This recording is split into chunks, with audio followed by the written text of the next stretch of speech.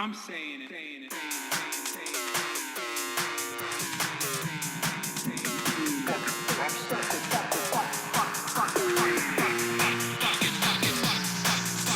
America deserved 9/11.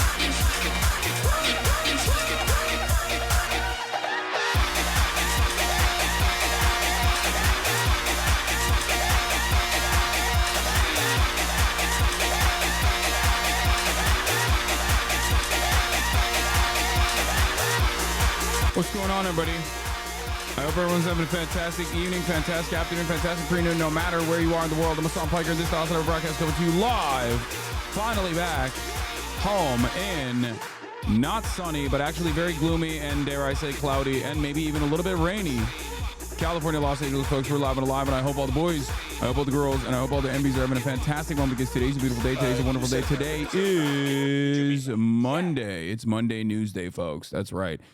Today is Monday, September 23rd, 2024. And it is currently 11:06 a.m. I'm actually a little bit earlier than usual, and that's because I'm very excited to be back. Back in the heartland of America. Live, steps from the industrially ravaged Los Angeles riverways in the heartland of America, down to West Hollywood, Los Angeles, California. Are the pants okay? Yes, I have an update on that. I'm going to give you that in a second. This is part of the broadcast, for those of you who know, where I tell you about my personal news in between the time period where I pressed the stop streaming button and pressed the start streaming button. For all the parasocialists out there, this is the parasocialist update. Okay? And boy, did a lot happen. As you guys know, I was in TwitchCon. I was at TwitchCon in San Diego. And no, I am no longer at TwitchCon. I'm back home. Unless you think this is another hotel or maybe a different backdrop. I also have a special guest in the room with me right now. A New York Times photojournalist is here. She is taking photos. So that's why if you see some flash photography, that's what's going on. There is a Ken Benzinger article coming out about like politics, streaming space in this sphere, like how politics are being redefined by live streamers and things of that nature. So, you know. Yeah, supermodel Kaya in the background, passed out. Tell her to pet Kaya now. Oh, she did. Yeah, she was already doing that. Did you finally meet Misgive? No. What do you mean finally? But anyway, yesterday, as you guys know, I had a fantastic stream. One of my favorite streams. Anytime I do an animal related stream, it's like instantly, it's one of my favorite. Fantastic stuff. We went to the San Diego Zoo. Maya in the morning hit me up and was like, yo, do you want to do something? And I was like, what? Like, you want to collab? Like, she hit me up to collab. That was her decision. Okay, so everybody, once again, thank Maya, Alveus, and, you know, Connor, Space, all the Alveus girlies, all the people that work there for pulling off this incredible stream. Because it literally would not have happened if it wasn't for her. Because this morning, that morning, on Sunday morning, I literally sent a DM, not a DM, sorry, a Discord message where I was like, I don't know if I'm going to fucking stream today. Like, I straight up was like, I don't know if I'm going to stream today. Not feeling it. I was a little bummed out because, like, I wanted to do the CNN live debut in Los Angeles, but because Will and Austin had a dinner that night in San Diego, and Cutie had a bunch of events until like 5 p.m. 6 p.m. we had to stay in San Diego and stream and not stream, sorry, we had to stay in San Diego and film the podcast in San Diego. So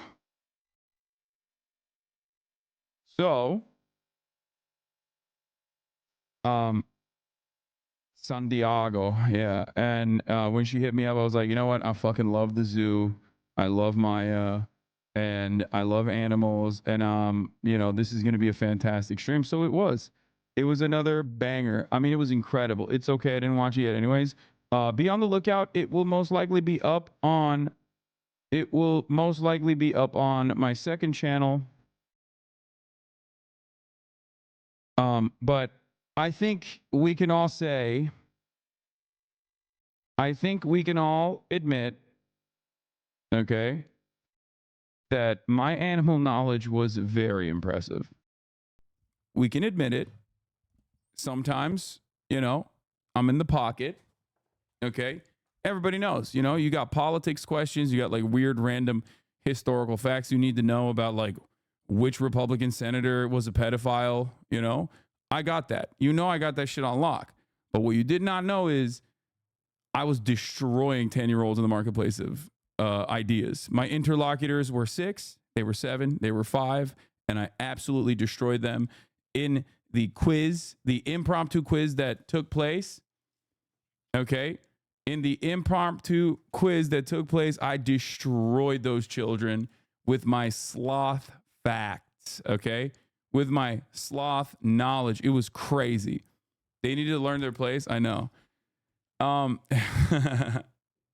And it was awesome. It was a fucking awesome stream. God, I think it's awesome. I love doing that shit. I love being around animals. Almost got kicked out. Yeah. I think I was destroying them a little too hard. The San Diego Zoo was like, bro, chill. Like,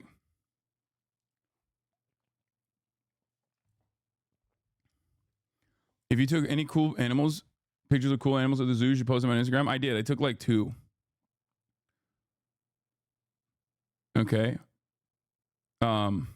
So yeah, that was great. And then after the stream, we shot the pod, another banger episode. It'll probably be up soon, if it hasn't been up yet. But that was great. And I have a lot of thoughts on, oh, it's up. Okay. Well, I had a lot of thoughts on TwitchCon and we talked about it quite a bit. It's already up. Okay. Wow. March did it. March did the dang thing. Congratulations. I'm shocked that he was able to pull that off. I'll be honest. That was shocking. It was shocking that he was able to pull that off. So, I didn't get to watch the stream. I didn't know it was happening, but that's because I was also at the zoo. I found out the Sedgwick County Zoo in Wichita, KS, is expecting 5 baby elephants in 2025. That's sick. I just finished the pod right before you went live. It was great. Oh, that's great. New Chinese Call of Duty trailer just dropped. What is this?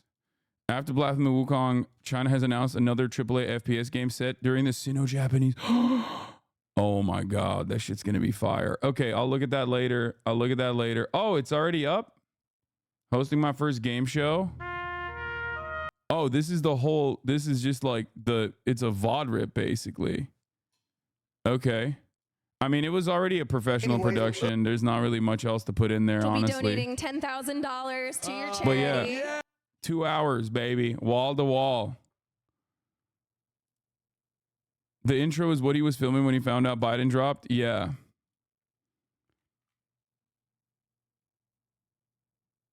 So, the Bit Lords and Collab Zoo stream are the funniest streams all year. 10-10.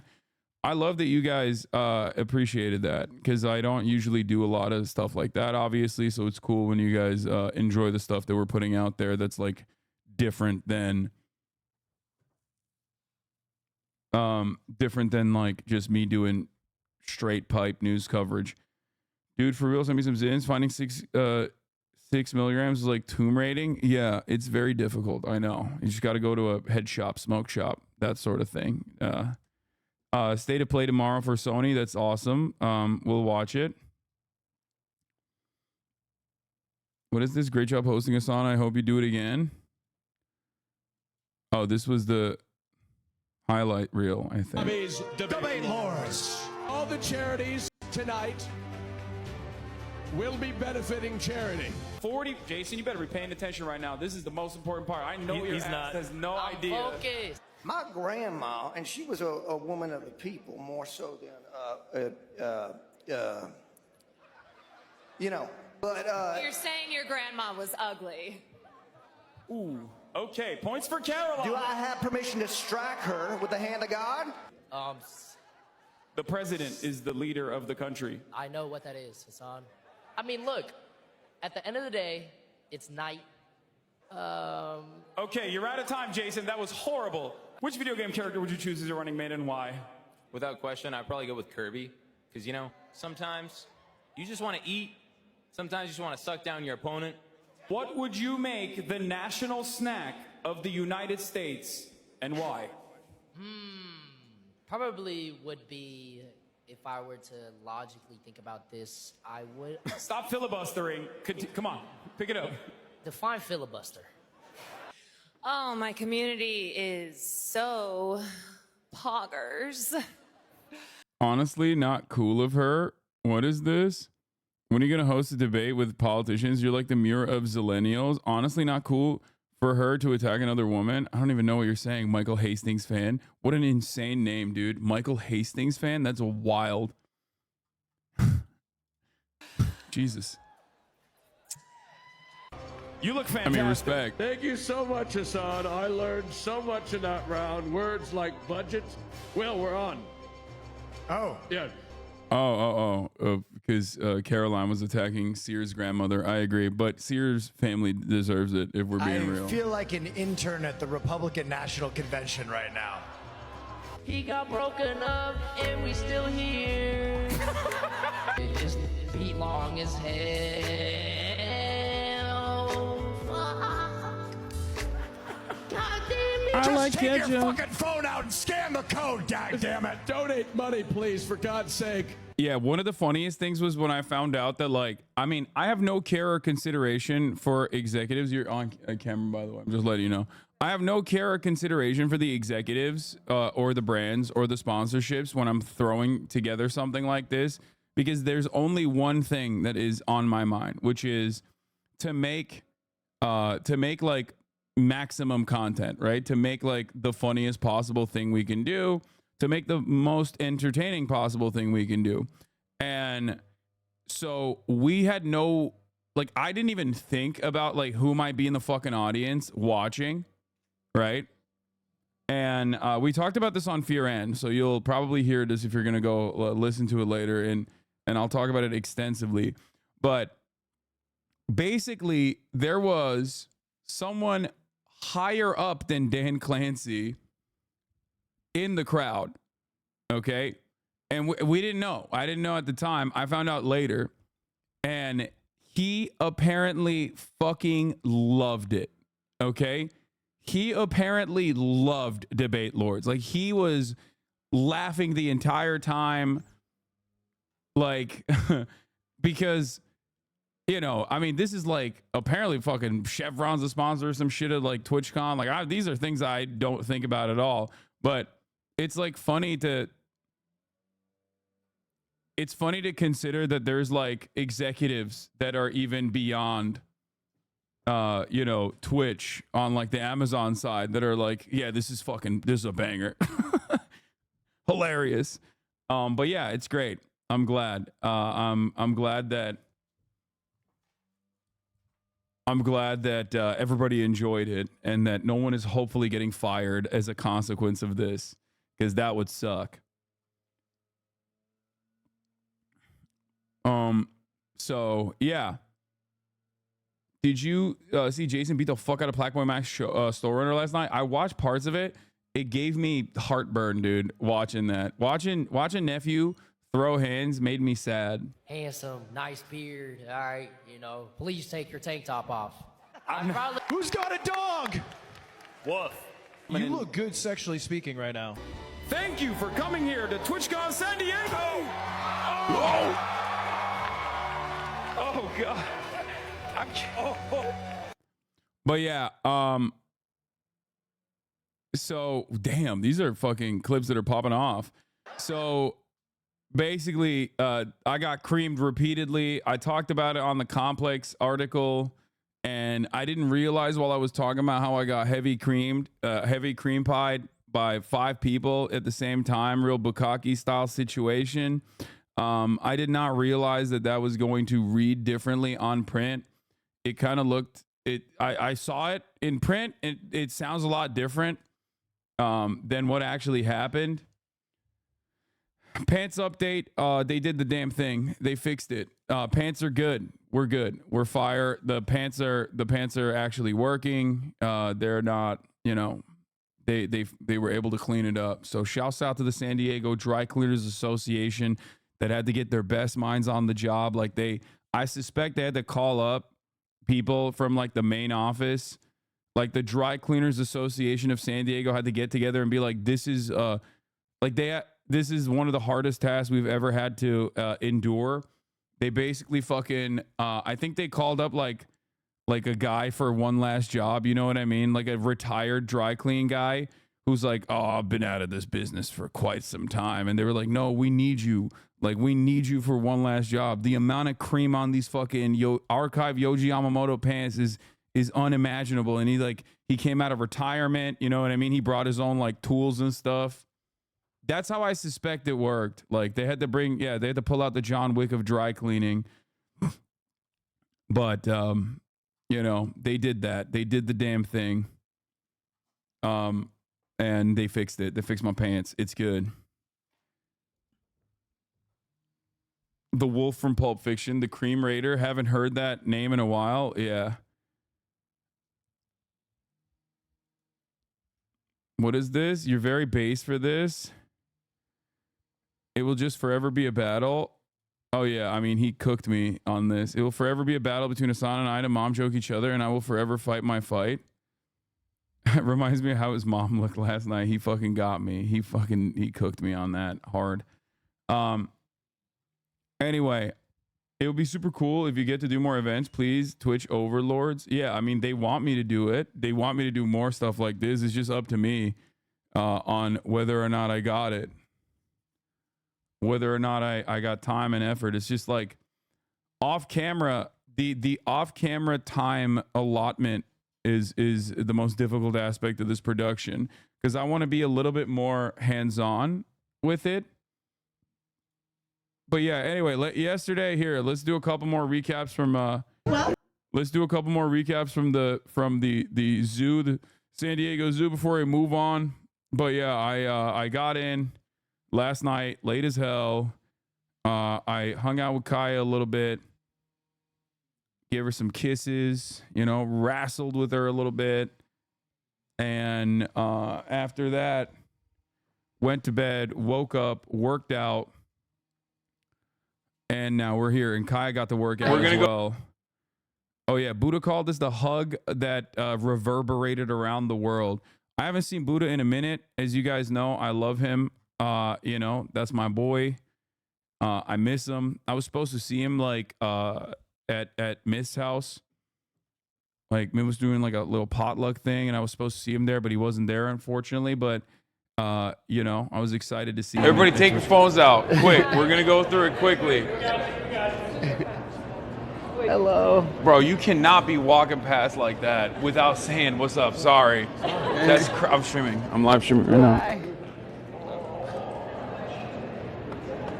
I thought you were gonna. Everybody take your phones out.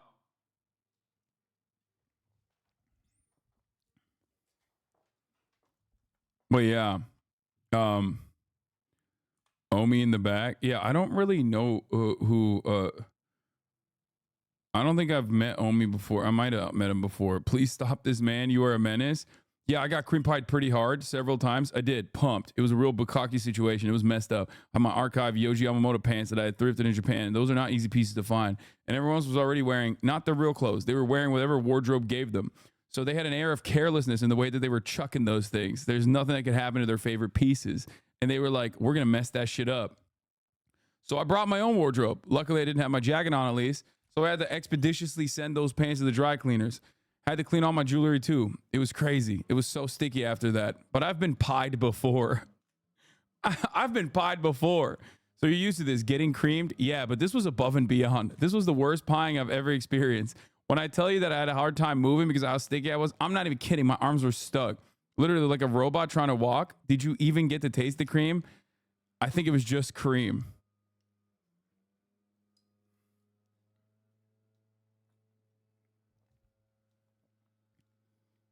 Yeah, I'm used to this. I've been here before, but I've never been cream like that. Lol, this is him. Yeah.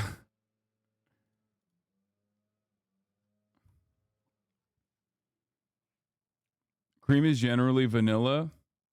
Getting clip chimped in text is crazy. I mean, I kind of let myself get clip chimped there. Let's be real. Anyway, this was a great moment. What? Miku figurine? Wait, there's a Hasan Miku figurine here? That's insane that you were like excited about that one aspect. All right, let's fucking blast off we'll do more recap after the blast off, but then beyond that, okay, we will, you know, let's do it. Let me blast off real quick. Okay. Monday News Day, TwitchCon recap. Israel turns Lebanon into Gaza as the Western world still turns a blind eye.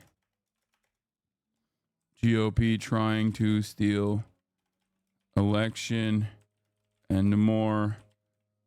Get in now. Lots of news to talk about. Oh, see, TwitchCon recap, CNN debut. Get in now. New York Times.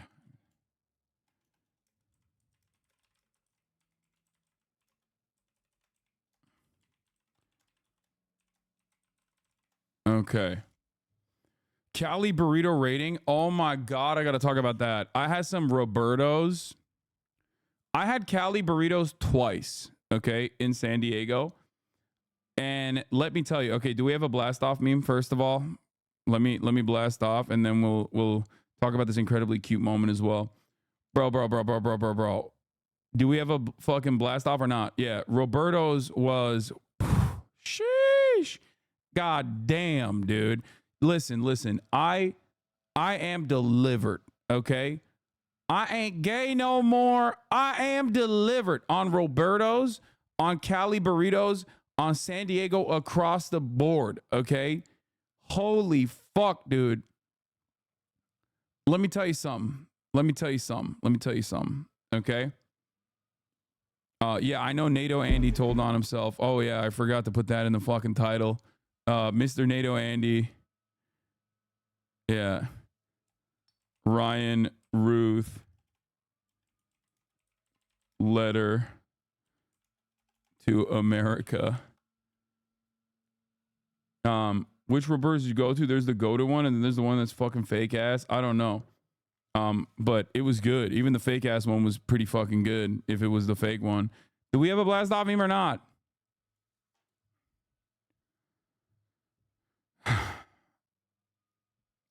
You can't beat our Cali burritos? Yes. Like I love burritos. Okay? I love burritos. Y'all know I love burritos. Okay? And you know, I live in Los Angeles. We got some good ass fucking burritos, especially breakfast burritos, right? And I stand by that. But a lot of people that I talk to that are San Diegans, okay, will regularly say, no, you don't understand. Two things excel. Two things where San Diego excels is, in comparison to Los Angeles, is fish tacos, okay, and the Cali burrito. And I always was like, man, shut up. Like Los Angeles is like a bigger cultural hub than San Diego. Like I get it. You have closer proximity to fucking Mexico, but like not by a lot. You know what I mean? It's not like the Mexicans were like, oh, we're going to stop right here in San Diego. No, they came up to fucking Los Angeles too, right? And obviously I also don't eat seafood. So that's not really a thing for me at all, right? Like the fish tacos, I don't really give a shit about. But I will say, Cali burritos are so stupid. First of all, it has nothing to do with Mexico. Let's be real. The California burrito is the most American invention, okay? It is the most Chicano invention of all time, okay? It's literally all of the things that you have in a fucking burrito and then French fries. Basically peak. Like they put like everything in it. No such thing in Mexico. Yeah, I know, but it's still dank as fuck. I'm just saying it's incredible. It is like a fat sandwich for those of you who have ever had like fast salads or a fat sandwich, but in burrito form. And honestly, it was so fucking bomb. And also, I would say that like the size of the goddamn thing is like what makes it so incredible too. It's like I'm not joking when I say it's like this big. Like it's thick and it's fucking long. Like it's the size of your head. And it is incredible. Okay? Absolutely incredible. The Cali burrito is the New York style pizza of California. It was so fire. Did I rip red or green? I ripped both. So the first night I had Roberto's and I was like, damn, that shit is fire. Oh my God. It was like the first, I talked about it already. I tweeted about it where I was like, my life's a movie. Like when I had the first California burrito, I was like, okay, I'm invested. It was probably also the first time that I had like really good food in San Diego. And I know San Diego's a good food city in general, but like when you're in a fucking convention, you just don't have any time. You're always eating like whatever shitty catering they have served to you, right? And so having the opportunity, having the access to that fucking decadent experience, a California burrito, really unlocked something in me where I was like, oh, I'm tapped in. Like, this is my shit. So much so that last night I had it again and I got Cutie to have it. It's on her. It's going to be on her vlog. I bought one this time from Mike's Birria Tacos. Okay. And I knew that I was in for a fucking journey because when I walked downstairs to pick it up from reception, my dude looked at me, okay? The dude that was like working the desk and was like, or not even the dude that working the desk, the dude who fake ass Mexican say birria correctly. How do you say it? I don't know. Birria? Birria? Oh, it's birria. Wait, what? Birria. Am I saying it wrong? Roll the R more? Fuck you mean? I'm rolling it. Birria. Okay. All right. Chill. So anyway, calm down. The fucking dude literally looked at me and went, oh, all of that is for you? And I was like, yeah. And he went, where'd you get it from? I said, Mike's Birria. Okay. Birria. Oh, okay. Birria. Whatever. Calm down. It's fine. I've never said it before. And, you know, it's all good. So,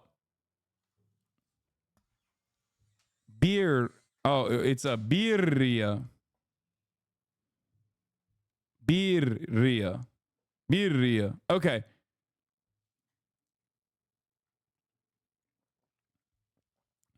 Anyway, my point is, the motherfucker looked at me and went, oh, you're in for a journey. He was like, that's good. And I was like, all right, perfect. Birria. Oh, birria. Okay, birria. Anyway, and it was fucking excellent, dude. It was excellent. I love the amount of meat that they slam into them shits. I don't know why. Like, they make those fucking burritos like brand inflation is not even a thing. You know what I mean? They have no care or consideration for how much meat they're slamming into that. And honestly, I'm a big like soft taco, not corn shell, but like soft shell fan. I love flour. I love like the flour tortillas. I prefer them. Sorry, it's just my personal preference. And I don't know what it is, but the way that the type of flour tortillas that they use for the California burritos are incredible because like it's both soft, but also simultaneously it holds all of that fucking meat in it like with no problem. And I don't know how they do it. Like it's incredible. But yeah, no, it really changed my attitude about San Diego in general. It was just great. I loved it. So this food can end Kamala's gross border policy. If any DNC operatives are listening, get her a birria burrito. Let's get this viral. Donkey.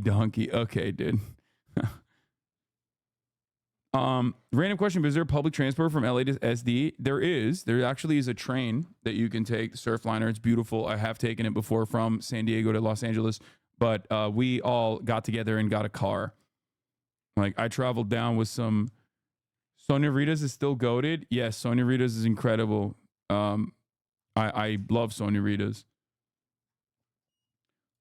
But there's a place in SD called Nazaru that has a ramen Cali burrito, and it's insane and insanely good.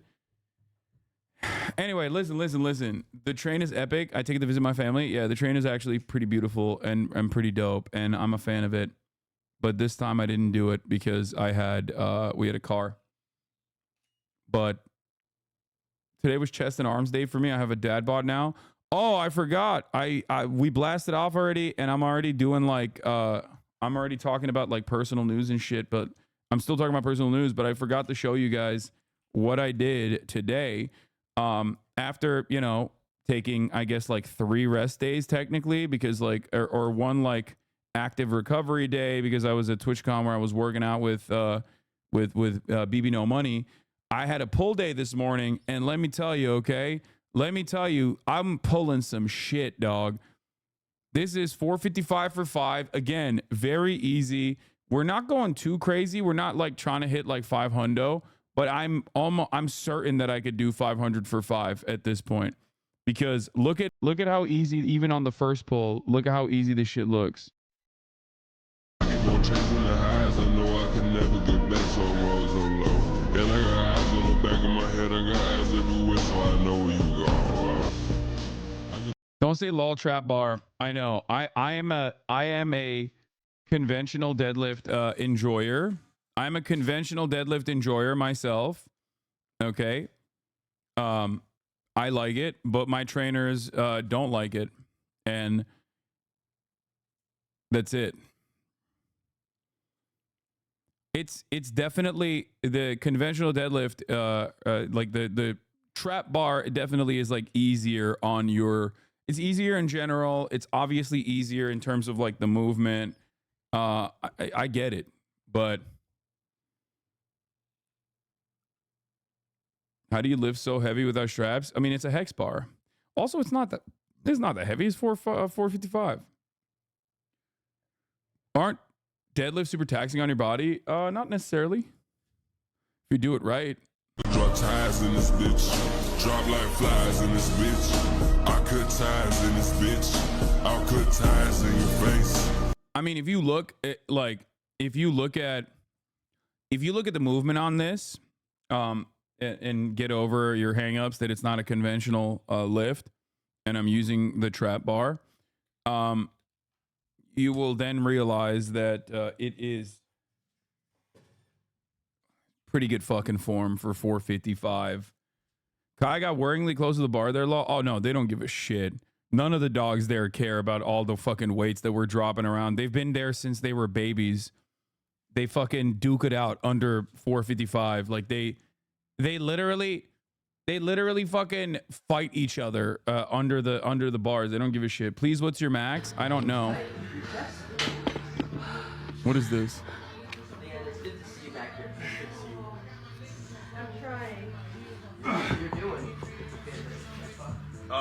Facefuls? Okay, dude.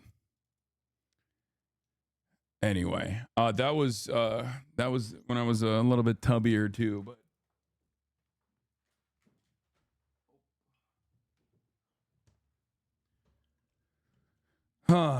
Trump dump Laura Loomer? No, that's sad. That's sad. That's sad to see. Sad state of affairs. Have you tried standing on a little platform so you can get more depth on the trap bar? No. I have seen liberals screaming at Chappell Roan for daring to criticize Kamala. I know. Poll time. Should I go on? Oh, okay. No, I'm not boosting that. Shut the fuck up, chat. Come on, stop. People are going to fuck that up. Speed's flights to Papua New Guinea keep getting canceled. Yeah, I feel like there's something weird about that. There's something weird going on there. I don't think they just like I suspect it's the government that don't want him to go. The Laura Loomer Trump ban is from 2019. Oh, okay. All right. Let's keep it going. Yeah, we'll get to Marcellus Williams today as well. The execution is scheduled for tomorrow. Obviously, Marcellus Williams is a perfect, horrifying demonstration of how the capital punishment structure works in this country. This is an innocent man who virtually every single person involved, from the victims, from witnesses, like pretty much every single person is saying he's innocent. And obviously he has maintained his innocence as well. And yet the government's like, nah, we're gonna kill you anyway. It's pretty fucking crazy. It's gonna happen in Missouri, and they are most likely gonna go through it. The only man who can stop this is the governor of Missouri. And I don't think that they are going to do that because they love executing black people. The state loves doing that. So we'll talk about that. Okay. This is Robert Robertson. This is a different one. Calm down, man. There's another fucking execution happening tomorrow. Before I get to that, you immediately go, hey, talk about this too. It's like, dude, chill. Okay. There's a lot. This is the United States of America.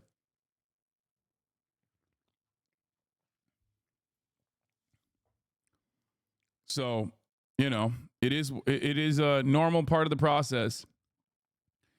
It shouldn't be. Okay, couple more quick flicks on some of the high notes from yesterday's stream, and then we'll get to the news. Wow, good afternoon, everybody. Welcome here to Wildlife Explorers Base Camp in our Rady presentation area. My name is Casey. How is everybody doing? Woo! Wow. Yeah, Casey! Lower your expectations. Wow, good afternoon, everybody. Welcome here to Wildlife Explorers Base Camp in our Rady presentation area. Oh, Fango lives. Watch the zoo VOD. Coal power actually kills 15 times more bird per megawatt hour than wind power does. So wind saves birds, actually. I'm gonna be honest, dude. I popped off on this so fucking hard with my girl Xena, the sloth. Okay.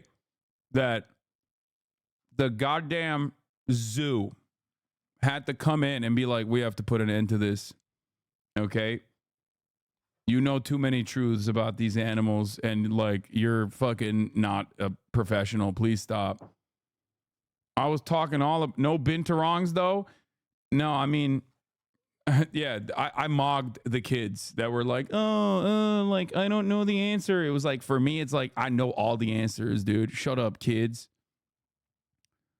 And I cooked them. I cooked those little ass kids, bro. I did the damn thing. I did the damn thing so hard that they had to silence me. But this was probably the best moment of the stream, honestly, in a lot of fantastic moments.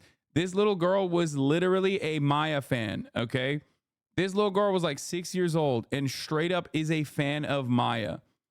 That's awesome. This is the youngest viewer we've ever met. Hello. Hi. What's going on? Andrea?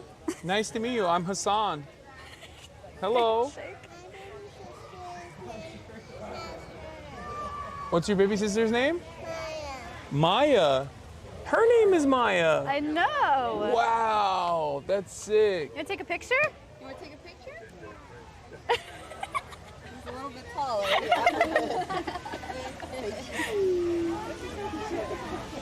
Aw, thank you. We're dying to be a secret. This is the only community where we have 30-year-olds and 6-year-olds at the same time. But yeah, no, that was hella cute. It was incredibly cute. They silenced you for your insane library of sloth facts. I think so. Yeah, it was messed up. The Zoo IRL was such great content. You and I make great content team. Genuinely was a ton to watch. Yes. I think Maya and I do a great job. Like we balance each other out very well. Like, she's serious, but also knows how to be funny, and she got the facts locked down, and I'm an idiot. So I think it's like good chemistry overall. I really enjoy those streams, especially because they're always around animals. Must show the chill ass flamingo again. More flamingos. Oh, Don Quixote do Flamingo. Is the white one also a flamingo? They're born gray. They get their color from what they eat. So that means it's like a little baby? So he's younger, probably. Threats to flamingos are habitat loss, predators such as big cats, vultures, and foxes, poaching for feathers and eggs, and people distributing their colonies, which causes eggs and chicks to be abandoned. Nice, Hasan. Nice. Yeah. Kind of an L that some of them are called lesser flamingos and greater flamingos. That's weird. There's They're a lot like, of species like that. yeah, you suck. You're a lesser flamingo. These- That one looks crazy. Look at the white one. Hi, handsome. What are you doing? Yo, this one is chilling. What's up, big dog? Yeah, that's what I'm talking about. He knows. Vocalize like I know their language. I'm speaking it. Yo, what's up? Peace. Hi. Yeah, he's like, You are so handsome. hello, hi. That's me, chat. I know you probably can't distinguish between me doing it because I'm doing such a good job, but that's just me. They look so menacing. I'm not gonna lie. Strom. Oh my God, they're strong. They're birds are so scary. Yeah. They had to silence you if you got any more facts right. They would have had to let you take one. That's why. Yeah.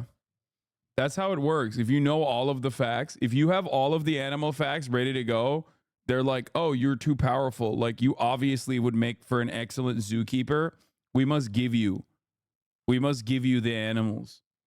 Like, you get to take whichever one you want home with you, which is crazy. And I would have taken the hippo. The pygmy hippo. It's like the smaller one, but no Mudang though. It's fine because honestly, even though we didn't get to see the pygmy hippos, we got to see the real hippos, like the big ones. And I was able to satisfy my need for wanting to see a hippo. What is this? W Jason's audience?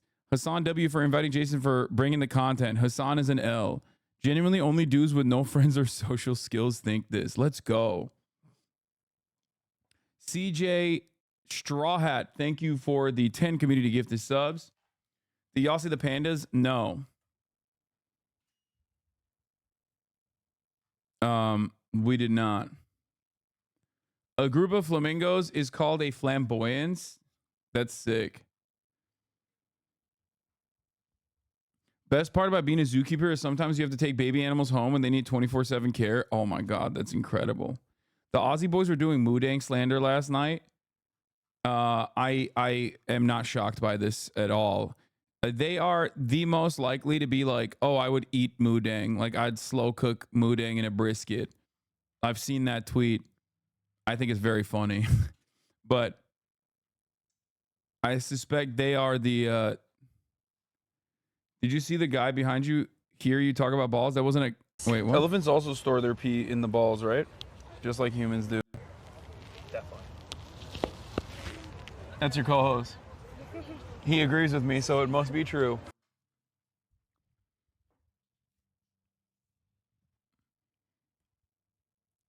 They were basically gatekeeping loving baby hippos. Oh.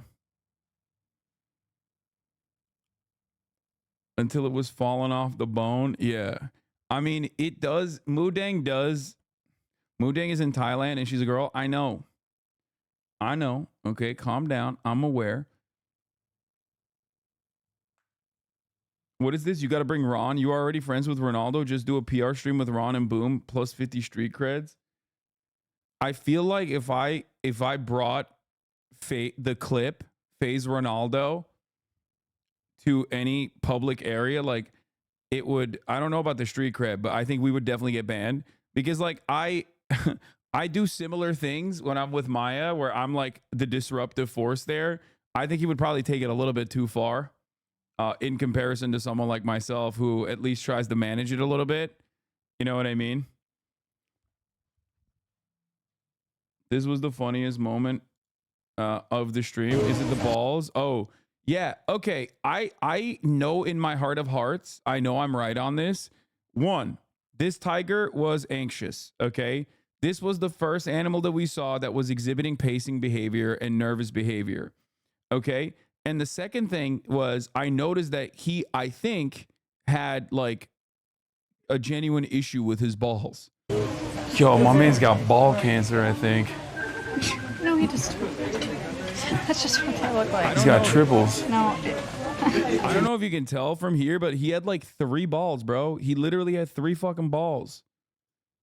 Order. All right, we'll do Misinfo Nation later. Am I wrong? He needs to go to the doctor. The lady, the grandmother on the scooter, heard me say that and went, "You say that again?" What did you say? I dare you to say that again. I said he might have a medical condition in his nether region. She loved it though. When I repeated it, I thought she was mad, right? But what am I gonna do? Stand down from grandma? Okay, grandma tried to be like, yo, you better say that again. And I was like, yeah, I'll say it again, grandma. And then she loved it. She freaking loved it, dude. She gave a hearty ass laugh. Well, if it wasn't for that nether region, there wouldn't be any baby tigers. You're right about that.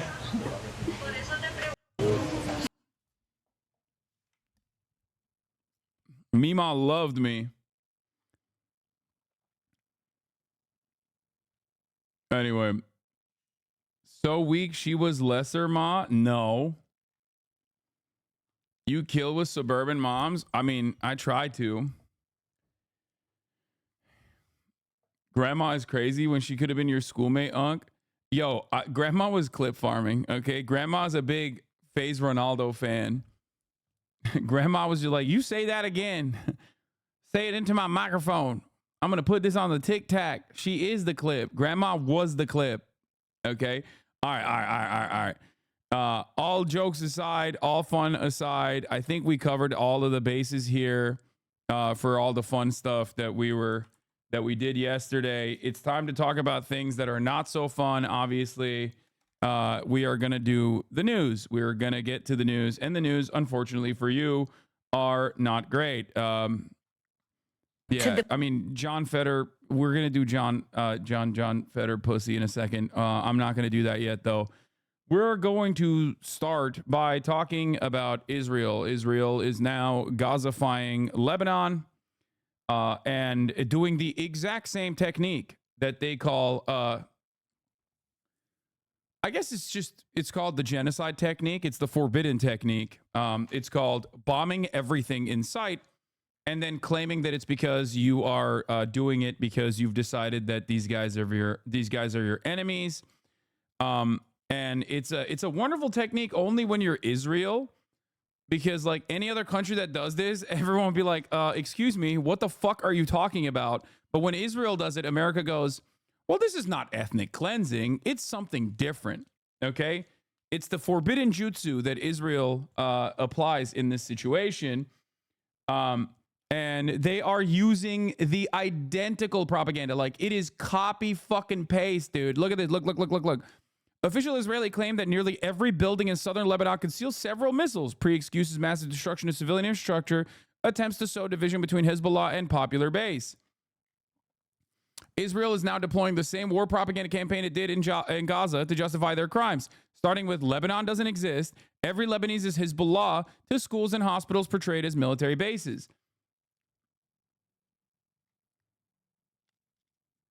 Yeah. So yeah, they are doing domain expansion and forbidden jutsu. Okay, when they pull that together, it's a very deadly combination. Obviously, they've been doing this forbidden technique called genocide on Gaza, but now they've expanded it into Lebanon, and it's so crazy because like the technique is always the same. It's always the same. They literally just are like, we have no other option. We just have to kill every single fucking person. We have to kill as many people as possible. Sorry, we have to destroy. We have to reduce entire city blocks to rubble. What can you do?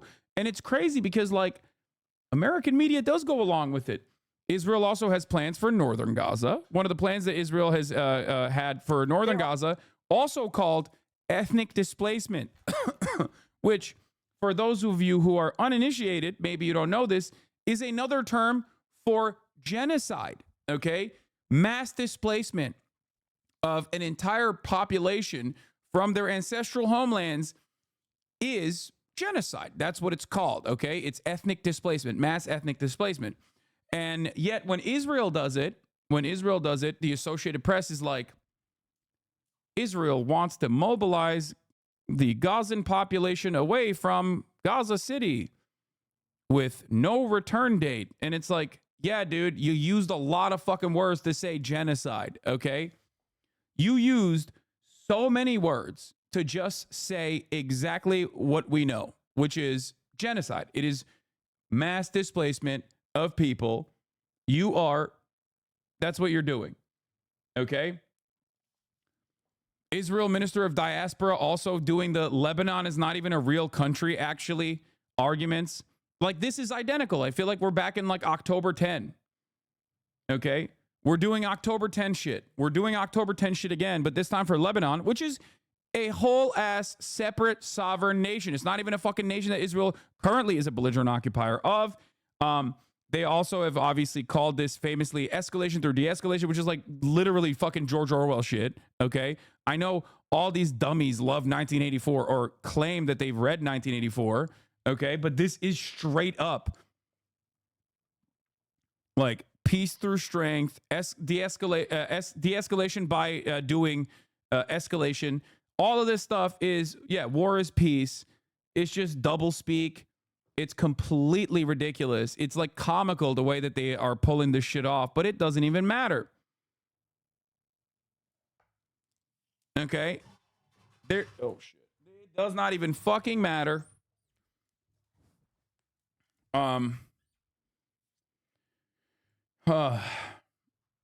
So yeah. It is obviously, if you are watching, if you have been a watcher, if you have been a follower, if you have seen what Israel has done since October 7 in Gaza and in the West Bank, you know that they are a one-trick pony. They are doing the exact same fucking shit. Okay?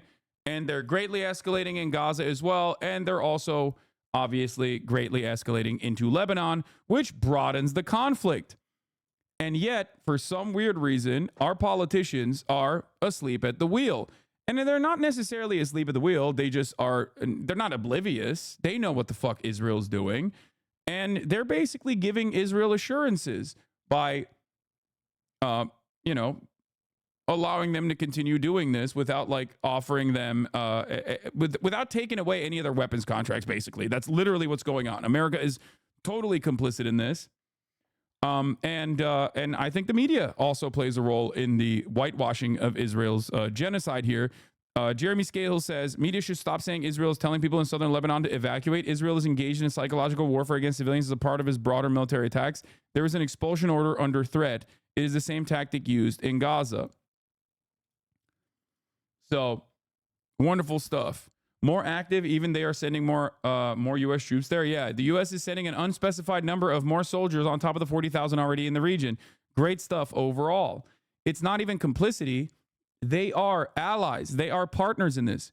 Our government is literally allowing Israel to do this and giving Israel all the support it needs to do this, and also saying, we will defend you if there are any foreseeable consequences off of this. And there will be consequences for this. Obviously, you cannot just keep blowing people up and expect them not to retaliate. And it's if you were ever wondering, like, in an alternative universe, what would happen if like America didn't fight the Nazis, but instead like joined the side of the Nazis? Well, now you know. Okay. And it's additionally crazy because like now we can see it happening in real time. Back in the day, the Red Cross also very famously went into the camps and did propaganda for the Nazi government, right? To make it seem as though these were not death camps. There's a very famous instance of this. People that were sent to these death camps did not know that they were being sent to death camps. They thought that these were concentration camps. But because there wasn't real-time evidence as to what was actually going on, with the exception of like the people that were living in the villages, and even then that is disputed, but people fucking knew what was going on, obviously, right? But like with the exception of people that were like directly there in the surrounding areas, like information could be kept quiet. You can't really do that in the modern day and age. And yet people know, and people now can also basically operate like they are a German villager, a German townsfolk that is living right next to a fucking concentration camp. They can see it, and they have full knowledge over what's going on, and they can still turn a blind eye to it. Okay?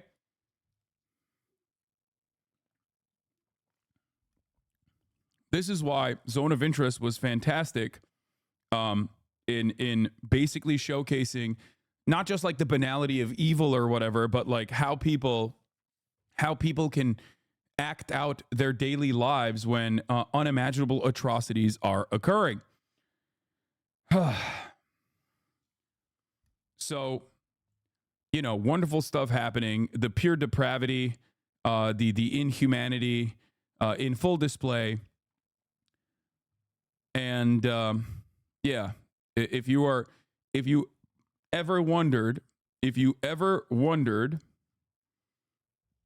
like how this could happen, if you ever wondered how people could be complicit in the face of such glaringly obvious displays of inhumanity, okay, in the most obvious case of an ethnic cleansing campaign being conducted in front of your eyes, if you were ever wondering like how the fucking random German baker or the random German accountant was you know, smelling the fucking ashes and having the ashes fall on them next to a goddamn concentration camp and still maintain their daily activities and still live their fucking lives as though, you know, nothing is different.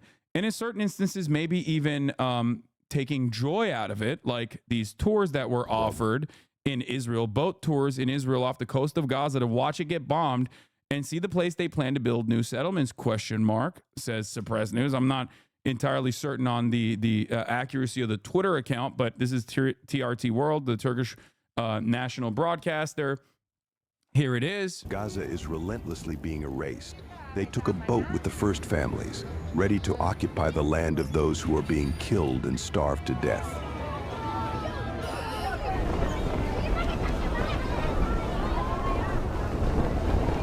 Most empathetic Israelis, dog, I need you to understand something here, okay?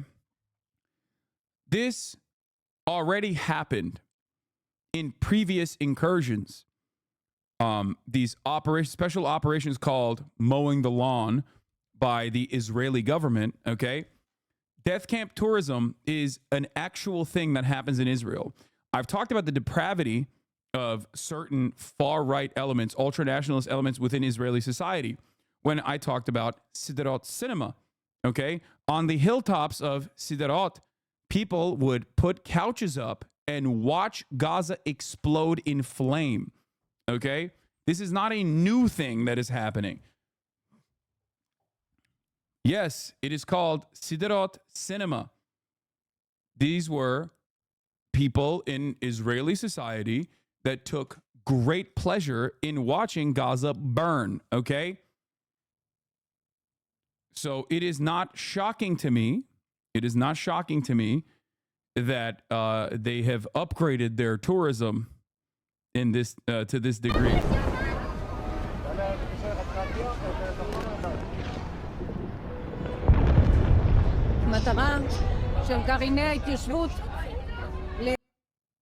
Here's the context on this. This isn't actually tourism, but it's still really bad. Oh, it's this fucking psycho. It's this rabid freak, dude. She's everywhere. God damn it. I feel like people misunderstand this as being a tourist attraction instead of a single sale of political activists calling to colonize Gaza that happened 9 months ago. Yeah, I mean, good luck explaining this. I know that these are the furthest right-wing elements, okay? I know. These are the hyper right-wing psychopaths that Israeli government has never really turned a blind eye to and has either secretly propped up and given a shit ton of funding to or support and military help to, who they have now actively brought into their governing coalition. Okay? People do not understand, like, you want to make this because every single time we have this conversation, like, anti-Semitism is a subject matter here, is like sometimes cynical, oftentimes in a cynical mechanism to deflect away from like the true issue at the heart of Israeli society. And what I try to, I guess, explain to you, if you are living in the Western world, right, is we are experiencing a similar thing in the United States of America. We are experiencing a similar thing with the AfD in Germany, a similar thing with Le Pen's rise to power in France, a similar thing with the Reform Party and Nigel Farage in the UK. Okay? More ultra-nationalist, fascist right-wing elements become a part of the governing coalition actively. Okay? The more they do this, the more they're normalized, the more the rest of society basically follows along. And Maloney in Italy as well. So that is precisely what is happening here. And that is precisely what has happened in Israeli society over the course of the past 30 years. Okay? And there is an air of complacency in terms of like the rest of the Israeli society when they see this stuff, and they hate them, right? They hate them for sometimes aesthetic reasons. They sometimes hate them because it makes the rest of Israeli society look bad. But ultimately, if you don't stop this dead in its fucking tracks, you ultimately become either completely complicit or a defender of this kind of action. Okay? That's it. להתקרב ככל האפשר לעזה, לראות את עזה כולה ולהבין שמעתה והלאה עזה תהיה כולה יהודית. You said the U.S. media stopped showing war carnage on TV because it made it too real for Americans, which I get, but Israelis seem to get even more bloodthirsty at the sight of incinerated Gazan babies. No, what are you talking about? The military censor literally stops any kind of like showcasing of like what the Israeli occupying force has done in Gaza. No, they don't. They show, in a weird way, U.S. media shows more of the death and devastation in Gaza than the Israeli media does, but the Israeli media actually actively covers the wrongdoings of like the Israeli military because their obvious purpose is to still inform their own public, and they don't need to do propaganda for an uninitiated audience like all of the major Western outlets have to do. They don't actually show the actual death. Israeli chatters will confirm this. It's actually one of the things that they routinely talk about in this chat is the fact that outside of Al Jazeera, there are never any fucking Israeli outlets that like actually show the devastation. There's obviously 972 and Local Call, but like they're more focused on, all of the investigative reporting that they do. And those are like edge cases, right? Those are like the tippy top of like the anti-Zionist journalism that's happening in Israel. And those guys are like, they're nothing in comparison to like the circulation that you have for every other Israeli newspaper. And that is the unfortunate reality. Israeli Twitter account is tweeting in English, telling people to evacuate. Yeah. Great stuff. Please get out of harm's way now. Once our operation is finished, you can come back safely to your homes. Great stuff, man. Thank you for saying this in English, by the way. I wonder why they're saying this in English. The anti-Semitic blowback from this is going to be catastrophic and absolutely earned from the Zionist Jewish chatter, just so everyone knows. Yeah, I mean, it's already happening, and it's gonna greatly escalate as well. It's gonna get significantly worse. But yeah, there aren't a lot of Israeli outlets that show the devastation and the death in Gaza, and that is by design, for the record, just so you understand. Because that is the one aspect that they don't want to show, because one thing you have to understand, and Israel is very similar to Turkey in this regard, both ultra-nationalist countries in different ways. I'm not comparing what like Turkey has done. I mean, Turkey, obviously the Ottoman Empire did the Armenian genocide, but like beyond that, in terms of like contemporary Turkish society, we still have a lot of pride in our military. Like we have a lot of reverence for it. It's like you can't disrespect the flag. You can't do any of that because it's a common trait in ultra-nationalist countries. And Israel, no matter what your attitude is inside of Israel, no matter what your attitude is, this is something that Americans will not understand. Okay, because like we can say whatever the fuck we want about the military. We can do whatever the fuck we want to our, flag here in the United States of America. But in Israel, there is like, no matter what kind of activist you are, there is a tremendous amount of reverence and respect for the Israeli military. The Israeli military, just like the Turkish military, is supposed to be a secular institution that is a protectorate of the democracy. And I say democracy in air quotes, okay? A democracy for those who are deserving of democracy, the superior group in Israeli society. So for that reason, it's like when you show the negative consequences of the Israeli military behaving in exactly what a fucking military would do, in the normal ways in which the military destroys civilian infrastructure, they don't show that stuff in order to maintain this presence and in order to maintain this like idea that the IDF is usually trying desperately to do the right thing. Okay, so internally in Israeli society, you rarely ever see the death and destruction inside of Gaza. That kind of stuff is kept to like the edge groups, the Telegram channels where like people fucking jerk off to the dead children, where they go crazy over it. But that's not the broader Israeli society's outlook in general. It's important to understand this, because I do think that if they were to regularly showcase the death and destruction to like normal Israeli people, there probably would be a lot more people who are fucking anti-war in terms of like what people are doing there. They'd be like, this is horrifying.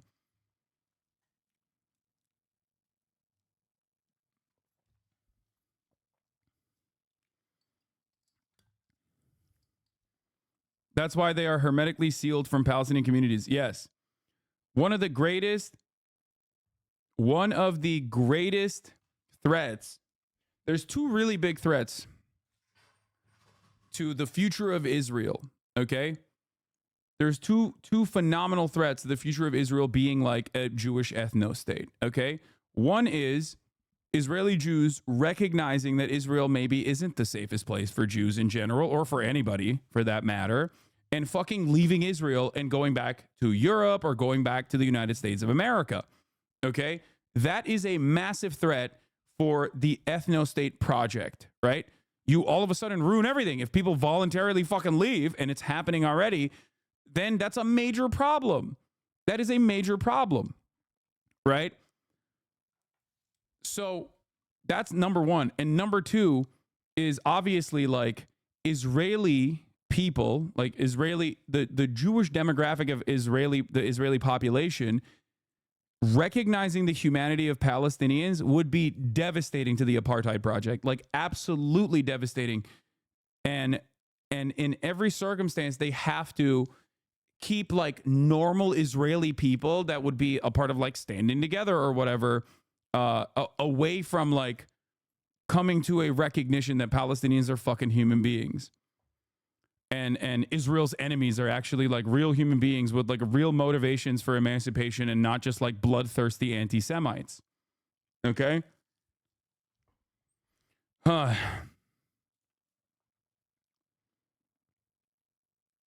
the apartheid only ends when it gets too expensive, right? Yes, if you incur social and political penalties for maintaining an apartheid and you become a social pariah on the global stage, which Israel is bouldering towards and has become, especially in the Western world, in Western Europe especially, then that becomes a massive problem. It becomes too consequential. You live in Tata land, Hasan? You mean La La land? Hundaman, oh, the poor things. They just engage in death and carnage because they're brainwashed to be a colonial, genocidal cunts. Wait, what? What are you saying, brother? I'm talking about like how normal human beings are. What do you think? Like there's a genetic predisposition for people born in Israel to fucking hate Palestinians? No, it's all social conditioning. These are devastating factors that churn out genocide support, which is completely unacceptable. But when I'm actually describing the way in which this cycle of misinformation and dehumanization is fostered and grows in Israeli society, you arrive at I'm trying to help people understand, like, you know, these people that we're watching, okay, these fucking rabid freaks are now becoming more prominent in Israeli society. They are over the course of, like, especially the past 30 years, as Israel has escalated its settlements, as Israel has escalated its violence and its in a stranglehold over the Palestinian population, these kinds of attitudes become more commonplace.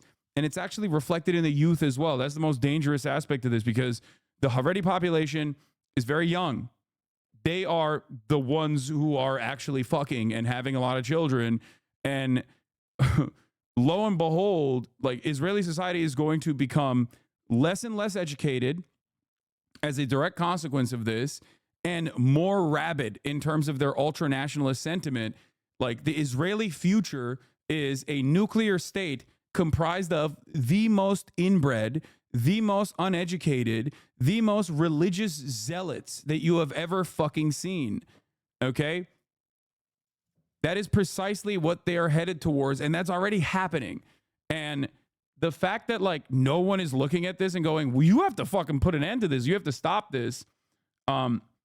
It's more than not showing the death. They show the opposite. This happens in Gaza too, but I shit you not a day or two after the pager sabotage, one or more of our media channels uploaded a mini doc with a title like "The Lebanese Who Are in Support of Israel's Operation in Lebanon." Yeah. Darzex is a Israeli chatter as well. So this is something that you see. They are manufacturing consent in an entirely different way.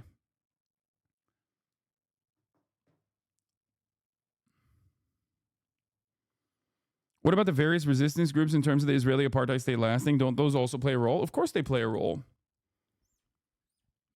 It is all about making apartheid unsustainable, okay?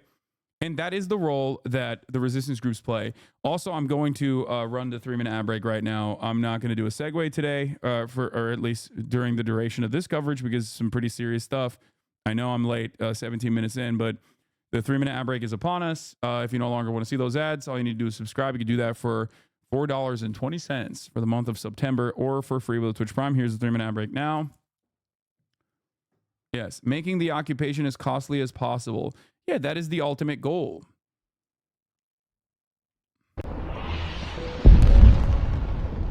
בעזרת השם, עם ישראל ינצח ונזכה לבנות ולראות בשוב השם. So, Sonhar Melech is a member of the Knesset, a part of the Jewish Power Party. You might know the Jewish Power Party. You might know of the Jewish Power Party. First of all, the clan. Okay, this is the Jewish clan for sure, 100%. Now, imagine if, like, open and active clans members that say that they are a part of the White Power Party or the clan were actively playing a role in the Israeli government. They are. Their most notable figurehead is in charge of, like, interior security. His name is Itamar Ben-Gvir, a person who was declared a terrorist by the American State Department and the Israeli government because of how fucking far right he was. Now, Benjamin Netanyahu obviously brought him into his coalition in an effort not to get fucking penalties that he was incurring from the coordinated campaigns that he had with the media, and, like, you know, a pay-for-play scheme that he put together. And that broke apart the more moderate coalition he had, moderate in air quotes, and caused him to lean on some of the most right-wing aspects of Israeli society. Settlers, psychopathic settlers. Let's continue. ציון ובשוב עם ישראל לחבל עזה.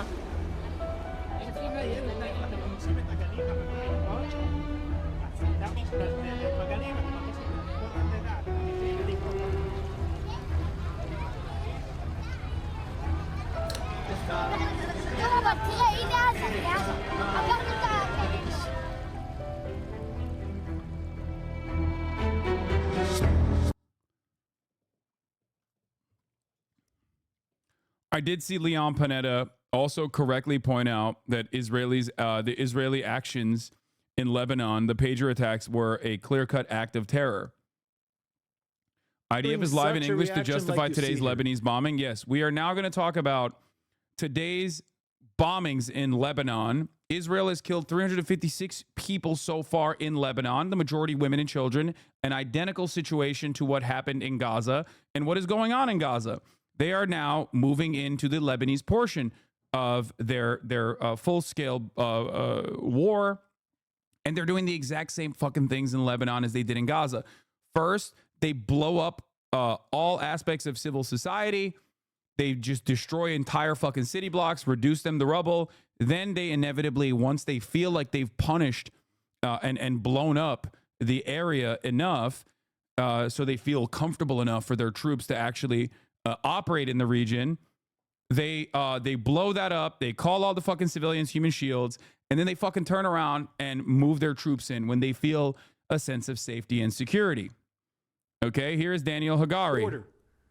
The IDF makes vast efforts not to hit civilians and make every effort to mitigate harm to civilians during operational activity. Regarding the high number of casualties, everyone is a tragedy in Lebanon. Among those killed were a large number of Hezbollah terrorists who were next to the weapons that we targeted. Israel is facing threats on all fronts and continuing to act against them in defense for the people of Israel. We have many other missions to carry out. We have to bring back home all our hostages that are held in brutal conditions by Hamas. We have to bring them back home in all means. We have to continue dismantling Hamas capabilities in Gaza. And we have to bring security to every Israeli citizen in the north and in the south. Questions, please. 2 questions from AP. The first, Israel has been battling Hamas for nearly a year, and it still hasn't realized all of its goals in Gaza. Are we looking at the possibility of months of fighting in Lebanon as well? Second question is the army prepared for a ground invasion now? And if the order comes, how quickly could ground forces move in?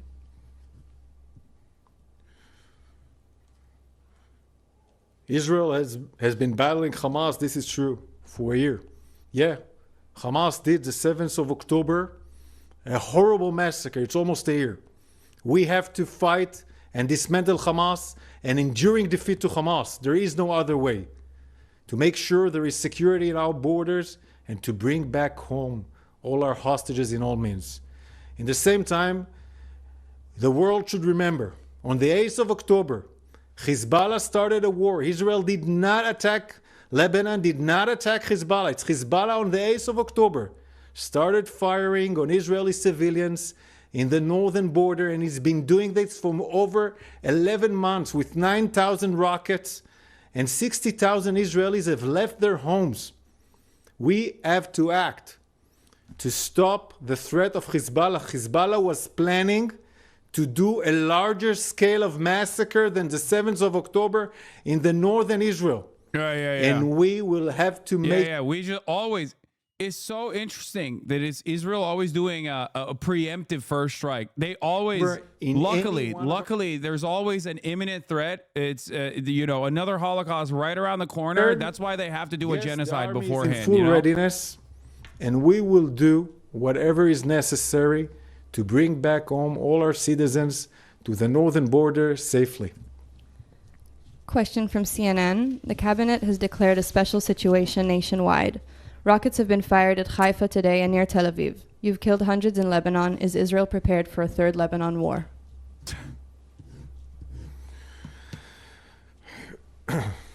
The special situation that was declared by the government allows us to do different kind of things in the home fronts. We still haven't changed the policy yet. And we are looking and observing the situation continuously all along the day, and we will do that also tomorrow. We have to make sure that we provide safety for our citizens, and we will do that also in attack and in defense as well. And then we have to say that the resilience of Israelis is what gives us a lot of power in the IDF to keep on doing attack and defense and doing all this war for many, many months. The resilience of the Israelis is strong, and we are ready to face whatever it needs for the future. And regarding the condition of the third Lebanon war, we are not looking for wars. We are looking to take down. Yeah, they're not looking for wars. They keep finding it. I don't 7th know of October threat in the northern border. It have to be a safe border where Hezbollah is pushed back from the border, and there are no threats like missiles, rockets, UAV threatening our communities, our citizens. This is our mission, and we will do whatever is necessary to do to achieve this mission. We hope to do it as shortly as we can. ABC News. Is what we've seen today the beginning of an all-out war in Lebanon? How do you think the coming days will look like for the IDF and for civilians of Israel and Lebanon? We've been facing in the north for over 11 months for our citizens.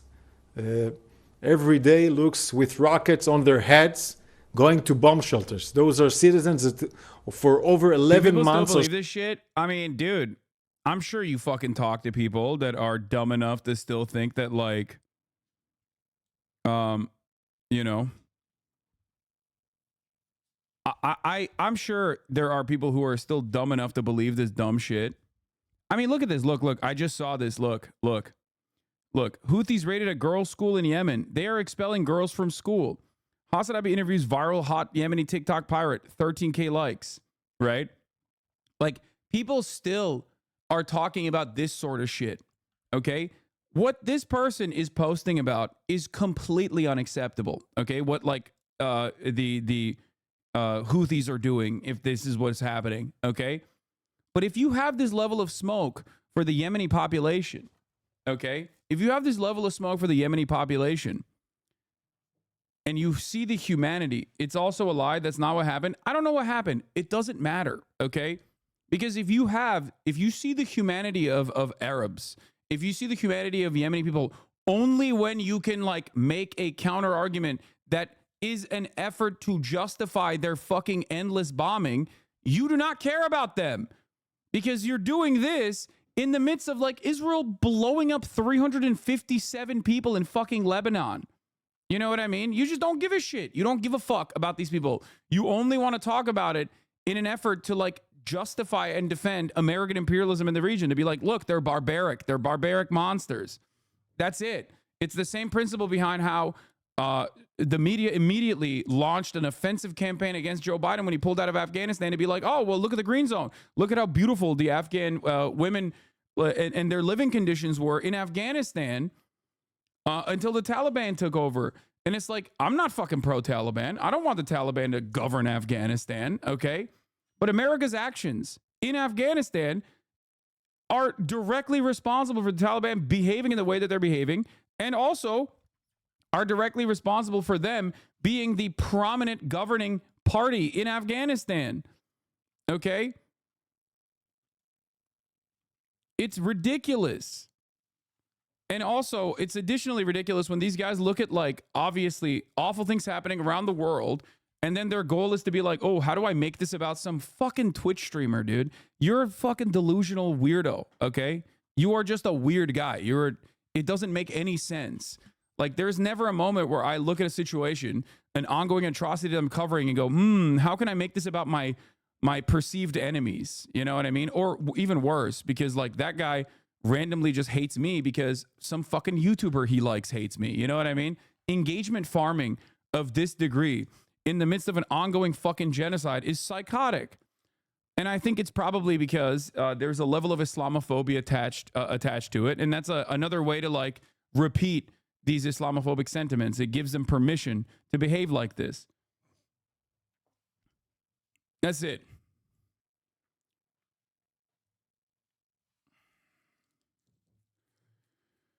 Every time I bring up the genocide that is happening to my dad, he immediately goes to defeating Hamas. How can I debate him when he's so focused on Hamas and Israel defending itself? I mean, I don't know what to tell you. I don't know, like, I don't know why you're debating your dad. Just try to explain to them the humanity of the people that live there that are just, like, blowing up and losing their lives.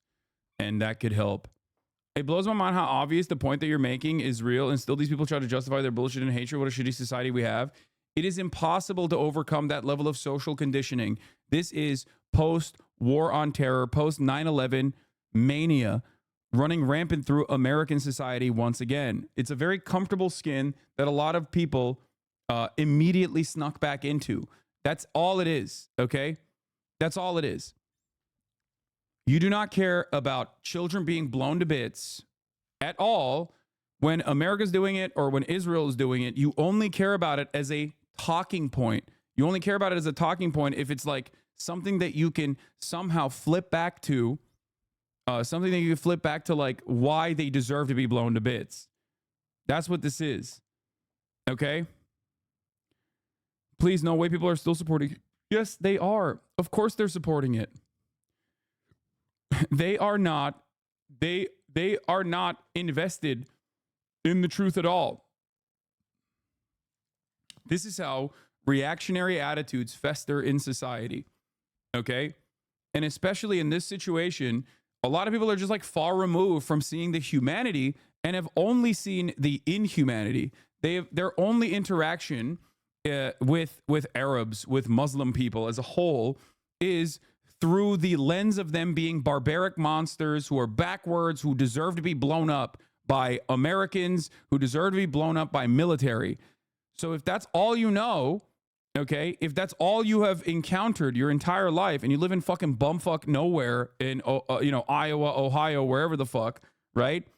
Of course you're going to be like, yeah, the media is telling me that these are Hezbollah scary terrorist guys, and I guess they deserve to be blown to fucking bits because our most moral military ally, Israel, the most moral democracy, the only democracy in the world, is blowing them up, and they wouldn't do anything wrong. There are growing fears of an all-out war in the Middle East. The death toll is climbing in Lebanon as Israel and Hezbollah exchange attacks across Israel's northern border. The latest attacks are prompting concerns of increased... There's a sub that popped up overnight, which is a clone of Interesting as Fuck, mind-blowing things we should have posted about Muslims in Yemen. And there was like 1,500 comments only about you. It got deleted, but it was obviously supposed to be an anti-Islam thing. But like bots fucked up and they were just talking about how you are anti-Semitic. They were talking about you like you were mentioned in the post, but you weren't. Bot glitch. Oh, I would love to see that. If you archived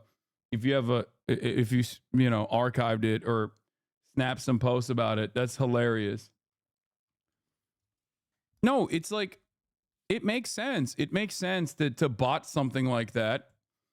Reddit is botted into oblivion. It's like very obviously a thing that happens. It's a really good way to like massage discourse. If you don't want to fucking attack the problem head on, a good way that you can do that is by bringing down people who speak on these matters. You know what I mean?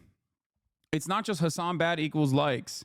What you fail to understand is in many instances, I always say, oh, dude, when people come to my chat and go, hypocritical socialist, what do I always say? I say, okay, I'm a capitalist. What changed? Okay, now listen to my argument. Now try to take up my argument. If you have an issue with the things that I'm saying, the things that I'm presenting, okay, beyond what you perceive my opinions to be, okay, if you can now tackle the fucking argument, that would be great. And they have no counter to that. Why? Because there is no real purpose in doing the hypocrisy shit, right? There is no real purpose behind the hypocrisy baiting other than just simply stating, don't listen to this guy. He is bad. Don't listen to this guy. He's a bad guy. That's it. And if you can get enough people to not listen and not be charitable, okay, then it's great. You didn't have to engage with the argument. You just shut off a bunch of people from ever actually analyzing the argument. It's a successful way to propagandize. And it's almost always directly a consequence of the things I speak to and not necessarily what I do. Okay, that's it. Violence spreading across the region. The Israeli military claims to have hit more than 300 Hezbollah targets. Officials say the group has hidden weapons in residential buildings. Lebanese health officials say upwards of 270 people were killed. Yeah. And more than Israeli officials say they're hiding weapons in buildings. Lebanese officials say a lot of civilians died. 1,000 injured in the strikes. It marks the single deadliest day of fighting in nearly 20 years. BBC News Middle East correspondent Lina Sinjab is in Beirut, Lebanon. She joins us for this. Thanks for being here. What is the situation in Beirut right now? Well, it's a very tense situation. As you mentioned, today was the deadliest in the south. More than 300, locations were targeted. And just before I come on air, there was a targeted attack here in Beirut, in Dahye, in south of Beirut, in Hezbollah stronghold. The Israeli, officials are saying that they've targeted a Hezbollah figure, but we still don't know about the damage that this attack has caused to civilians. My NBC feature dropped as well, the Stay Tuned one. Behind the scene with Twitch streamer Hasan Abi. We'll look at that later as well. There's a lot of this kind of stuff happening left and right. Kamala supports this. Fuck yeah, she does. Everybody supports this. This is American foreign policy, baby. It's much harder to find. It's much harder to find someone who doesn't support this. Okay. Because these areas are condensed with civilian population, and exactly that's what happened today in the morning. Good evening from Lebanon. I'm still alive. We moved from the south up to Beirut. They even bombed the main road that connects the south with Beirut. Stay safe, chatters. Morning airstrikes that happened in the south, the deadliest since this war started, that it targeted towns and cities and villages where it's condensed with civilians. Women and children were killed, and thousands of people are on the flee again. Some of them have fled for the third time since this war started and have nowhere to go. There are people who are fleeing to other cities, and some are arriving in Beirut.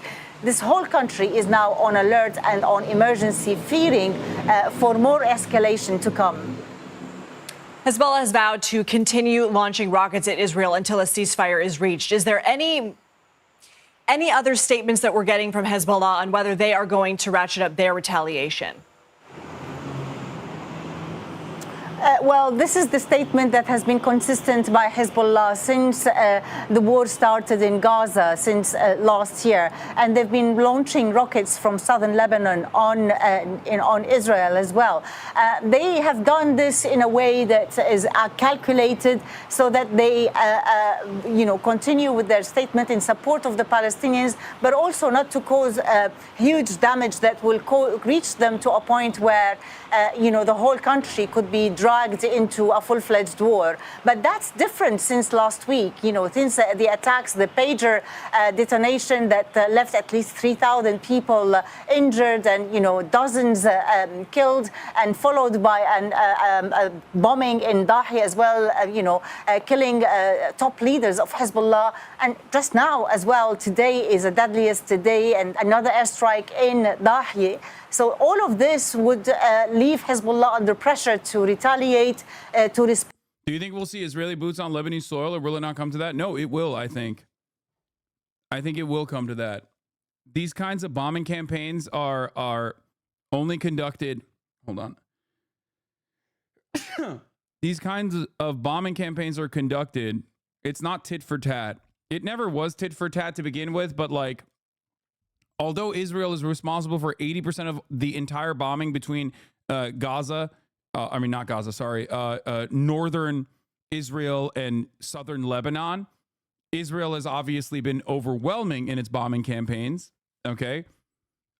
Since October 7, this is different. This is, in intensity and frequency, this is more similar to what they did in Gaza. First, they destroy as many aspects of civil society as possible. They try to kill a shit ton of people. They do these first strikes, and then they move in with ground troops. Lebanon is not Gaza, though. I know, but Lebanon in many ways is Gaza. Okay, when they're talking about Dahiyeh, you have to understand what Israel is doing in Gaza is called the Dahiyeh Doctrine.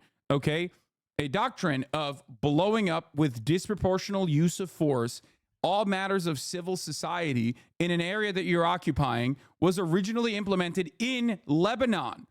Okay? And also, whoever the fuck Israel is fighting against is all of a sudden Hamas. You have to understand that. It's Hezbollah, it's Hamas, and they're anti-Semitic, and they're only operating on the basis of anti-Semitism. They're just doing Jew hatred. That's what it is. And every single person is a civilian shield. Is all the human casualties that are involved in this are just unfortunate consequences, even though it is the direct military objective. Okay, for Israel, it is the direct military objective is to just wipe out entire fucking segments of society. And then once they feel comfortable enough, they bring their fucking spoiled ass troops with the Merkava tanks and roll them through the fucking streets. That is what it is. And that is what's going on here. Now, of course, there's a difference between Hamas and Hezbollah. Hamas is in an area that Israel is the belligerent occupier of. They have many limitations in terms of like collaboration from the outside resistance, the axis of resistance against Western imperialism in the region. They have a hard time maintaining supplies. They have a hard time training. In terms of Hezbollah, which is a standing military that has operated in the region and has a shit ton of experience in terms of like combat. Okay. And their funding mechanism and their logistics are significantly better in terms of like what they can get from Iran. And their military hardware is significantly better than Hamas. Hamas does not have the same level of fucking rocket strikes, like rocket and targeting capabilities that Hezbollah has. And considering how hard of a time Israel has had with Hamas, an ascetic force, an ascetic resistance force that was created inside of a fucking complete closed circuit that was maintained and mass surveilled by the Israeli government. If they're having a hard time with like 17, 18-year-olds and fucking flip-flops wearing busted ass Adidas, rolling up to their fucking tanks and just lobbing a grenade on their fucking $30 million Merkavas, they're going to have a much fucking harder time with a military force that is an actual standing military force that has significantly better capabilities, that has actually stopped Israel's incursion in the past. Do you understand?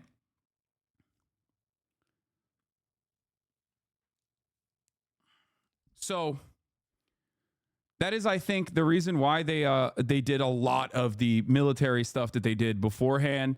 The pager attacks, like I said, were supposed to happen while the incursion was occurring, in my opinion, and in the opinion of a lot of smarter people than myself, including people who don't agree with me in terms of like Israel being a parasitic force in the region, a truly awful force of the evil in the fucking region and death and destruction in the region.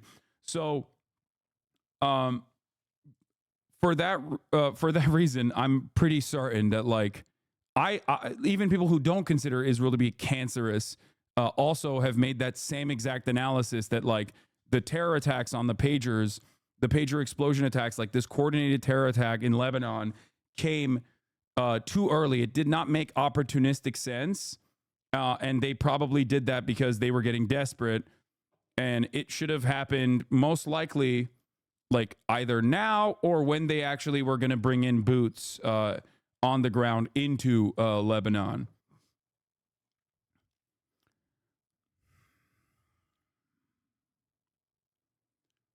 Anyway, this shit's going to stop until the U.S. are actively sending troops for Israel's defense.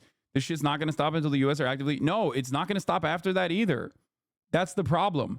I think we are bouldering towards another major conflict in this region. It has already started, and I think that the United States of America is going to actively go into war. That is what I am seeing. I hope it doesn't happen, but it feels like it. It feels like it is going to happen. And it's kind of crazy to consider this because if you were in here months ago, I fucking said exactly this. I told you Benjamin Netanyahu is personally motivated in continuing the genocide in Gaza and even extending that into Lebanon in an effort to draw in American troops in support of Israel's genocide. I told you this, and I told you that this would be the spoiler role that he would play in the American election. Haaretz came out with a report. Benjamin Netanyahu said yesterday that he will not do another ceasefire negotiation until, in the next 45 days. Now, you might be wondering what will happen in the next 45 fucking days. What's happening in the next 45 days? This is a very specific number.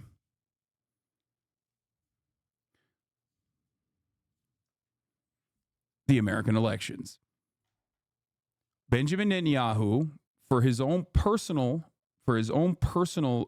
goals, because he wants to avoid going to fucking prison, and also because he knows that Donald Trump is his guy, is saying he's not going to do anything until there is another president.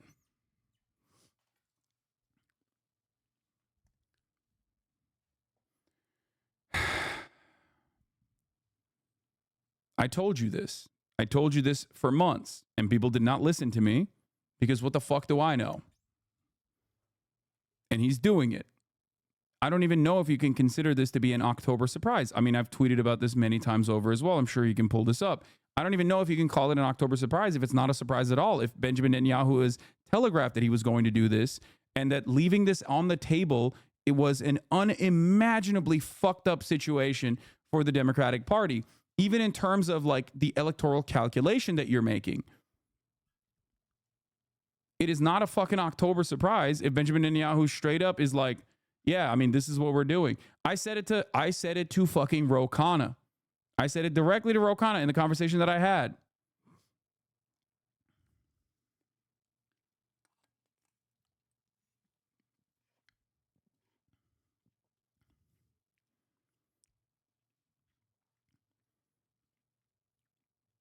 And obviously, the electoral calculation here is the least significant aspect of this. Okay? Here.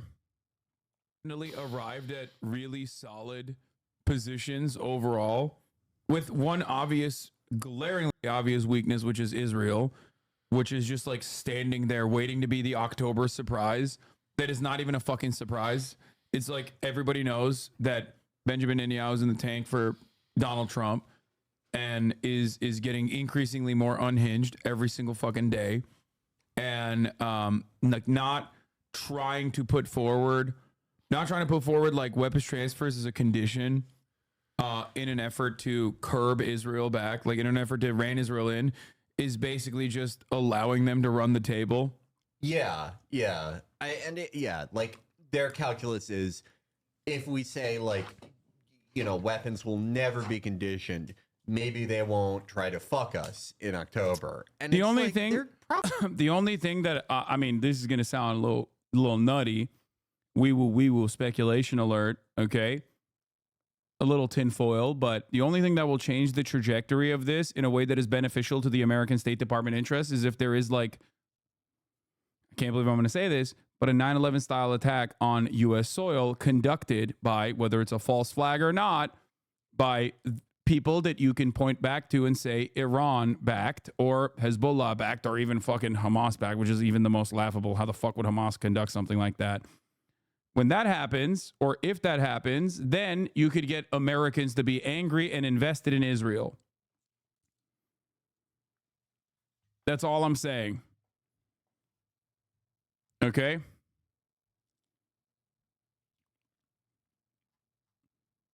Because anything short of that, right now, 54% of the American public does not want American troops to go and die defending Israel.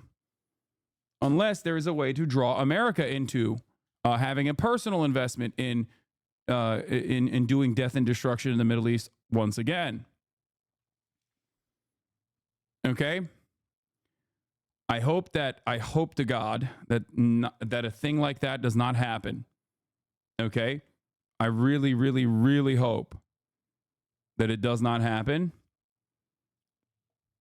But like I said, that would be the only thing that would change the calculation, I would say, almost in favor of the party in charge.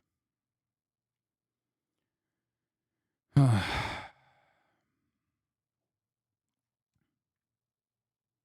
going to do that anyway, I would assume. I don't know if they're...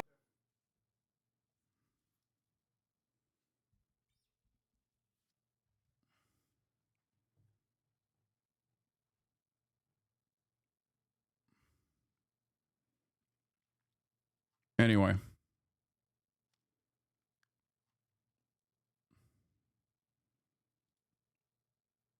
Let's continue. Respond in a way that will, save their position. But at the same time, they are also under pressure internally from people in Lebanon. And there's also this stuff too, like Lebanese here. There's so much hate on Hezbollah from the Lebanese people. We just don't want to fight Israel. We just want to live our lives. Like, got it, dude. Yeah, Israel will totally leave you alone if it wasn't for Hezbollah. Yeah, definitely. No, they definitely would, for sure. They famously always do that. That's why they did that before Hezbollah was even a thing. Famously. Notoriously, Hezbollah, the paramilitary group that was, designed after Israel's invasion of Lebanon, actually was Israel doing foresight ahead of time. When they invaded Lebanon, they knew that there would be a Hezbollah-style militant group. That's why they invaded, to stop it dead in its tracks. Yeah. Also, how can you live in the fucking region and be so oblivious to like what Israel does where there is no fucking Hamas? Look at the goddamn West Bank. What do you think about how Israel's using Palestinians in Israel like Nazareth as a propaganda? I think it's really gross and really fucked up, especially considering the history of Nazareth, as Hasan Abi heads that have been watching for quite some time know. Famously, Nazareth was the only place that was like spared from the ethnic cleansing campaigns, directly as a consequence of like a World War II veteran from fucking Canada being like, yeah, I feel like this is a bad look. Yeah, we probably shouldn't fucking do an ethnic cleansing to the people that are like direct descendants of Jesus, okay? It will probably piss off a lot of people in the Western world. We might as well not do that until you give me like in writing. Until you want to put your name on this ethnic cleansing operation, I'm probably not going to do that. And then he didn't do it. He literally didn't do it. And that's the only reason why they spared Nazareth, which has like the highest number of Palestinian citizens of Israel inside of the boundaries of Israel, which is really interesting because I think it was... what the fuck was his name? God damn it. The first prime minister, Ben Gurion, when he visited Nazareth, he was like, why the fuck are there so many Arabs here? He was like, what the fuck? What happened? I thought we worked this out. Like, I thought we personally worked this shit out. Why are there so many goddamn Arabs here? He was like shocked personally.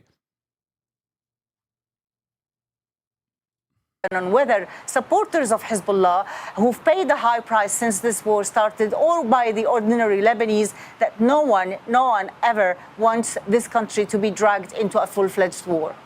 That said, how concerning is this latest escalation, this sort of back and forth for the broader situation in the region? Well, this region has been going into this tension for a long time, but this recent war in Gaza have made regional and border countries are on edge. We've had, the Yemenis involved, the Iraqis involved, the Iranians threatening. We've had assassinations even in Iran happening. Of course, Syria is also in the calculation, where constant bombardment and airstrikes targeting also Hezbollah figures inside Syria. But Lebanon is the country that is more, fragile and more, at a hostile situation, given the proximity and of the border and the tension with the Israelis, and given that Hezbollah's stronghold is here in Lebanon. This is their fertile land, basically, for their commandments. But this is... Yeah, his name was Ben Dunkelman, the Canadian World War II veteran. Why Israel has silenced his 1948 story of Nazareth's survival. We've covered it before. I've talked about this extensively, but here's a Mondo Weiss article about that, where they were just like, yeah, dude, that's fucking crazy. Maybe we shouldn't like ethnically cleanse the fucking Palestinian Christians population. There was like much higher at the time too. Like, this will probably piss off a lot of the people in the West. Like, maybe we shouldn't do that to like, direct descendants of Jesus.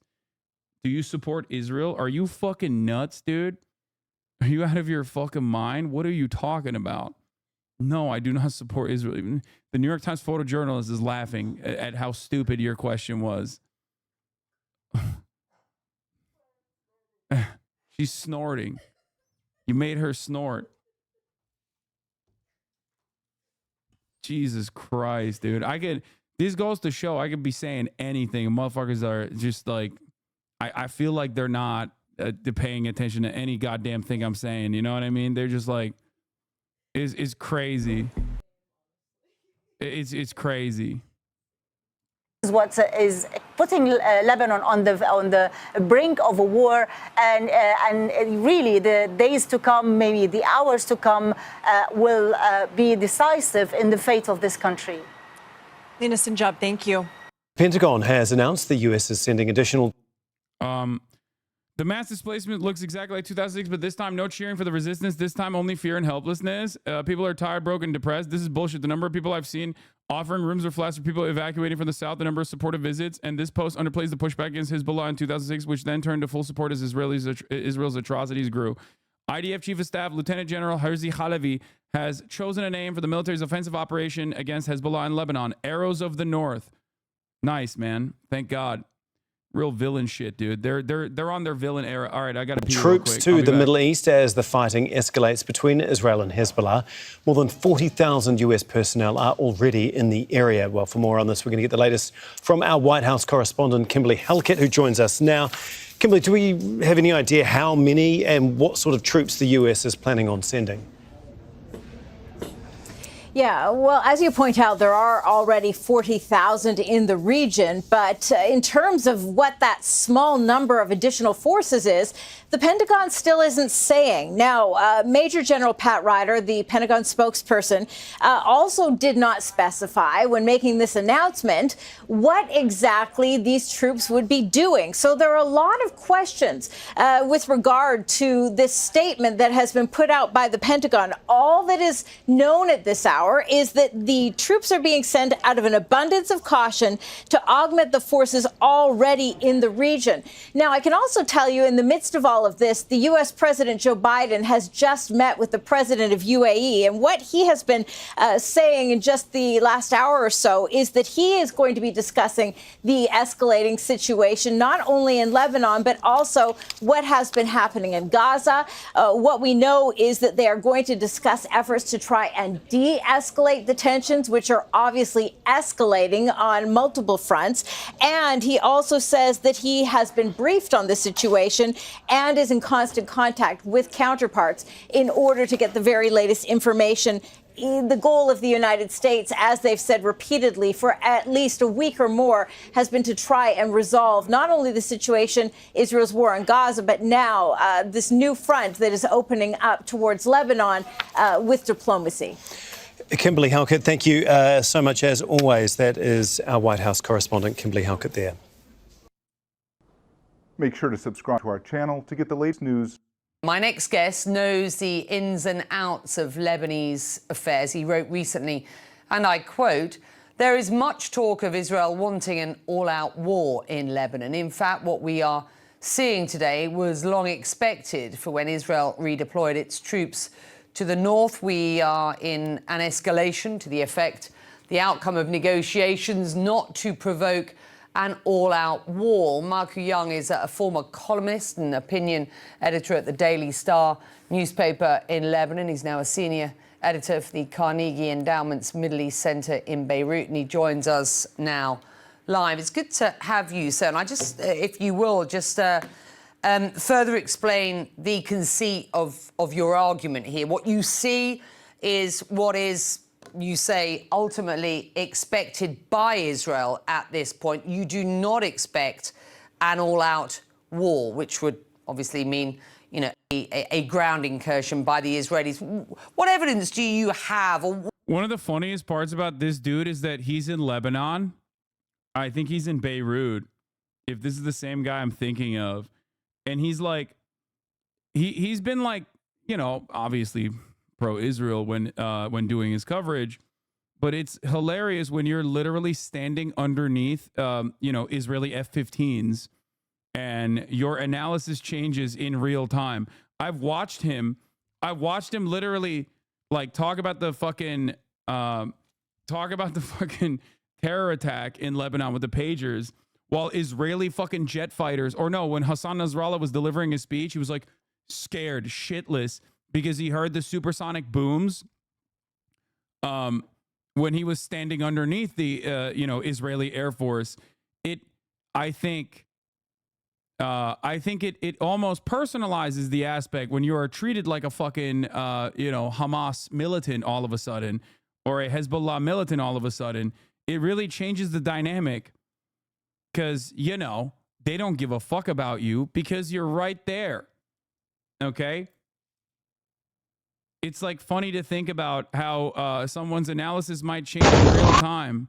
Oh, this is a Lebanese journalist that got that literally got bombed during a live broadcast.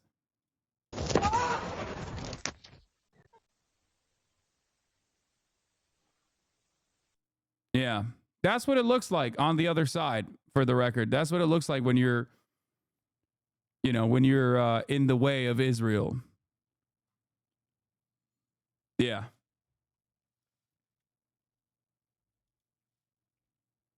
Yeah, Michael Young, at Beirut Calling, senior editor of the Carnegie Middle East Center, author of The Ghost of Martyrs Square, an eyewitness account of Lebanon's life struggles.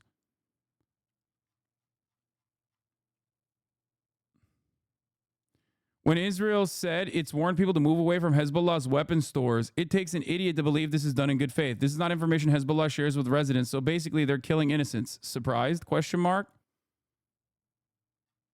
Is this him? Is this his account? Is it Michael Young? What are you basing that conjecture on?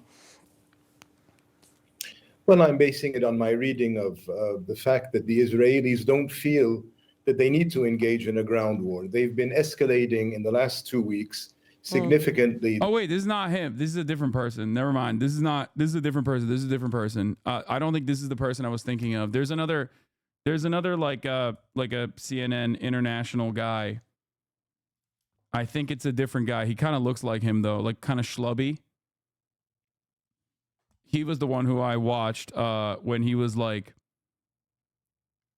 one who I watched like in real time change his attitude about like being perceived as an enemy combatant, the unfortunate consequence of like being under Israeli bombing. Isn't it? Is that him?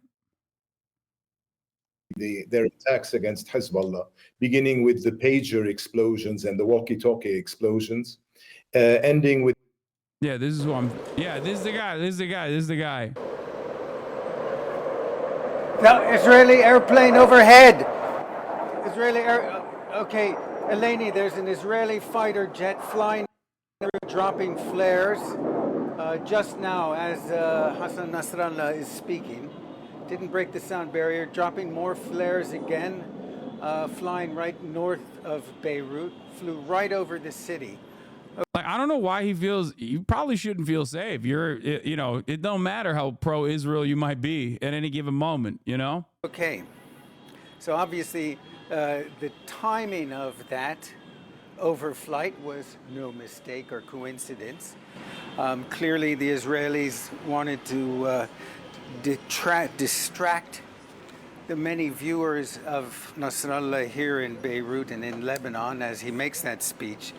But what we heard Hassan Nasrallah say was that Israel has crossed all red lines with the.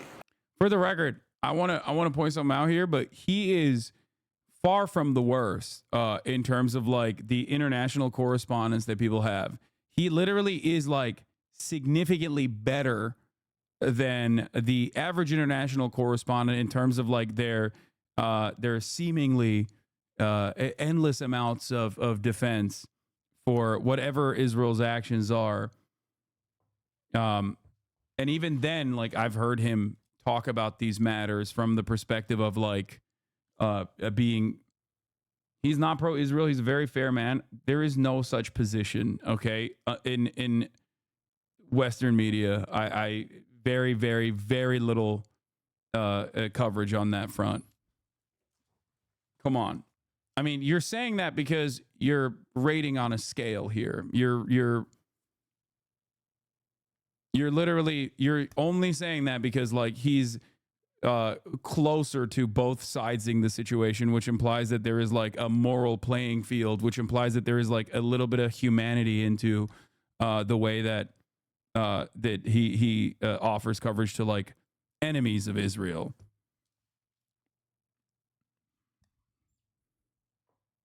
Attacks, the pager blasts and the walkie-talkie blasts yesterday in Lebanon.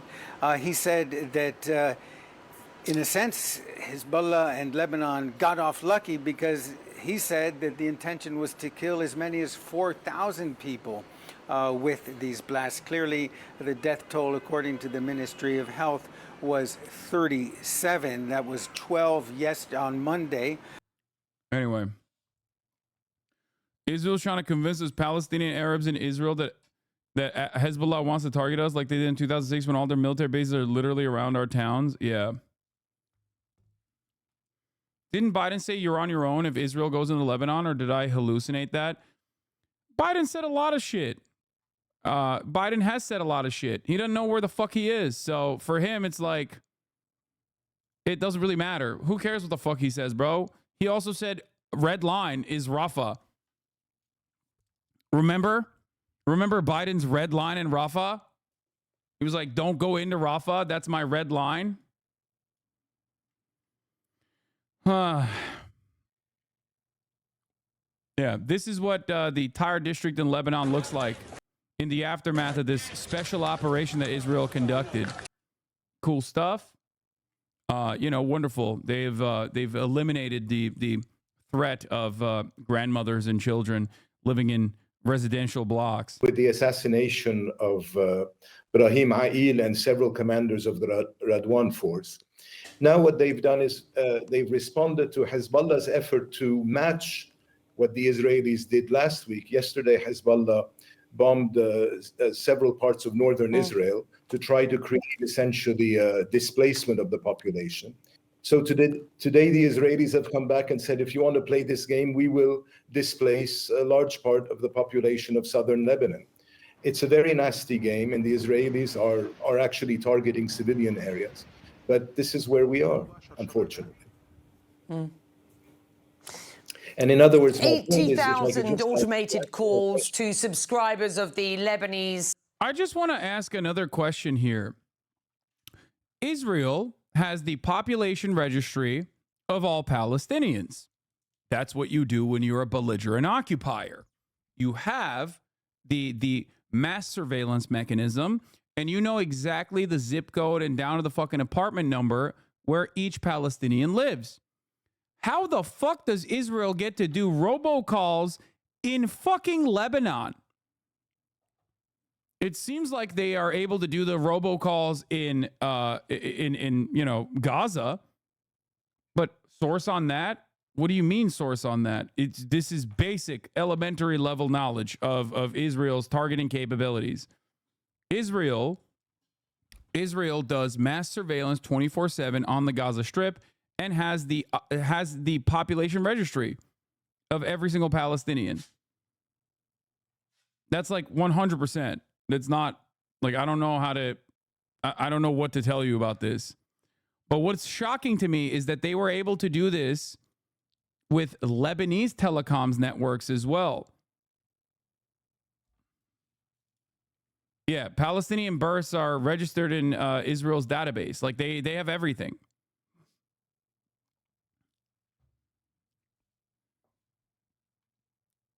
This is so made up, Lamafeo. Wait, what? What is made up?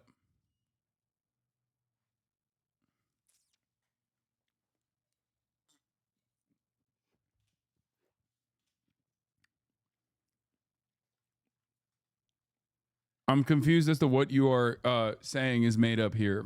That Israel has the Palestinian registry and knows exactly where every single Palestinian lives in the Gaza Strip, or the fact that they sent like mass text blasts and were able to communicate with like Lebanese people living in fucking Lebanon in the same way that they do like these mass blasts before they do a bombing campaign in Gaza. This, by the way, for the record, is like how they claim that they're the most moral military. You know what I mean? Like they're like, oh yeah, we're doing it. When in fact, they're not actually interested in like getting people to leave that area. They just want to do terrorism. Like this is psychological warfare. To be like, you know, dropping leaflets before you blow up an area doesn't make your fucking blowing up of the area more moral. Like, if Osama bin Laden was like, I'm going to strike the Twin Towers before fucking 9/11 and then did it, do you think that that would be considered appropriate? Of course not.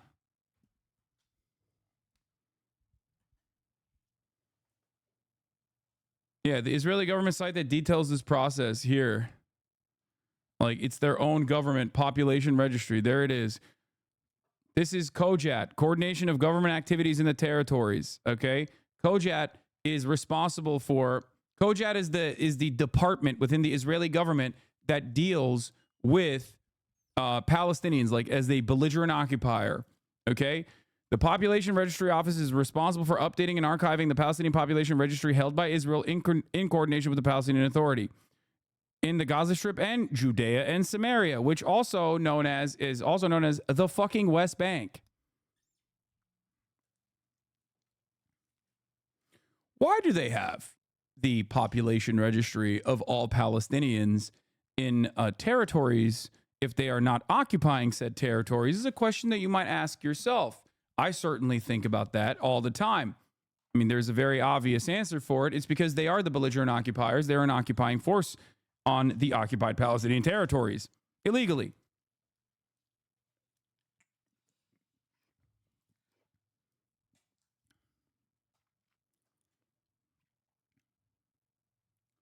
Anyway, I'm going to run another ad break here, okay? At the top of the hour, 11 minutes in, and we're going to move on. They don't hide it, but conditioning allows people to go along with it. Here it is. If you no longer want to see those ads, all you need to do, like I've said before, is subscribe for $4.20 in the month of September or for free with a Twitch Prime by connecting your Amazon Prime account to your Twitch account. You get one free Prime subscription a month, or by getting gifted a sub. If you're lucky, here's a 3-minute ad break now. The evacuation orders help with whitewashing in the media? Yeah.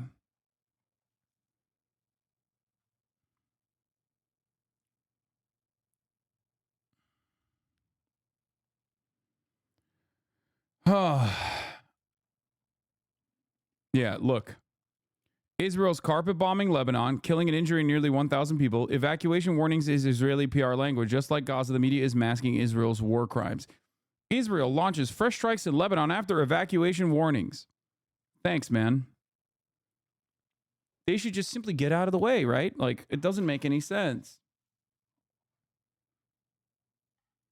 This shit with the evacuation orders is even worse because at least Israel could say that Gaza isn't its own country and that Israel must exert some sort of control, which still would be ridiculous. But like that, there's a level of like logical justification from the Israeli side. But Lebanon is literally its own sovereign entity. This is straight up unjustifiable unless you're the genocidal darling of the West. Yes, and Israel does happen to be the genocidal darling of the West and is now broadening the conflict into Lebanon as well.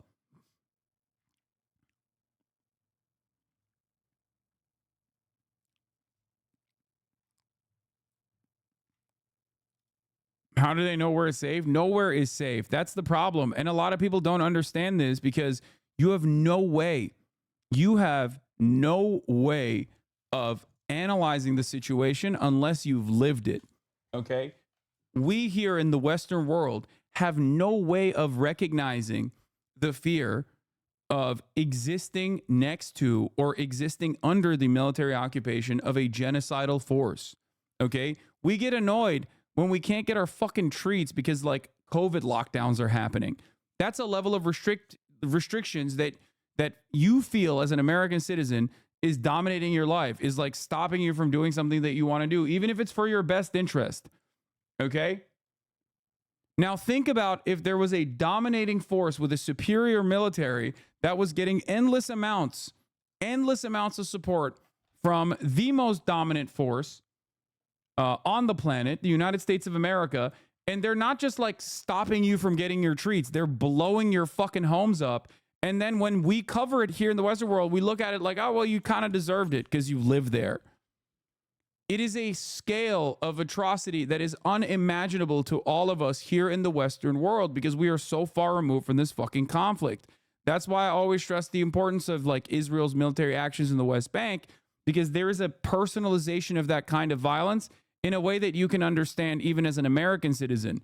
Because when you got a settler with a fucking AR-15 that is like doing a mass shooting, well, at least that's like more similar to a fear that an American citizen might have, like about going to school. They've seen it. They've experienced it before. They have a way of personalizing that violence. Whereas when you see city blocks reduce to rubble, that death, that carnage is in the media communicated forever in the post 9/11 world as like warranted death and destruction. A necessary side effect of you know, trying to deal with terror. You just don't get, you literally cannot comprehend how fucking insane this is if you are living in Lebanon, if you're living in Gaza, but especially if you're living in Lebanon, you're like living your goddamn life, you're going to school.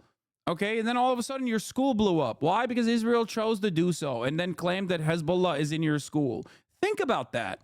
Think about how fucking insane that is. Try to understand it. Try to empathize with these people that now have to live under the oppressive thumb of this genocidal apartheid regime that has now chosen to expand the conflict into Lebanon.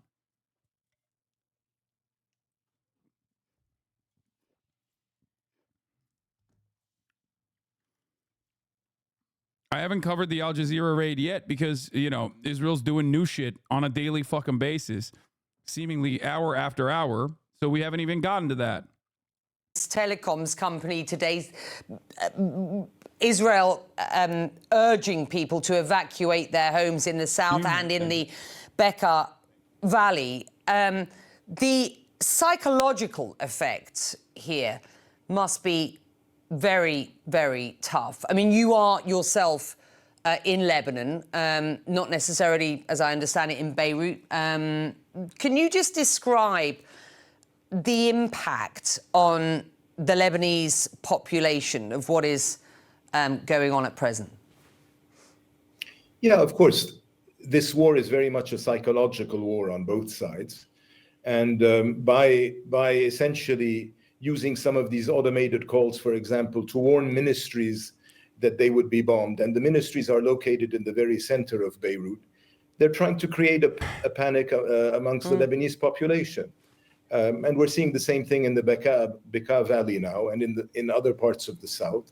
Essentially what they're doing is they're hitting all over. And I'm very skeptical that this is just to hit Hezbollah targets. There's been plenty of footage today showing the Israelis hitting civilian quarters near Tyre, for example. They are essentially creating a humanitarian problem and saying to Hezbollah, you will have to resolve this problem. That's all they're doing.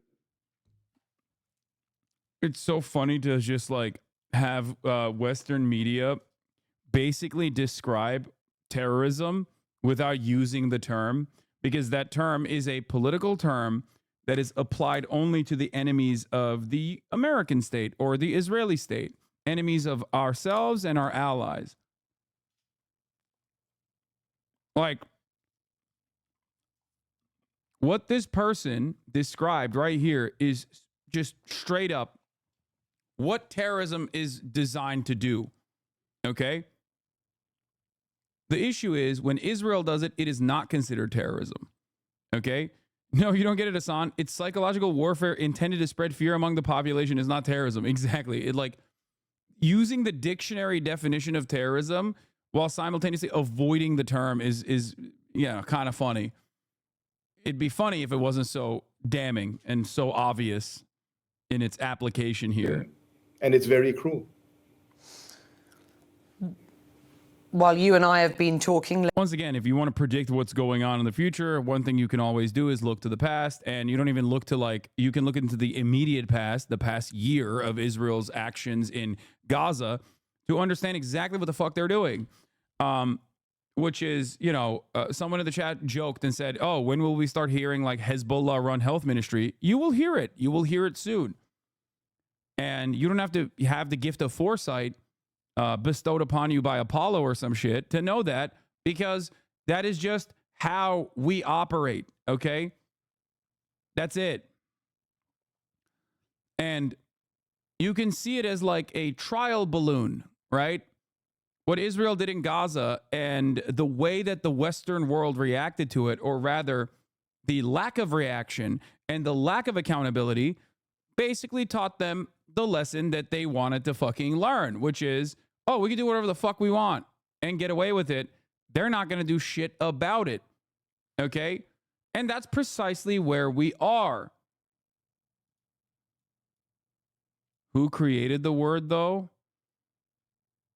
What do you mean? I mean, I don't know what like the original application of the word terror was. I don't know the etymology of it, but I suspect it was probably Western powers at a certain point.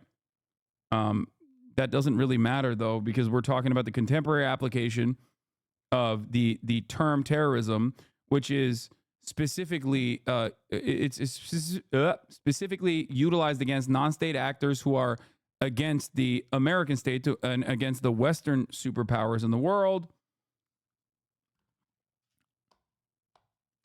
It was after Napoleon Bonaparte almost got assassinated. Yeah, I mean, it doesn't matter what the historical usage of the term is. What matters right now is the designation and what that designation does. That designation plays a very formative role in the way that the broader society looks at the people who are quote unquote terrorists. That designation also has a lack of legal standards in terms of how you can treat these enemy combatants. They are no longer standard enemy combatants. The rules of war do not apply to said enemy combatants. They are now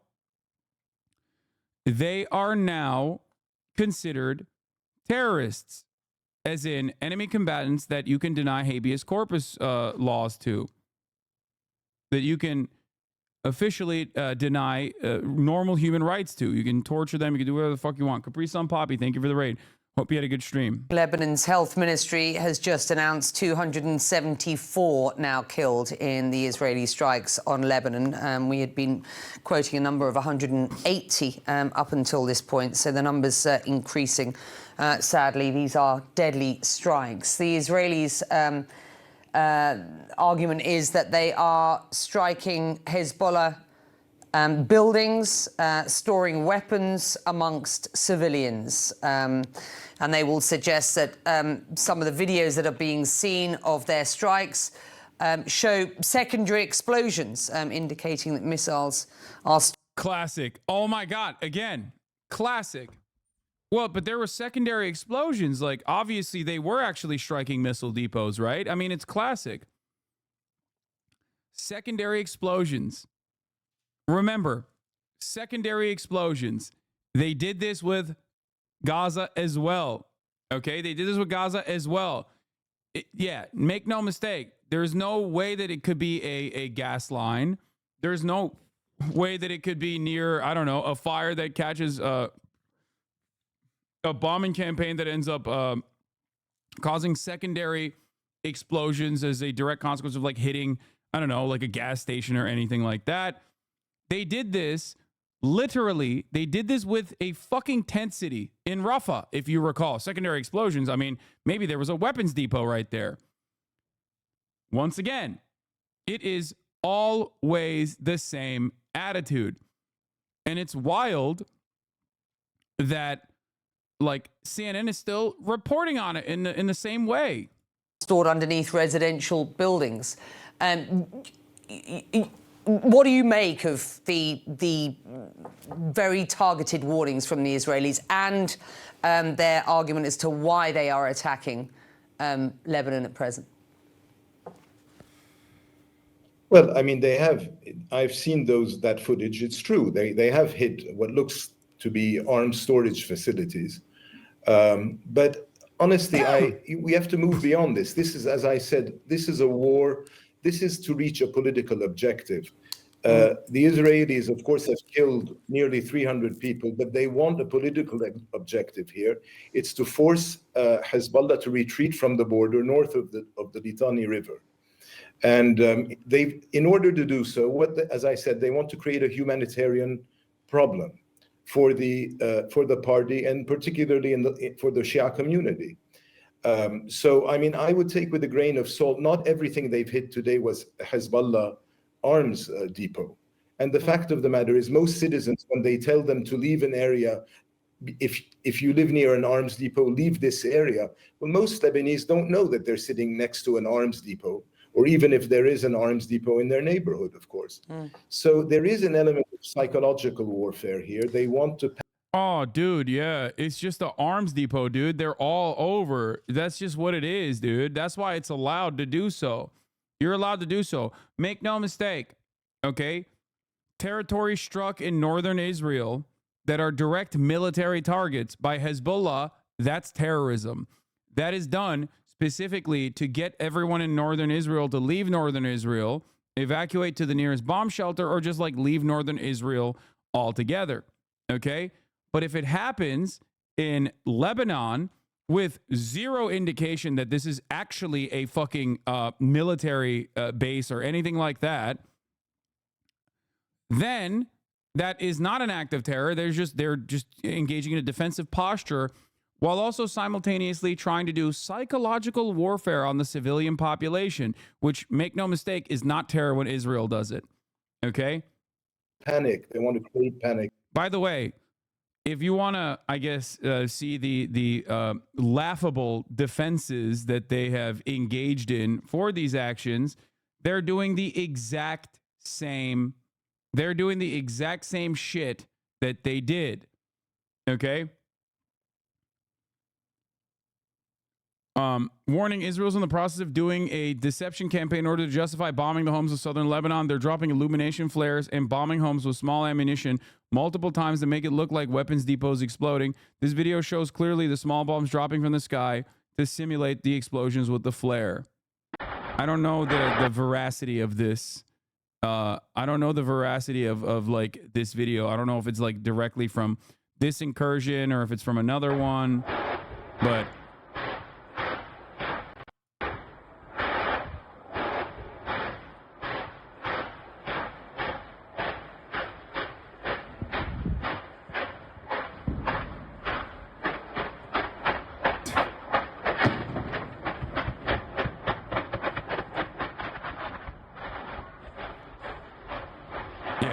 it is way too streamlined. That's an ammo depot? No, it's not. No, the fuck is not, brother. What are you talking about? It sounds, first of all, the secondary explosions, I mean, look, I'm not an expert on this at all, but the secondary explosions are never that consistent.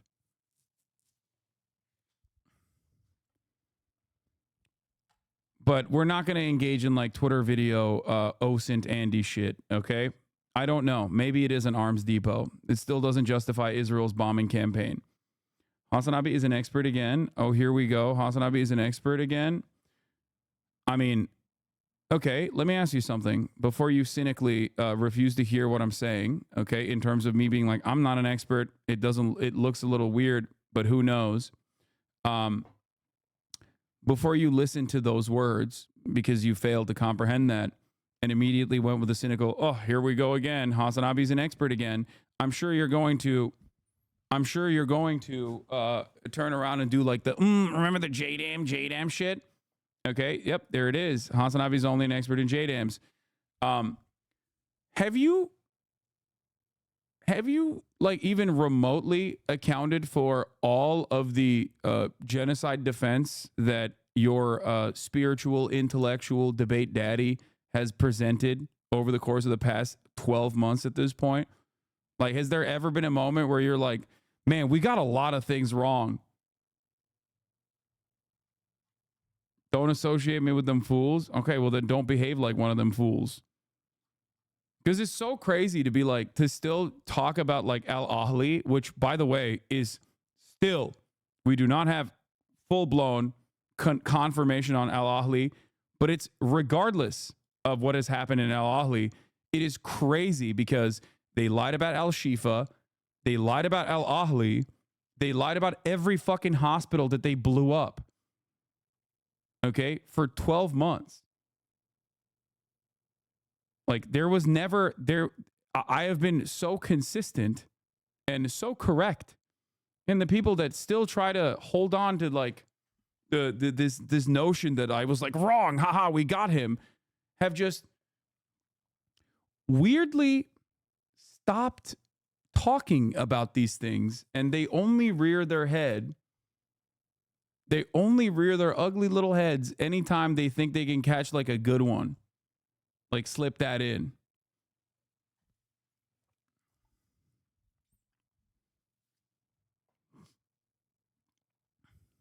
It's interesting.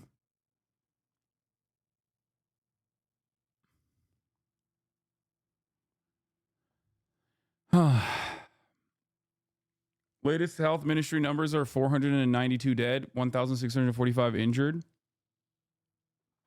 What you lie? Tunnel under Shifa is not enough. What? Keep watch.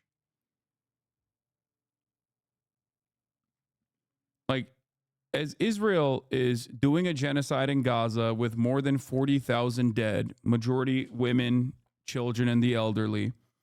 14 pages alone in terms of the casualties is under the age of 1, right? 14 pages worth of under the age of 1, like babies that were killed, ruthlessly slaughtered. Okay? As Israel then turns its crosshairs onto another sovereign nation that happens to be another sovereign nation that happens to be to have the misfortune of being neighbored with Israel, and Israel is like viciously blowing them up and lying every step of the way in the exact same way that they have lied about Gaza. Okay, you still turn around, and go, remember Al Ahly? Come on, you're not a serious person. You're not. Wait till we get to, this was a Hezbollah rocket that misfired. It'll happen. You know? In the community and make people in Lebanon, but particularly supporters of Hezbollah, they want to create an element of panic, and they want them to leave the south. And indeed, many have left the south today and have streamed into other parts of Lebanon. And we've seen the images of thousands of people on the move.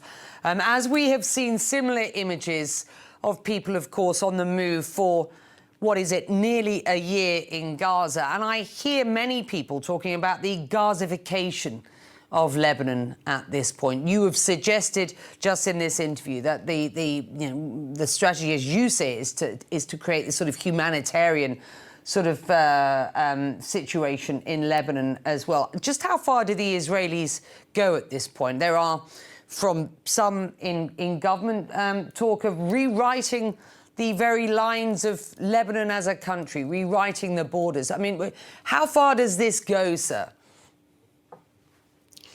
Well, I mean, at this stage in time, there doesn't seem to be an effort to redraw Lebanon's borders. On the contrary, I mean, my suspicion is that the Israelis want to avoid a land incursion into Lebanon. They're trying to get the message to Hezbollah, it seems, that do they? It doesn't seem like it. They can escalate short of an invasion, because they know that an invasion would actually lead to all-out war, in which Hezbollah would probably bring in its larger precision missiles.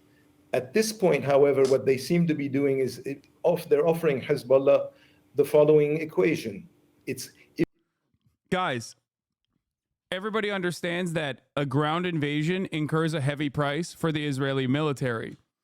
Israel understands this better than anyone else. This has already happened, and they already failed in Lebanon. This is precisely the reason why they're engaging in the same exact bombing campaign that they engaged in fucking Gaza. Okay? That's the point.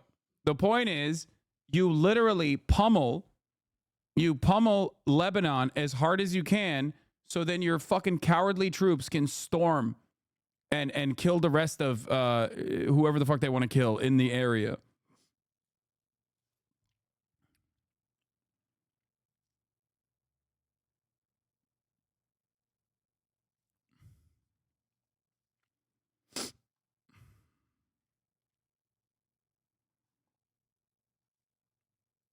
Anyway, yeah, they don't send in the diaper squad until they've like completely destroyed the land. Okay, the diaper brigade only comes in after they feel comfortable that they won't get attacked from the buildings.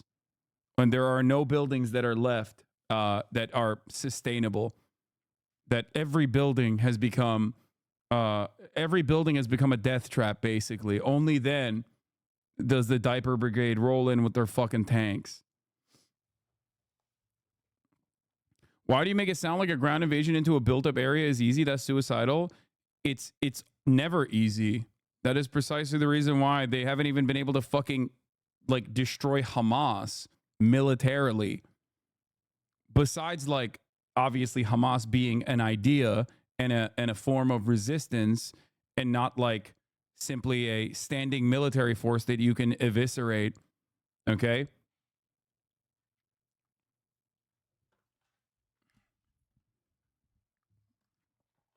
It is difficult. It is, if not damn near impossible.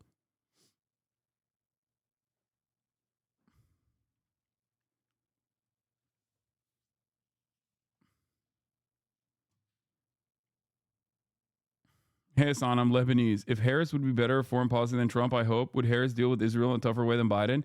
I mean, she has the capacity as vice president and also currently the presidential candidate to deal with Israel in a tougher way than Biden, but she's not.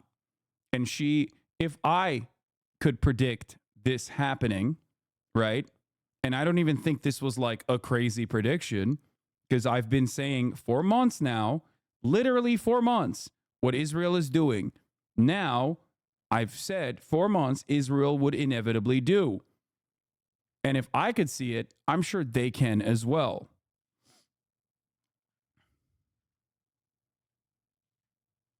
If you want to escalate and lead to all-out war, then it's your responsibility, and the backlash will be against you in Lebanon. But if you don't want to escalate and start hitting Israeli cities and infrastructure using your large missiles, then you're going to have to accept that we will continue to escalate until you accept our conditions on the border. This is the dilemma that they're trying to create for Hezbollah.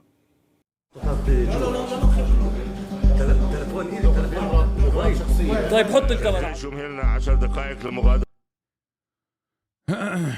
I'm sure every Western media outlet has been screaming about Israel's orders of closure of the Al Jazeera office in Ramallah, by the way.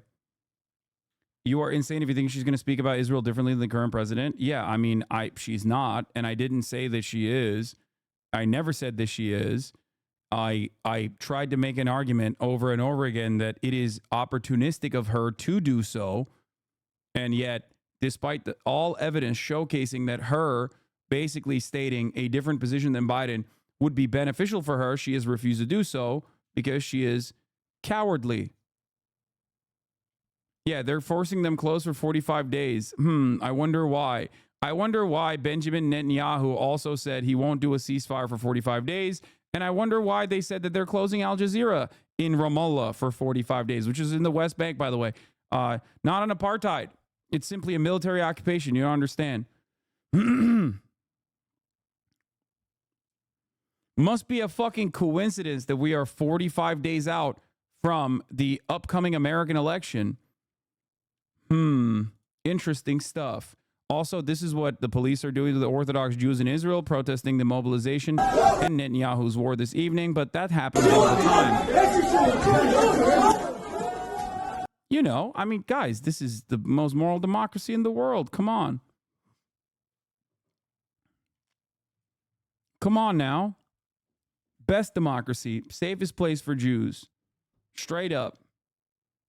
I mean, Biden said it. Biden said it himself. If Israel didn't exist, there would be not a single safe space for Jews around the planet. Saying that as the American president is, of course, more of a threat than anything else, but...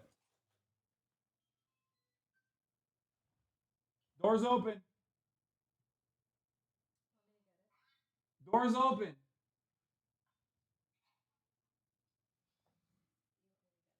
No, it's fine. Yeah. Okay. Yeah, we can potentially do that. All right, 1 second. Oh, I think I have to sign it. Oh, here's also what Israel. אשר מסתירים טיל שיוט בבית אזרחי לגמרי. בו הם מייצרים פתח מיוחד, יהודי, לשיגור הטיל. ממנו הם מבצעים שיגור של הטיל לעבר שטח מדינת ישראל. כאן ניתן לראות כיצד זיהינו את המחבלים, פותחים את הפתח היהודי במבנה וחושפים את הטיל. אנחנו זיהינו זאת מהאוויר, ובהתאם לכך ביצענו תקיפה ממוקדת, חיסלנו את המחבלים, ומשם תקפנו באופן מדויק את המבנה ואת הטיל. IDF spokesman revealed Hezbollah tried to launch a cruise missile from a house in Lebanon.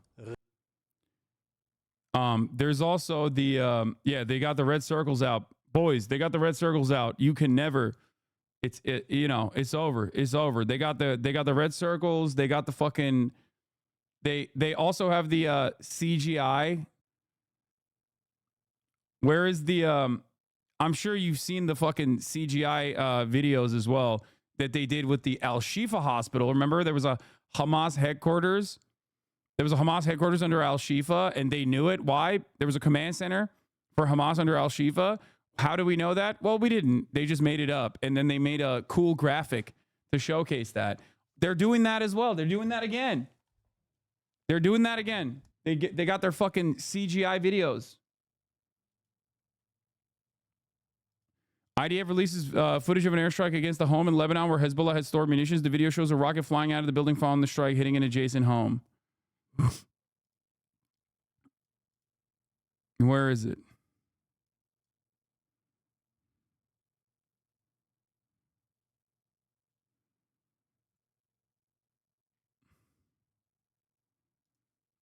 I can't tell anything from this.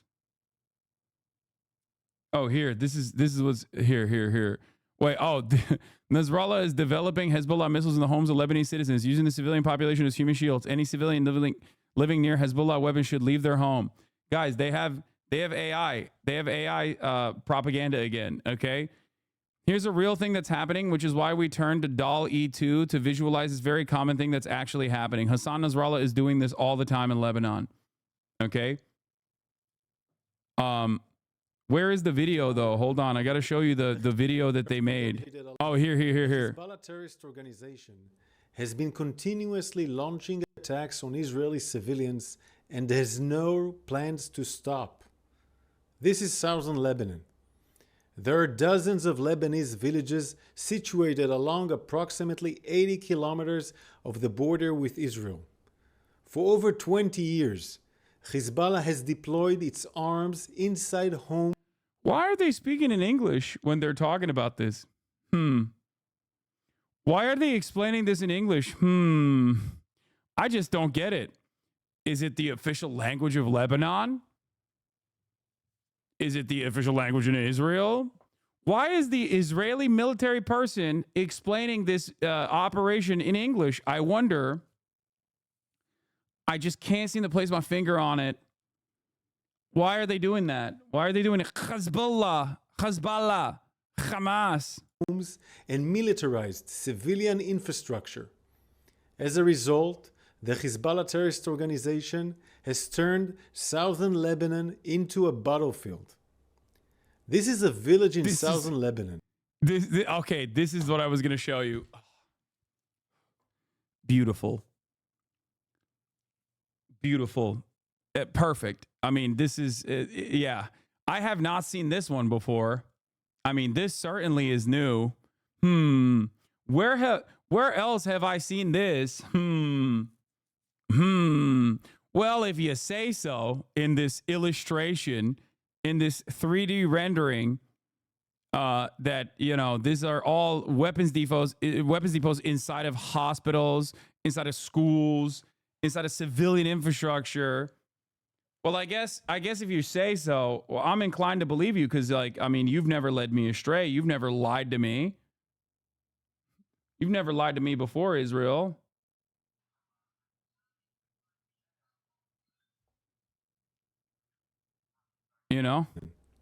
Hezbollah stores cruise missiles, rockets, launchers, and UAVs inside civilian homes, hidden behind the Lebanese.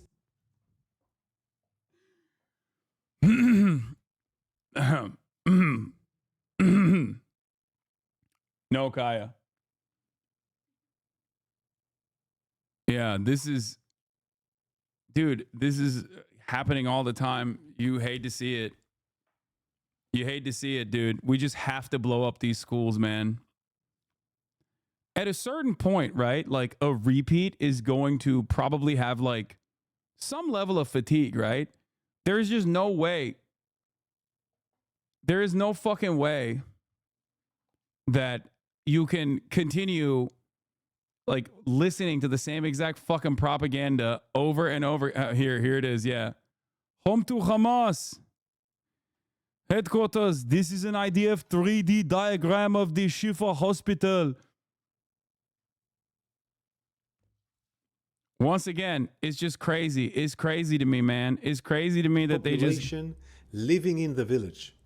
We are monitoring these activities, locating the weapons, and destroying them with precise intelligence-based strikes. I want to show you an example of a strike. The first floor, every fucking building in Lebanon is a storefront. We don't have fucking garages, lol. I mean, we do, but like, dude, it's third world. No, Capri Sun Poppy.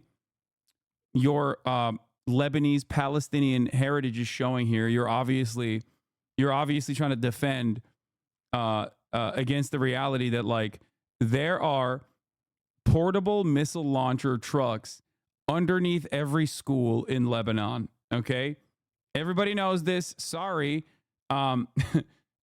sorry. You might act like that's not the case, but I just saw an illustration that proves you wrong.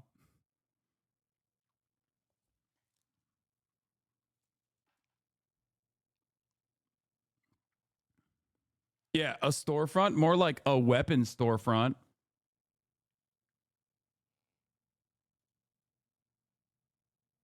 Yeah, this is what we just showed, the Hamas headquarters.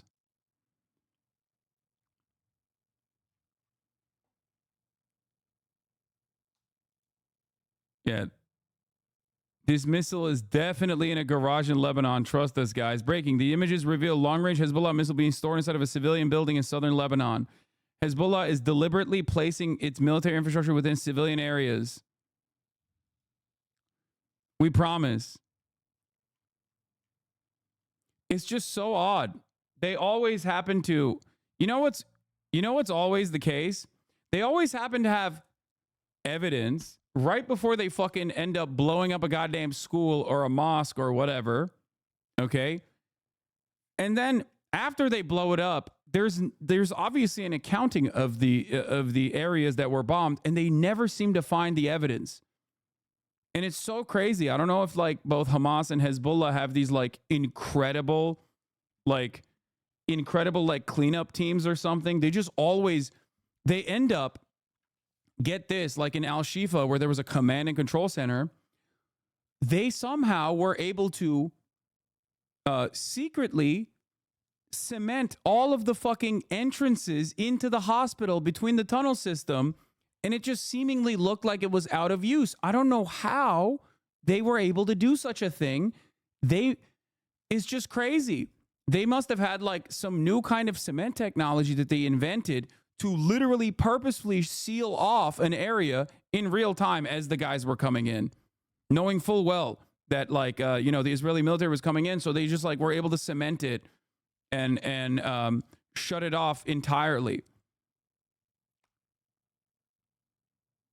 You're being so rude. The IDF soldiers worked super hard on that drawing. He even had his tongue sticking out while he did it because he was so concentrated. Yeah. Yeah, it's just crazy, man. It's crazy.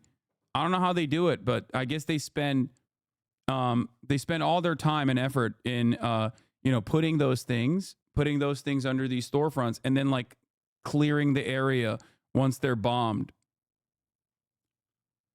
It's just a wild situation. Living in the village. We are monitoring these activities, locating the weapons, and destroying them with precise intelligence-based strikes. I want to show you an example of a strike carried out a few weeks ago Here we are exposing Hezbollah's method of hiding a cruise missile inside a home. The terrorists create a designated opening for the missile launch. Here you can see how we identified the terrorist making an opening in the building that exposed the missile. In a precise strike, the IDF eliminated the terrorist and this missile launching infrastructure shortly before the launch. Shortly, the IDF will engage in extensive precise strikes against terror targets which have been embedded widely throughout Lebanon. We ask residents... Grandma has a cruise missile underneath her bed, dude. That is how it is.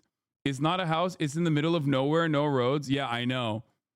Notice how the fucking thing that they're blowing up here doesn't look like the actual thing that they blow up regularly in the middle of a fucking crowded neighborhood. What an interesting standard. Because this real-time footage from what they blew up does not really look like this.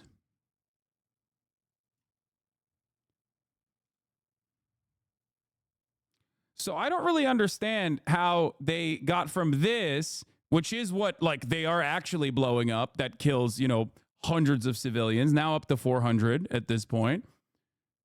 But when they're like, oh yeah, we found a missile depot, it's like no fucking road near it, nothing. Just a random fucking building. We aren't supposed to analyze the video, just deep throat the boot and move on. Are you saying Dumbo's lying to me? Yes, I am. The IDF eliminated the terrorist and this missile launching infrastructure shortly before the launch. Shortly, the IDF will engage in extensive precise strikes against terror targets which have been embedded widely throughout Lebanon.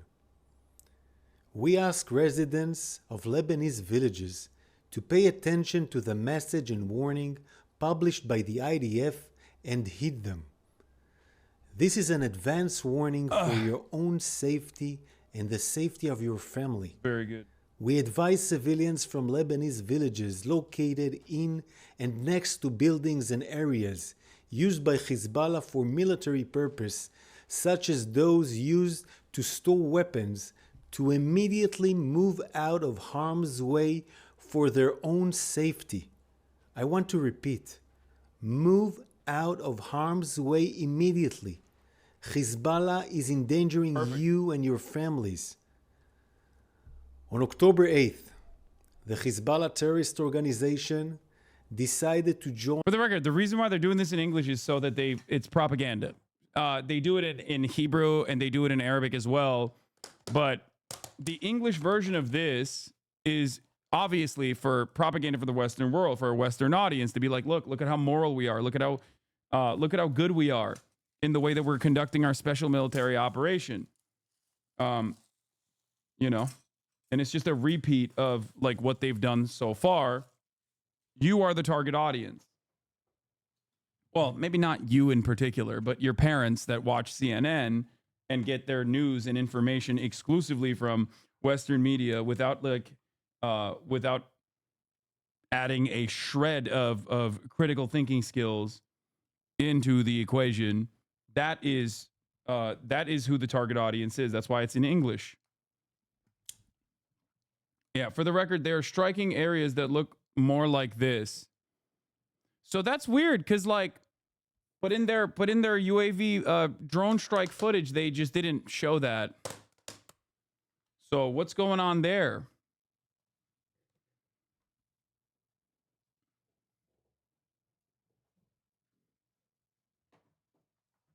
How'd that happen?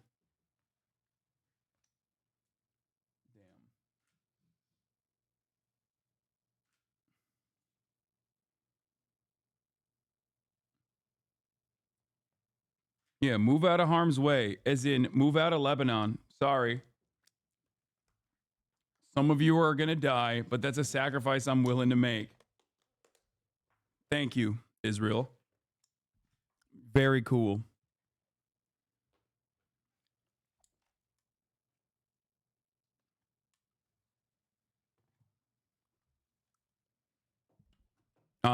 A couple more points of propaganda that I want to mention. Here it is. The IDF spokesperson, the Arab media, posted this order of forced expulsion targeting Lebanese residents on his Twitter account.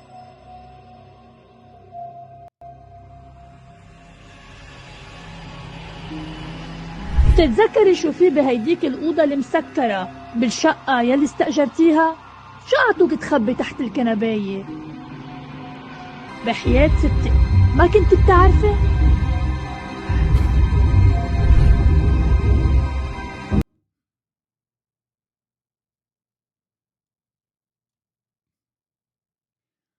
I mean, this is like, come on, man. This is insult to injury, dude. This is like they're not even doing a good job with this. Like they're so like they don't give a fuck, dude. No, it's not satire, bro. This is supposed to be an evacuation order for like the Arab population in Lebanon.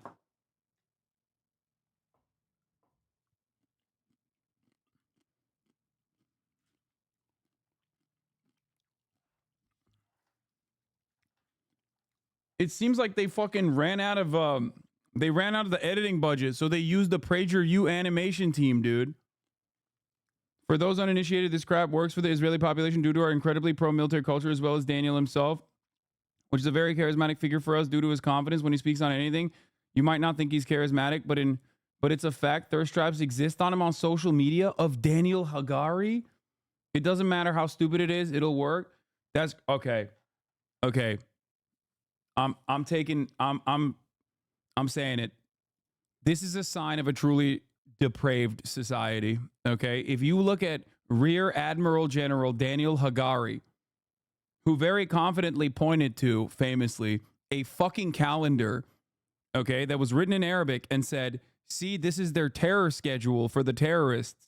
They have the names of the terrorists here, only to immediately be corrected by people who speak Arabic, okay, who then turned around and said, no, dog, that's just a fucking calendar. Those are the days of the, week.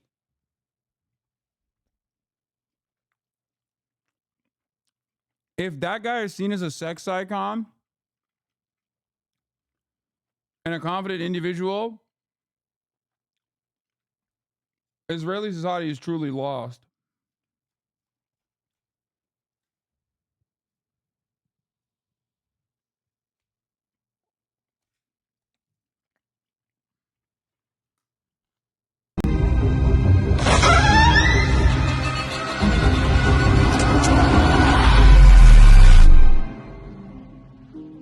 إذا يوجد لديك أو لدى جارك أسلحة غادر المنزل من دون أي أمتعة فورا. اذهبوا إلى الوادي، إلى المسجد أو إلى المدرسة. هذا نداء أخير. كل من يمتلك سلاحا في منزله أو يخفي سلاحا لحزب الله ليغادر منزله.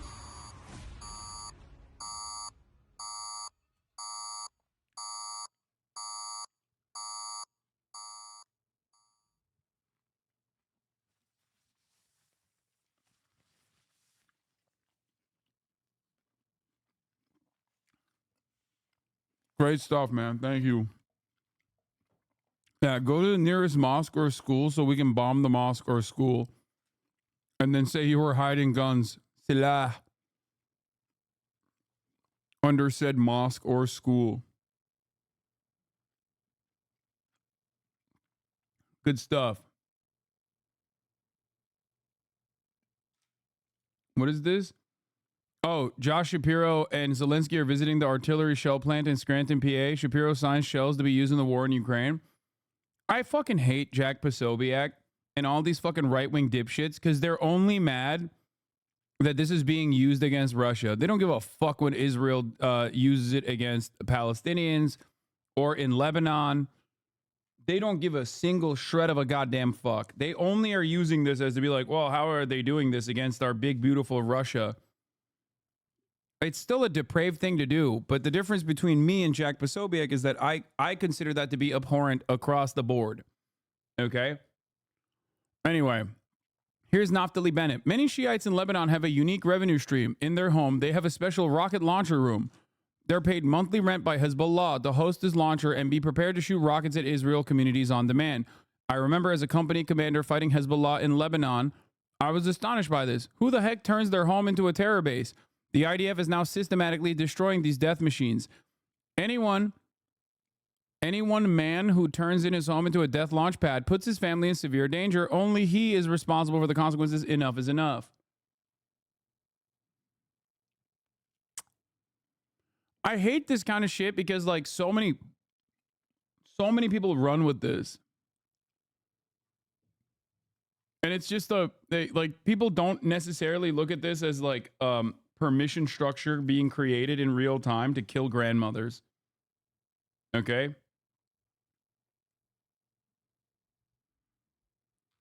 Like it's so nutty.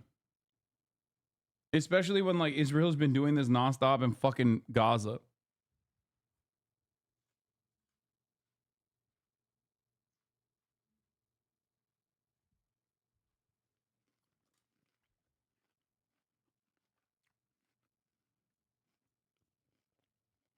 I have a message for the people of Lebanon. In English.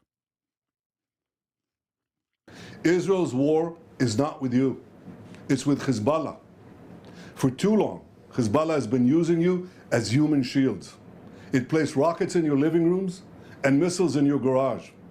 Those rockets and missiles are aimed directly at our cities, directly at our citizens. To defend our people against Hezbollah strikes, we must take out those weapons.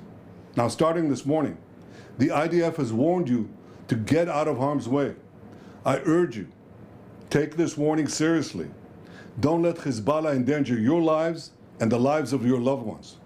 Don't let Hezbollah endanger Lebanon. Please, get out of harm's way now. Once our operation is finished, you can come back safely to... Yeah, totally. Remember when they did this in Gaza too? Same exact thing.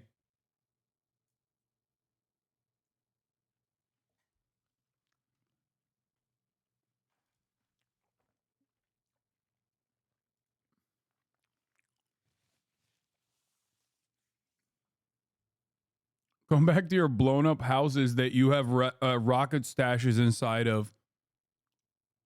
But it doesn't even make sense. It literally does not make sense. Yeah. Please get out of harm's way now. Once our operation is finished, you can come back safely to your homes.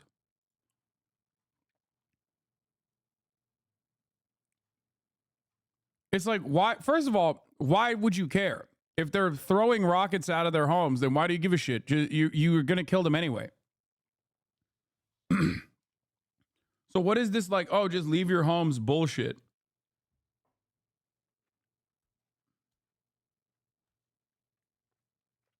Like, it logically doesn't make sense.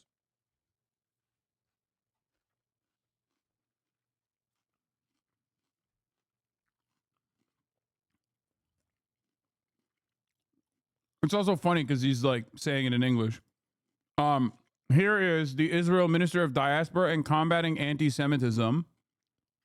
Lebanon, even though it has a flag and even though it has a political institution, does not meet the definition of a country. Once you got Israeli government officials talking about how you're not really a country, that is the biggest warning flag for you, okay? Abort. Like, that's it.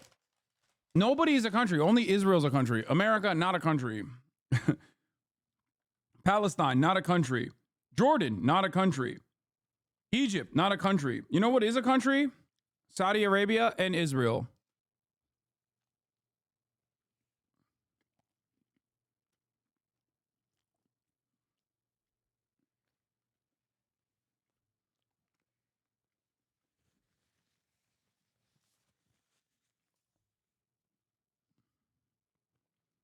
Wherever these guys are interested in blowing up, magically, it's no longer a country.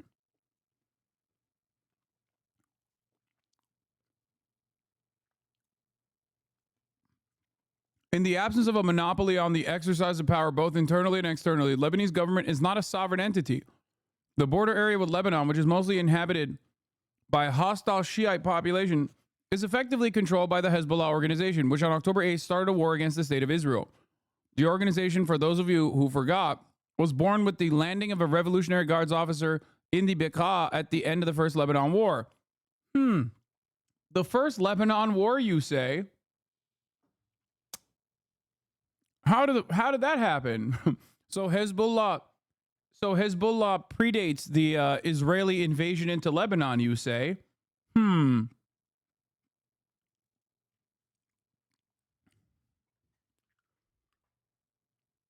Yeah, Syria and Iraq, not real countries. Iran, not a country, definitely not a country. The least country, like, not a country. In a broader view, both Syria and Iraq do not... Oh my God, I was joking. He does say it. In a broader view, both Syria and Iraq do not currently meet the definition of a state in light of the fact that different militias, foreign armies, and local military forces control different areas in the aforementioned countries. Yeah.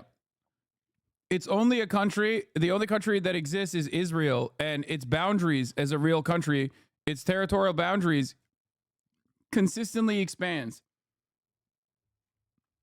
Great stuff, man. Yeah, Yair Lapid has some really stern words for Netanyahu right now. Head of Israeli opposition, Israelis are euphoric. This country's rotten to the core. Assassinations, 1,000 targets a day, damage to strategic assets. This is how Israeli deterrence is returned. Yeah. Chairman of the Gantz state camp. I have the full backing of the government and the security system, including ground entry if that is what is needed. That's the Israeli opposition, by the way. These are the woke guys. Yeah, good stuff, man. Thank you. Here's what the not a country. Oh, sorry. Israel is the only country. Here's what they're doing in the West Bank. وهذا قرار عسكري صادر من قائد المنطقة الوسطى في الجيش الإسرائيلي ويأمرنا بأن نغادر حاليا وبشكل فوري هذا المقر وأن نأخذ أغراضنا الشخصية منه والكاميرات. الجيش يمهلنا 10 دقائق لمغادرة المقر والمكتب ليتم إغلاقه. في البيان الذي لديك وليد تسمع. طب ناخذها احنا نروح يا عم نروح ندفع. انت قلت لنا انه بنقدر ولم يسمحوا لنا حتى بأخذ سياراتنا. كل هاي العدة مصادرة أعطيني إياها إذا بتسمح. خلص ناخذها من بعيد. العدة مصادرة إذا بتسمح بلا طب ناخذها احنا بنروح. إذا بتسمح يا عم نروح ندفع. أنت قلت لنا إنه بنقدر نشتغل هون بالكاميرات.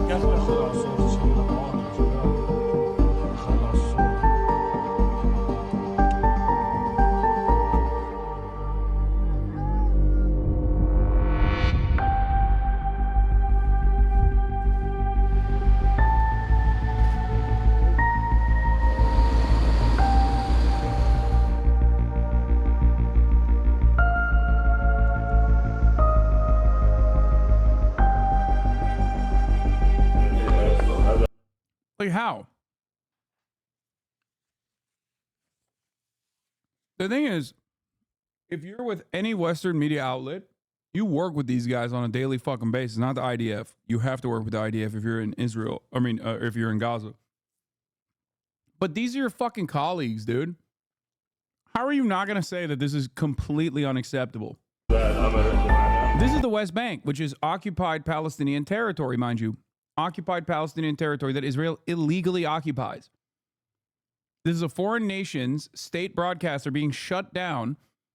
They shut it down inside of Israel, and now they're shutting it down in the West Bank. What's next? Are you going to shut it down in fucking Lebanon too? Probably. Israel will do whatever the fuck it wants as long as America doesn't say a single damn thing about it. Israel will get away with doing everything, okay? Anything and everything it wants to do. And they're precisely doing that right now. Transparently vengeance for Al Jazeera's crime of reporting the truth about what Israel is doing in the occupied Palestinian territories. The offices of Al Jazeera are in Ramallah, and Ramallah is Area A according to Oslo Agreement, which means it is under the Palestinian Authority, security and civil-wise. And the license of the office of Al Jazeera in Ramallah was issued by the Palestinian Authority. So Israel has no right, legally speaking, to close any office in any place in Area A or B. Yet they did it. And that means that Israel has practically eliminated any role or any authority of the Palestinian Authority. And we are back to the situation of full occupation.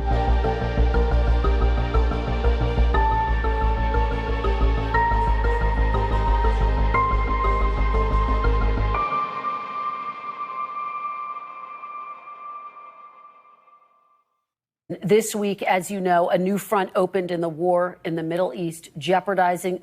Now let's watch this disgusting little monster, John Fetterman. Now we're going to move to the United States of America. If you are personally wondering, like, how this kind of stuff is, like, seen in the Western world, it is not seen at all. Obviously, if you're watching here, you see it all the time. But the broader media coverage over this, conflict and Israel's expansion into Lebanon, or Israel's, like, violation of international standards, rarely ever gets the adequate coverage in Western media. That is by design.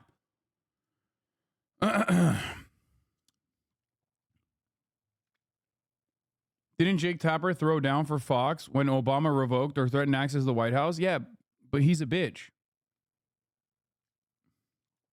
Oh, last thing from me on Lebanon from BM. Oh, the biggest Telegram news channel, 230K subscribers, says the Nakba of the Lebanese. Good stuff.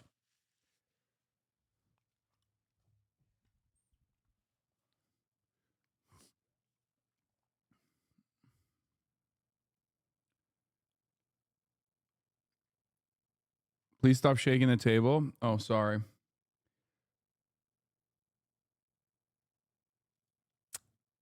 It's funny because Hezbollah has voluntarily put out a video of their terror base and is in a house in Beirut. Yeah.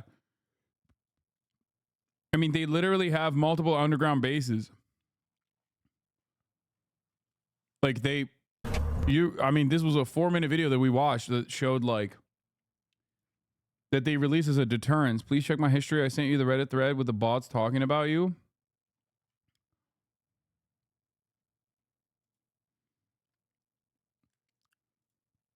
$22K upvotes. Houthis enter a school in Yemen and expel all the students. All they see it as a sin for girls to study. Where is it?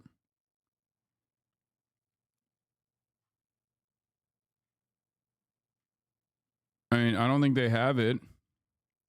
Backward savages, Islamophobic nonsense.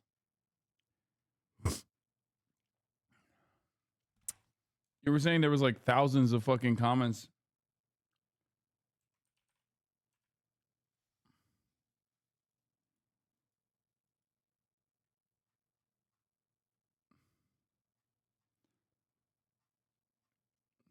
I don't think they have it. I don't think it was like that. There's 5,000 comments on this thread. There's yeah. I mean, this is catnip for Islamophobic pieces of shit. Okay. Oh, I scrolled past it. It doesn't matter. I don't care. All right, here. Here, dude, here.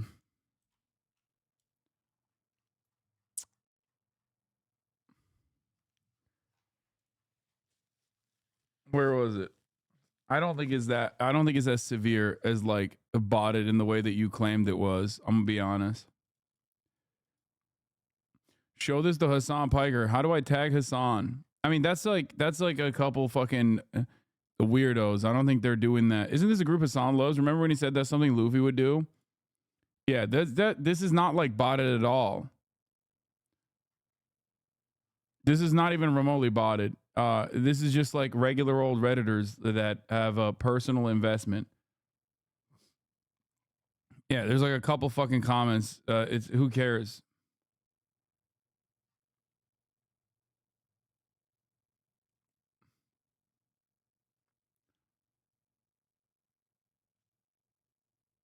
Anyway,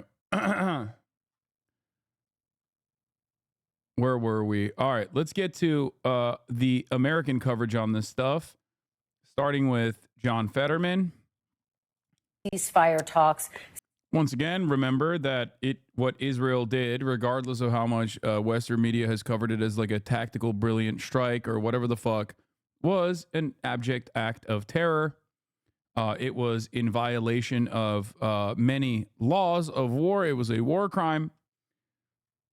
It was an act of terror. There is no other way to put it. And it's not simply my assessment of the situation. This is what the Office of Human Rights said. This is what many people who have spent their entire lives prosecuting war crimes have said already. And not only that, but even people like Leon Panetta, okay, former CIA Leon Panetta, okay, former United States Secretary of Defense Leon Panetta have said, okay, hold on, I'm going to start the conversation there. It doesn't matter what like Redditors are saying about it and how much they're celebrating it. Here is former CIA Director Leon Panetta calling Israel's explosive pager operation terrorism in an interview with CBS Today. Now, why is this significant? Is Leon Panetta a fucking woke guy? No, of course not. He's done countless acts of terror. The reason why he is calling it an act of terror is because he understands the fucking implications. Okay? When you got former stooges coming out and saying this is a war crime, this is an act of fucking terror, when they themselves have conducted similar operations, maybe not to this degree, the reason why they're saying that is because they understand the repercussions this will have in commerce, the soft power implications this will have, and the fact that people will move away from consuming like regular civilian products because they're fearful that Israel might infiltrate the logistics of said regular civilian products. Still exploding pagers and walkie-talkies on the scale that we saw this past week, killing dozens and injuring thousands, including children, some viewed as a deception one step too far. The United Nations labeled the operation a violation of international law, and it's raised some eyebrows here at home, too. The ability to be able to place an explosive in technology that is very prevalent these days and turn it into a war of terror, really, a war of terror. This is something new. Is it terrorism? I don't think there's any question that it's a form of terrorism. Former Defense Secretary and former Director of the CIA, Leon Panetta, wasted no words in describing what he fears may be the result of letting this particular genie out of the box. Yeah, if there's a motherfucker who knows blowback, it's this dude. Okay? Yeah, woke. Yeah, Mr. Woke himself, former CIA Director Leon Panetta, Mr. fucking woke, dude. He's just being woke. He's a radical Islamist fundamentalist. That's what it is. I think he just like really loves Hezbollah or whatever the fuck losers say online when someone goes, "Hey man, this is an act of terror. What the fuck are you talking about?" Yeah. He must be Hamas. Or maybe he understands that opening up this fucking Pandora's box is going to be devastating in terms of how conflicts play out around the world.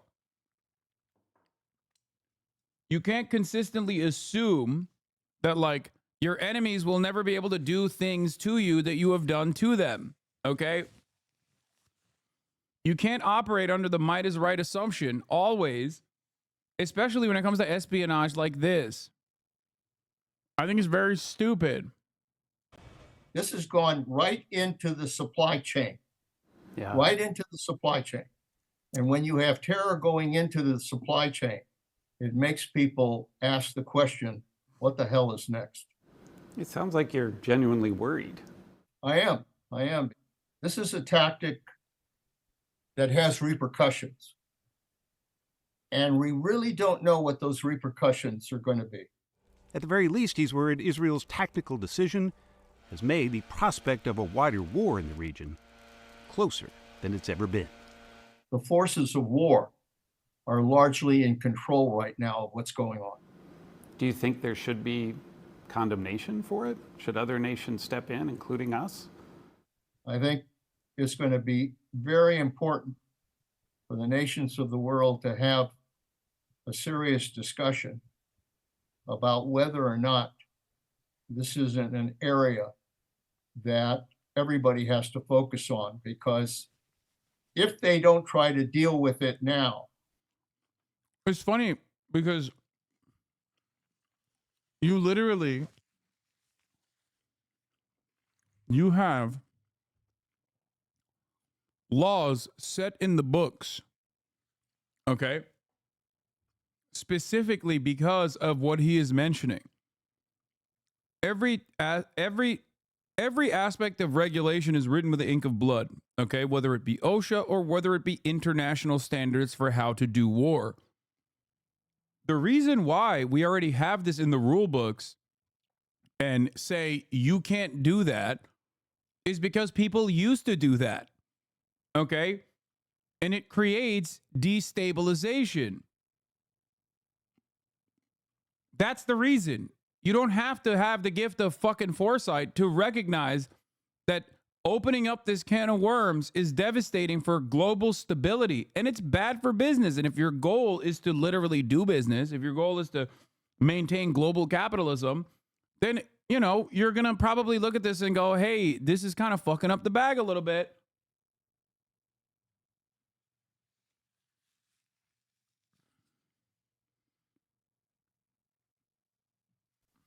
Mark my word, it is the battlefield of the future. Still explode. Yeah. Great stuff, dude. Anyway, let's hear what this fucking dipshit had to say. Senator Bernie Sanders accused Prime Minister Netanyahu of sabotaging. Yeah. I mean, accused Prime Minister Netanyahu. Senator Bernie Sanders accurately just reiterated what is happening. Not accusing him of sabotaging the fucking the peace talks. He has been. And Bernie is correctly pointing to existing real things. Like the top of the hour ad break. It's a real thing that is existing. And if you don't want it to exist, then all you need to do is subscribe, which you can do for $4.20. Or for free with Twitch Prime by connecting your Amazon Prime account to your Twitch account. Here's the 3-minute ad break now. Sabotaging a deal. Take a look at what he said.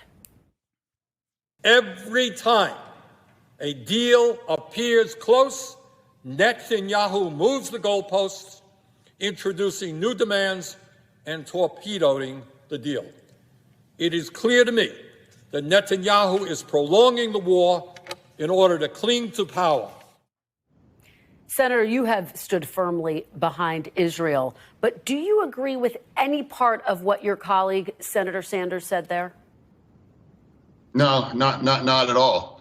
And I want to be very clear. I thought what Israel chose to do about blowing up the pagers and then walkie-talkies, and then after targeting and eliminating membership and leadership of Hezbollah, I absolutely support that. In fact, if anything, I love it.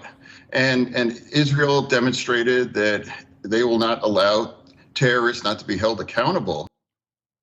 Bro. Does he even give a shit about his constituents at this point? Like, does he? Maybe I'm not hearing it, but like, I haven't heard him say a single fucking thing about Pennsylvanians. Like, he only talks about how sick Israel is. Like, how did this happen? Dog, you're not Richie Torres, okay? Like, what the fuck are you doing? He is overseeing an incredibly poor district, okay? And that's precisely the reason why he can just like constantly chirp about Israel, because nobody gives a shit, okay? Nobody gives a shit about his constituency, unfortunately, okay? You, on the other hand, are a motherfucking senator from the state of Pennsylvania, okay? It is crazy. It makes no sense how hard he fucking goes for Israel. It does not make any sense. And I fully support that. And it's not about nothing that has what my colleague has said. Thanks for watching. Stay updated about breaking news and top stories on the NBC News app or follow us on social media. All right, we're going to get to Jake Tapper in a second. Actually, let's get to Jake Tapper now.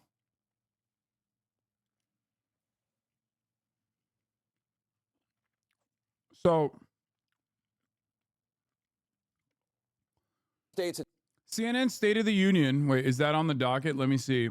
CNN State of the Union, okay, is where Jake Ass Tapper had Big Gretch, Governor Gretchen Whitmer, on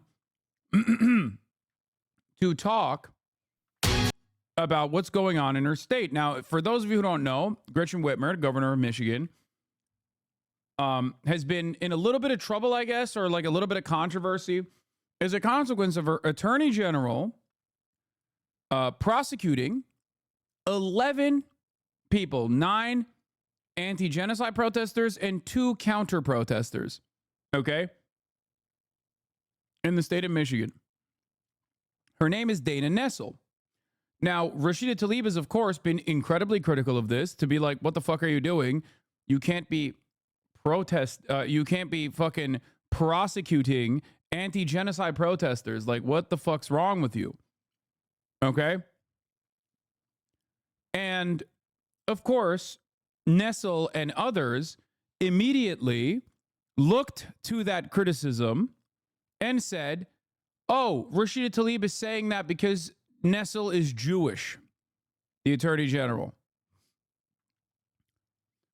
Rashida Tlaib personally believes that the Attorney General Nessel is Jewish, and that's why she charged the pro-Palestinian protesters.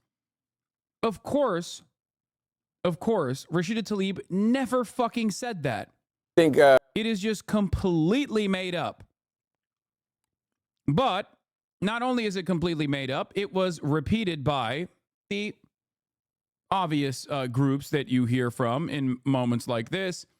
Groups that are noticeably quiet when Mark Robinson, who's running for governor of North Carolina, comes out and says like he's Black Hitler, or and that he wants to own slaves or whatever. Okay, but groups that only seemingly fucking chirp about someone who is pro-Palestinian. I'm, of course, talking about the ADL, also known as the Apartheid Defense League, also known by the former name, the Anti-Defamation League. The ADL immediately came out and was defending not only Jake Tapper, but also, claiming that Rashida Tlaib was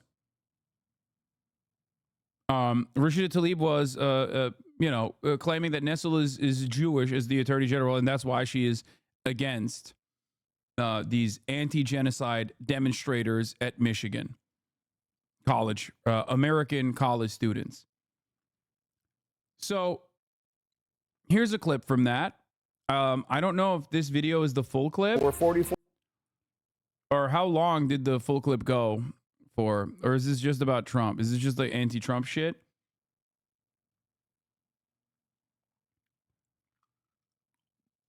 Anyway, let's just take a look at the State of the Union clip. Your state's Attorney General Dana Nessel charged almost a dozen individuals from the University of Michigan over the anti-Israel protests. Among the charges, attempted ethnic intimidation, assaulting or obstructing a police officer, and on and on. These are pro-Palestinian protesters who are being punished and prosecuted. Michigan Democratic Congresswoman Rashida Tlaib, who is Palestinian, she called the charges from Nessel, who is Jewish, shameful. And Tlaib said, quote, "It seems that the Attorney General decided if the issue was Palestine, she was going to treat it differently, and that alone..." Nessel, who is Jewish. Like, what difference does that make? You're the one who's saying it. Like, what is this fucking framing? That if someone is a Zionist and also Jewish, you can't say that they are biased as a Zionist who is openly in defense of Israel? Like, what is this? What the fuck is going on here? Like, what? It's so gross because she never even fucking brought up, obviously, never brought up the fact that Dana Nessel is Jewish. Speaks volumes about possible biases within the agency she runs, unquote. Nessel responded by saying, quote, Rashida Tlaib should not use my religion to imply I cannot perform my job fairly. This has nothing to do with your religion and everything to do with your biases. If you are, out of all of the fucking prosecutors in the nation, out of all the attorney generals in the nation, the attorney general that is choosing to fucking genuinely prosecute, okay, under Democratic leadership, mind you, genuinely prosecute anti-genocide protesters on a fucking college campus, you're fucking biased. You're insane. What the fuck are you doing?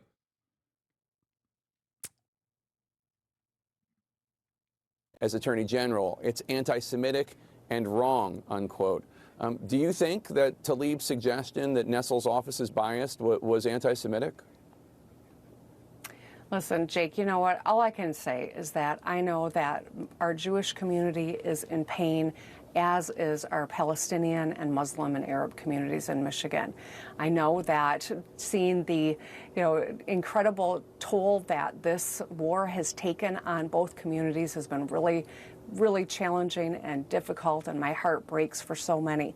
But as governor, my job is to make sure that both these communities are protected and respected under the law in Michigan, and that's exactly what I'm going to stay focused on.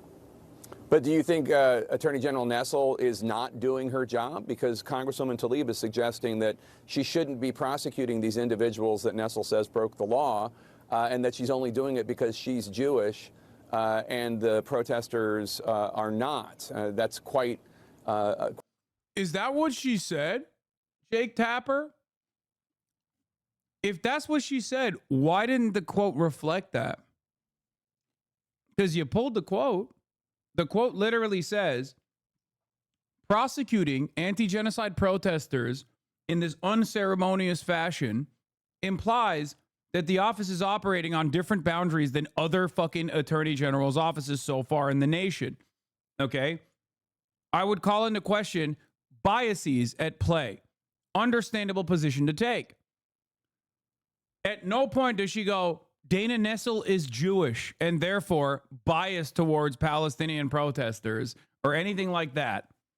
Okay? And you know that she didn't say that, which is why you read the quote of what she actually did say and then turned around and chose to lie about what she said. Quite an accusation. Do you think it's true? Like I said, Jake, I'm not going to get in the middle of this argument that they're having. I can just say this. We do want to make sure that students are safe on our campuses, and we recognize that every person has the right to make their statement about how they feel about an issue, a right to speak out. And I'm going to use every lever of mine to ensure that both are true.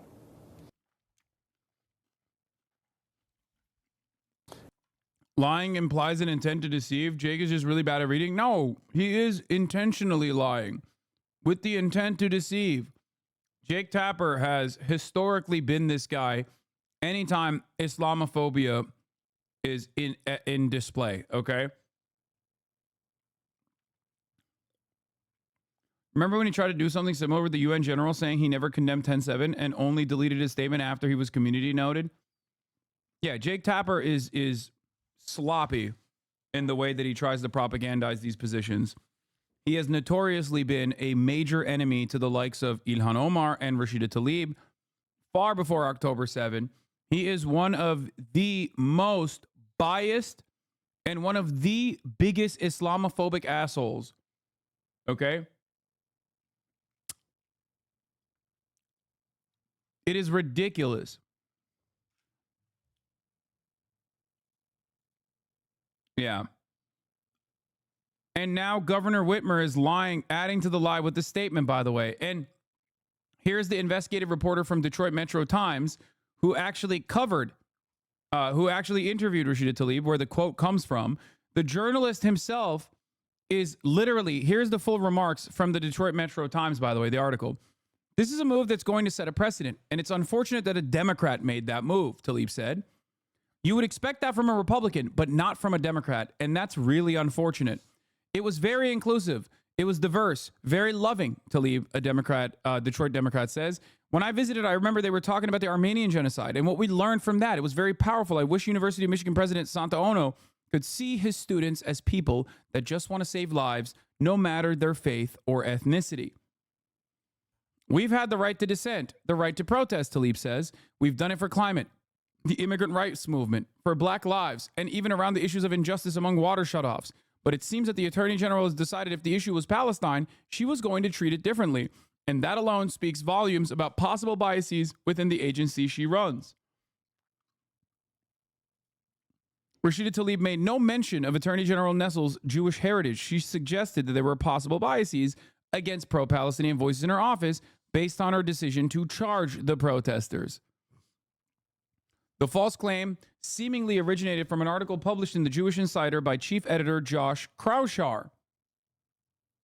Okay? Michigan Attorney General Dana Nessel leveled the same false claims against Rashida Tlaib, accused her of being anti-Semitic. This was 3 days ago, where she said what Jake Tapper showed on stream. Rashida's religion should not be used in a cartoon to imply that she's a terrorist. It's Islamophobic and wrong. Just as Rashida should not use my religion to imply I cannot perform my job fairly as Attorney General. It is anti-Semitic and wrong. Anti-Defamation League's director, Jonathan Greenblatt, also repeated the blatant lie, of course, saying Tlaib accused the Attorney General of prosecuting protesters simply because she's Jewish. Completely made up. At no point did Rashida Tlaib say that.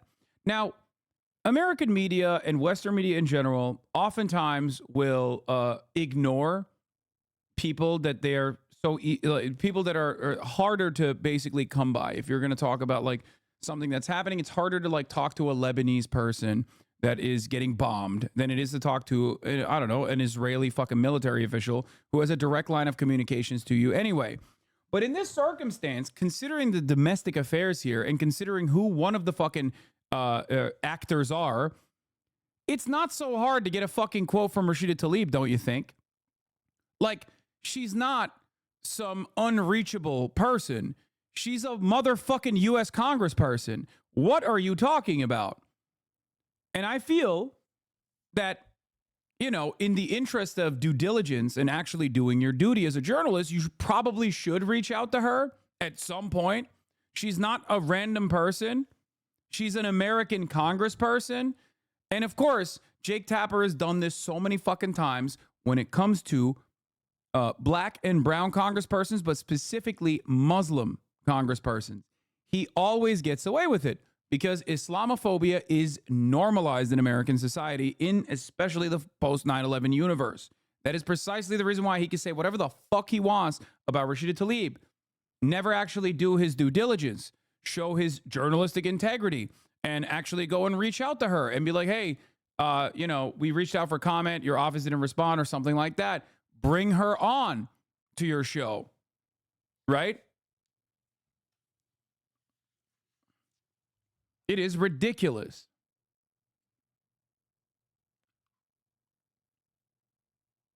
The original reporter replied directly to Jake's tweet, got 4.5 thousand likes. Okay. Here's Governor Gretchen Whitmer's statement. The suggestion that Attorney General Nessel would make charging decisions based on her religion as opposed to the rule of law is anti-Semitic. Attorney General Nessel has always conducted her work with integrity and followed the rule of law. We must all use our platform and voice to call out hateful rhetoric and racist tropes. Except Rashida Tlaib never did that. So does Governor Gretchen Whitmer's statement also follow that up by saying, and Congressperson Rashida Tlaib never did that? This was a false smear in an effort to deflect away from a point of contention here on whether or not we should be allowed to prosecute college campus protesters who bravely say, you know, genocide is wrong. No, they didn't. Of course they didn't, because everyone is a fucking coward.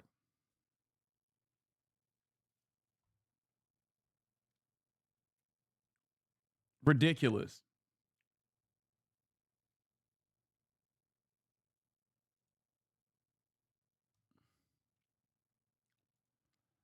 Why is it about Secretary of State nominee Blinken that makes the Congresswoman think he would try to suppress her views about the Prime Minister of Israel? Just make sure he doesn't try to silence me and suppress my First Amendment rights to speak out against Netanyahu's racist and inhumane policies.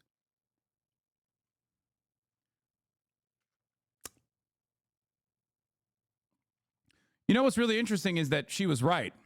I guess too early, but she was right. They did do that. They censured her. They never censured John Kennedy, Louisiana Republican Senator John Kennedy, for going on a Senate committee hearing on hate crimes and conducting himself in a way where he just did a hate crime to an Arab woman, okay, where he kept repeating the position that this Arab woman was pro-Hamas, pro-Iran, specifically pro-Iranian anti-Semitism, he said, over and over again, despite what her response was. You know, our government never did anything about that because, once again, Islamophobia is normalized. Islamophobia is considered appropriate. It is not considered inappropriate, okay? Just something to consider.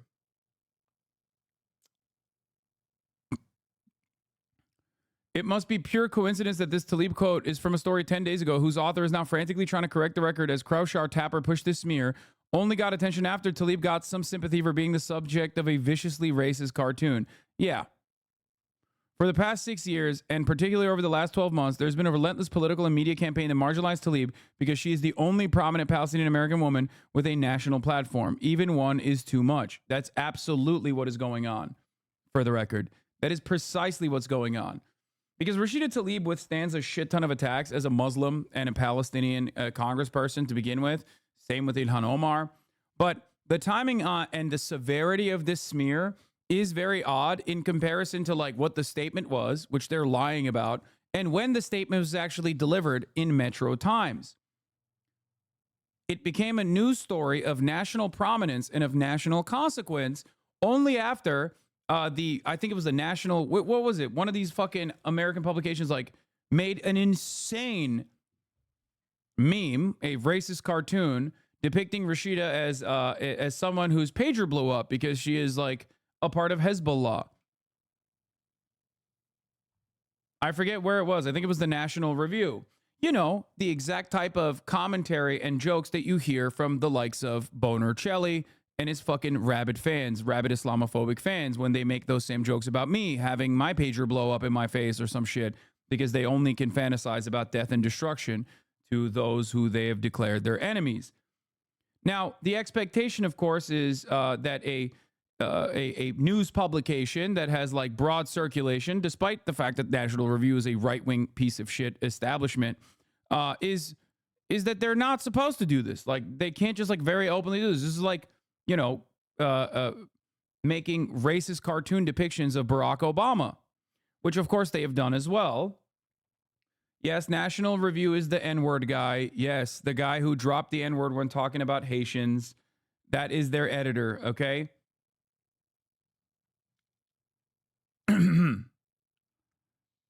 Thank you, Mayor Abdullah Hamoud, for speaking up. Our community is already in so much pain right now. This racism will incite more hate and violence against the Arab and Muslim communities, and it makes everyone less safe. It's disgraceful the media continues to normalize this racism.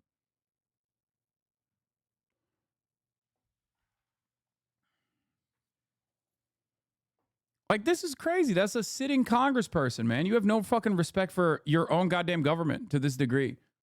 Like, that's ridiculous. Anyway, obviously people were very frustrated when this came out. And then immediately people were like, let's scour the web to see if we can fucking find a smear campaign. And they did. And successfully launched this idiotic campaign against Rashida Tlaib over something she never said, that the journalist who fucking wrote the article is trying to fact check people over, adding Jeremy Allen Moss directly, adding Dana Nessel directly, adding CNN, adding Jewish Insider, adding the ADL's Jonathan Greenblatt, okay? And even adding Governor Whitmer and saying that she's adding to the lie. But it doesn't matter because the truth doesn't matter. Do you understand? We in the liberal side of the political equation like to think that we are above this kind of activity, that, you know, only Republicans do this kind of thing. Only Republicans are so stupid as to believe these like false smears, right? No, liberals do that shit too, as long as it corresponds to their fucking personal biases. And if being a liberal and being a supporter of the Democratic Party means that you have to be in support of like Israel's actions unconditionally, then sometimes you are going to deploy the cynical deflection mechanism of like false anti-Semitism smears.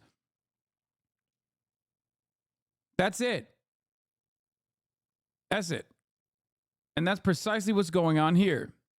It's completely unacceptable, but that is what is, you know, guiding the conversation at the moment. Now let's get to the bombshell letter revealed from the Trump assassination suspect. If you recall, I talked about American hero, Mr. NATO, the #1 NATO voter, Ryan Ruth. Okay? America's #1 defender of Ukraine.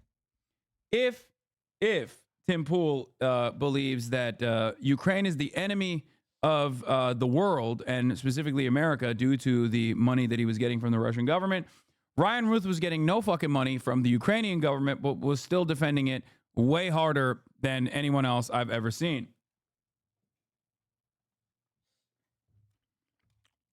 Ryan Ruth is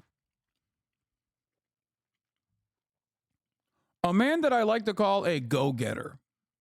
Okay? Not a lot of those left in Western society. A man who says, guess what, dude? I like this. I'm going to do it.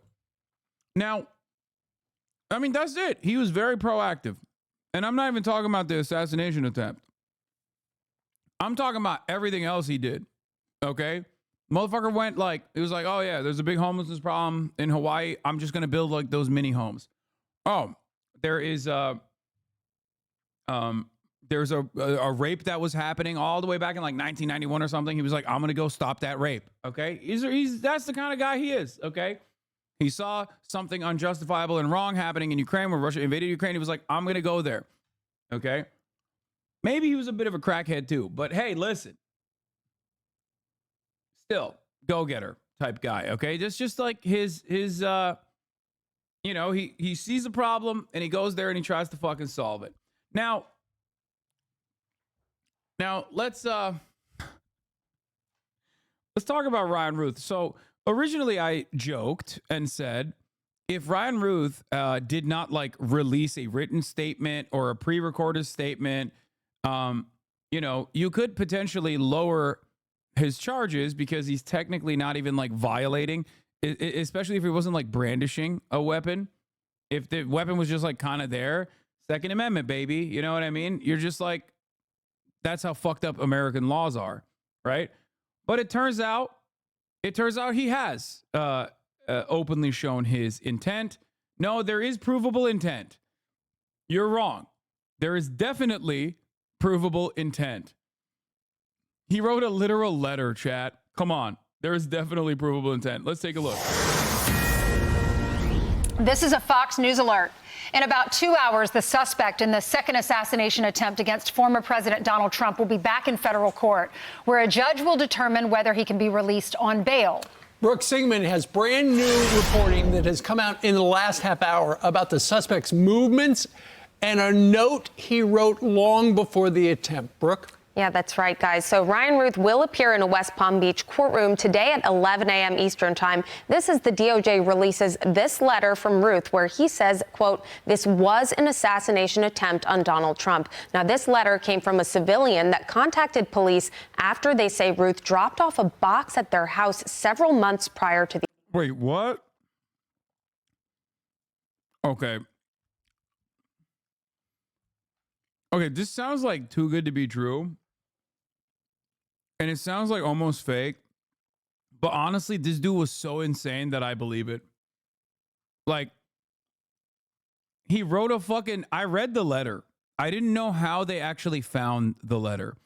The letter, if you read it, sounds insane. Like, sounds too good to be true, right? If you are trying to put together a prosecution and you happen upon a letter like this, you're like, come on, dude, what the fuck? I mean, this is the easiest lock of the century. Okay?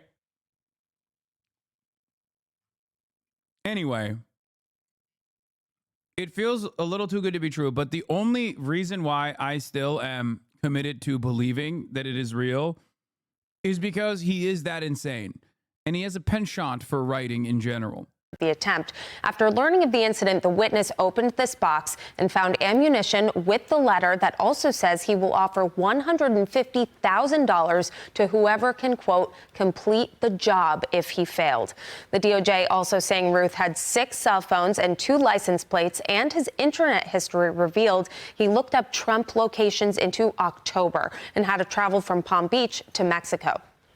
Last week, he was charged with possession of a firearm by a convicted felon and possession of a firearm with an obliterated serial number. The charges came after a Secret Service agent noticed what appeared to be a rifle poking out of a chain-link fence at former President Trump's Florida golf course while Trump was golfing. The Secret Service agent fired in that direction of the rifle. A witness spotted Ruth then fleeing from the area, and he was arrested shortly after. Now, the 2 charges carry a combined maximum sentence of 20 years in prison, but federal prosecutors say stronger charges could be coming.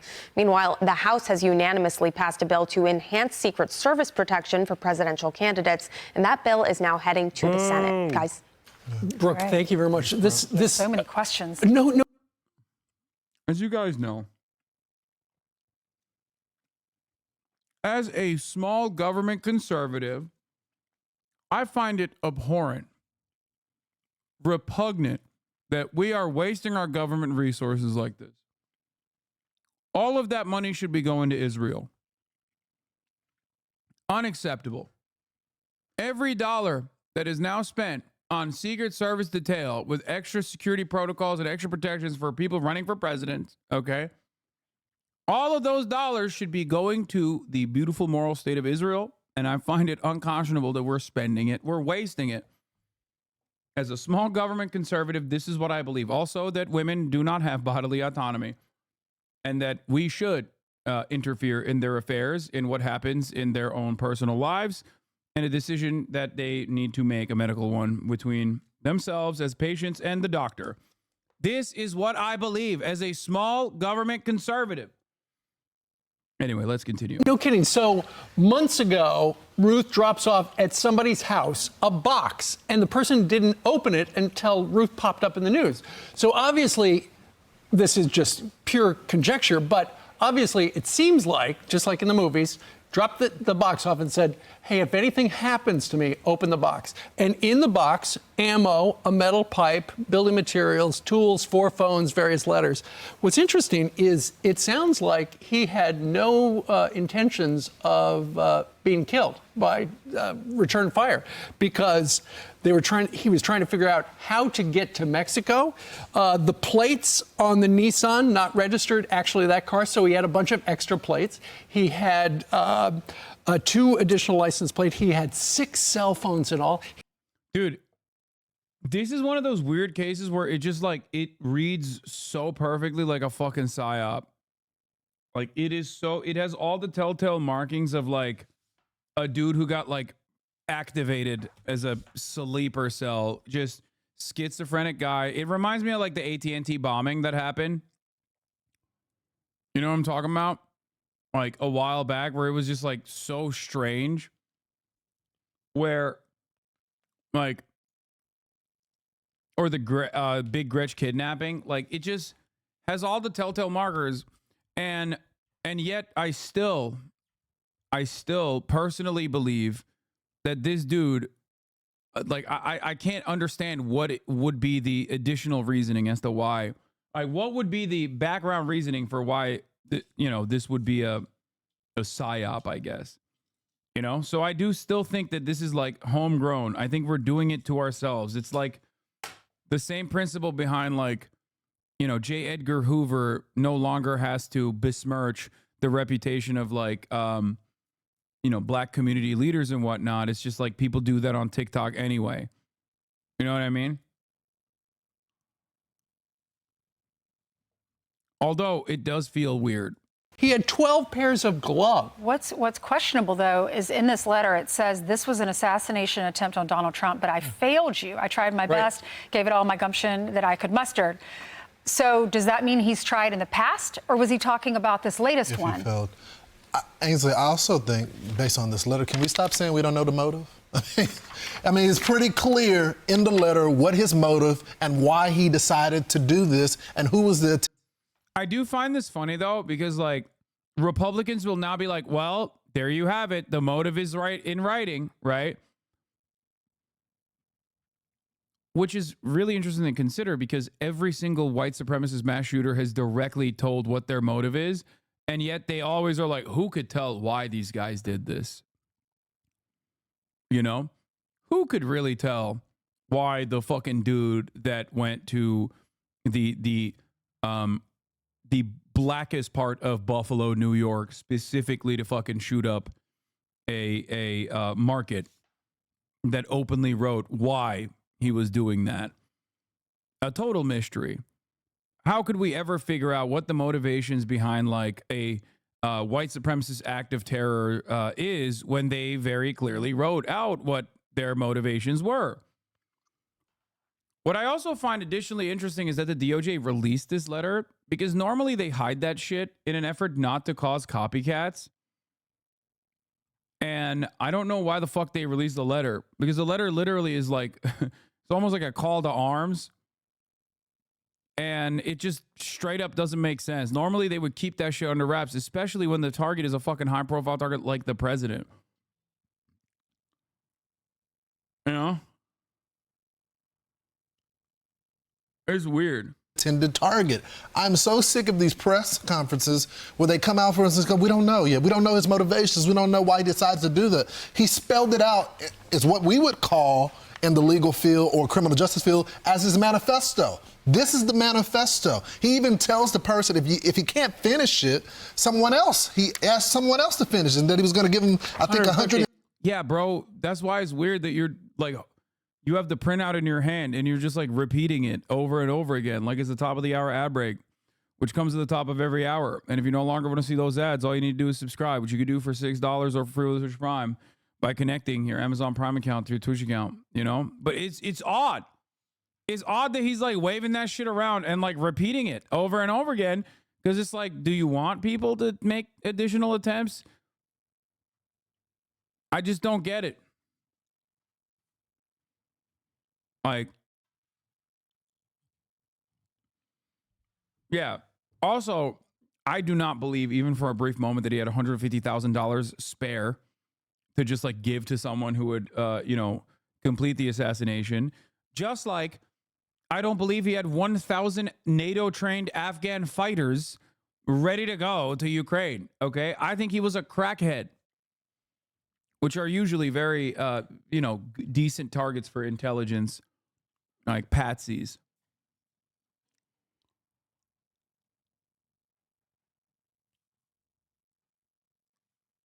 You'd be surprised. Sketchy roofers can make bank. No.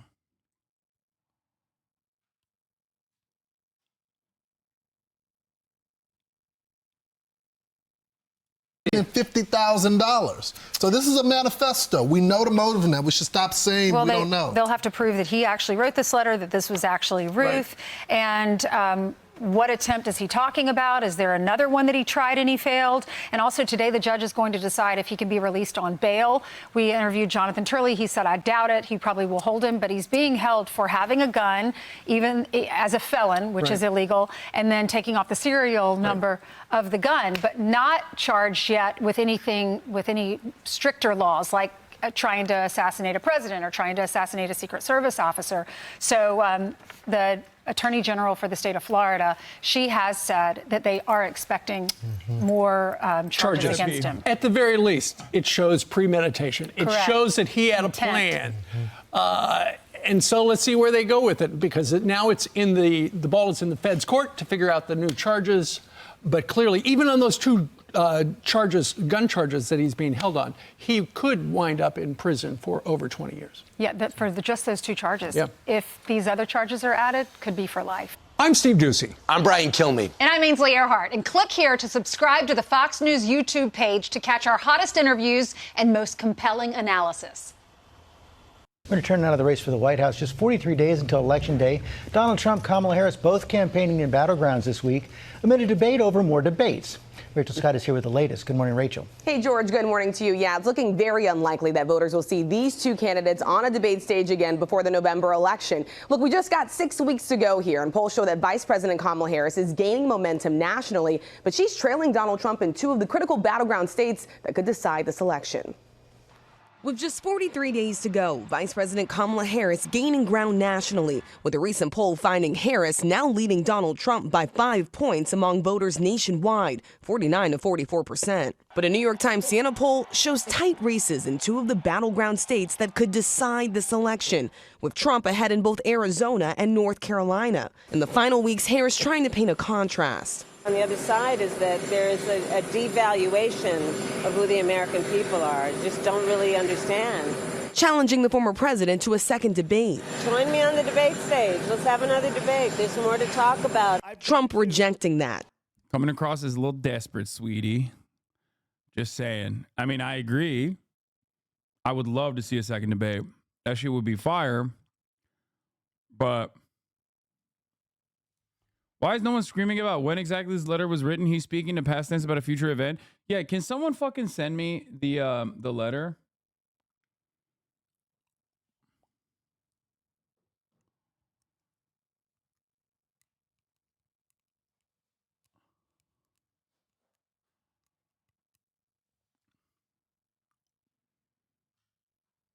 Does anyone have the letter? We'll read it.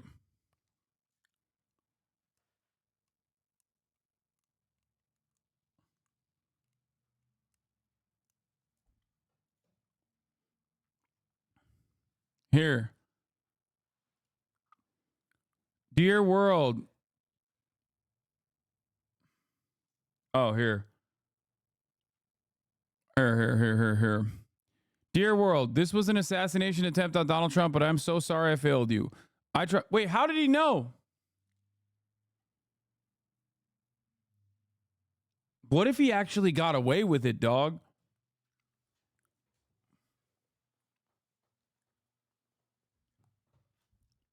Like, I just don't get how he knew he was going to fail, you know? Is he a fucking time traveler? How does he know, bro? Yo, he wrote 2 letters. Okay, so why did the fucking person he dropped off this box to only reveal one of the 2 letters? Like, what? The guy is like not loyal to him enough to like leak this shit, but also so loyal that he's like secretly only revealing the failed attempt letter.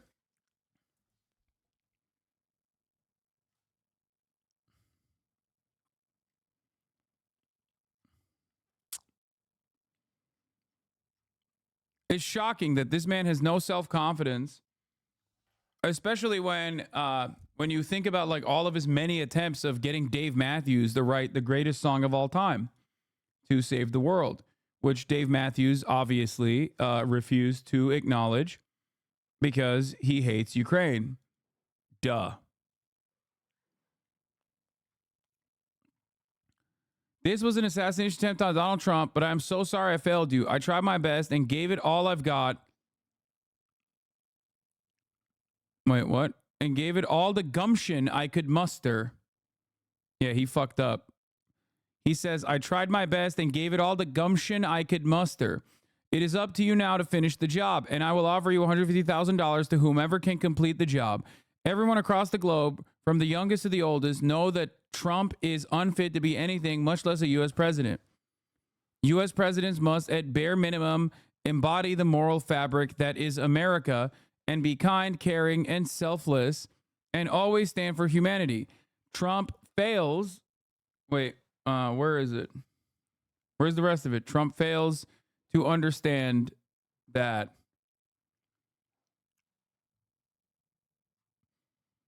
I mean, it just feels weird, man. Something about this is like, it just smells odd. I just don't understand why a guy who fucking tweets everything wouldn't just tweet this. You know what I mean? This motherfucker was tweeting his cell phone number over and over again. And this also seems like a lot more... This seems more coherent than his other ramblings. I tried my best and gave it all the gumption I could muster. Everyone across the globe, young as the oldest. Yeah. Also, how the fuck would he pay $150,000 if he failed? If he's recognizing that he failed the assassination attempt in this letter, how is he ever going to pay the $150,000 anyway?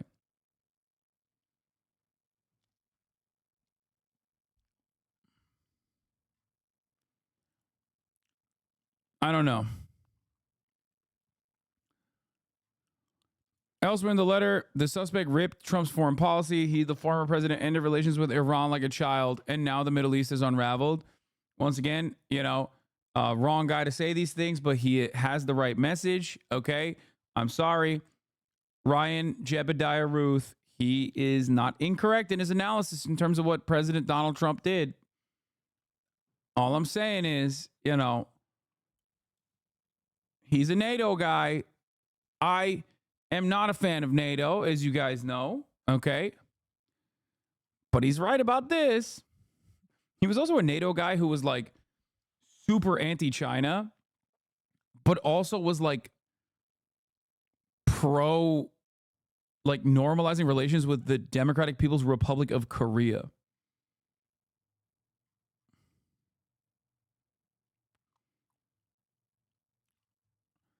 Prosecutors are arguing that Ruth should be kept in jail ahead of trial, while federal public defender Christy Militello asked for the defendants to be allowed to live with his sister in North Carolina as the case goes forward.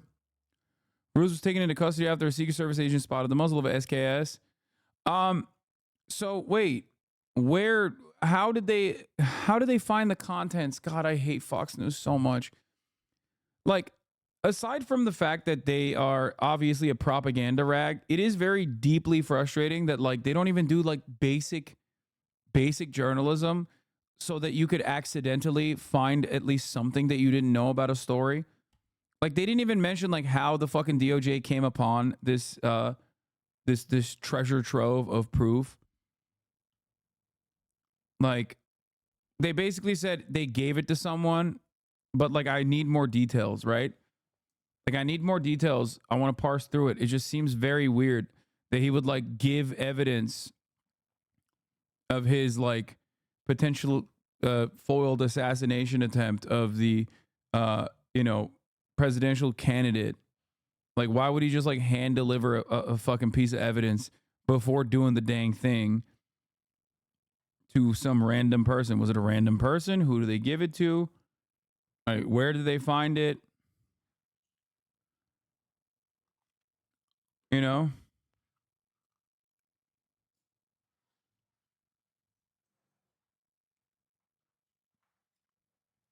Page 7. Okay, here's what has been revealed to us about all the info that they have. As part of this investigation, FBI agents reviewed a book apparently authored by Ruth in February titled Ukraine's Unwinnable War. I can't believe the motherfuckers had to read that shit, dude. That's so funny. Imagine that's your job at the FBI. All right, bye. Your job at the FBI is to read the fucking psychotic ramblings of a madman.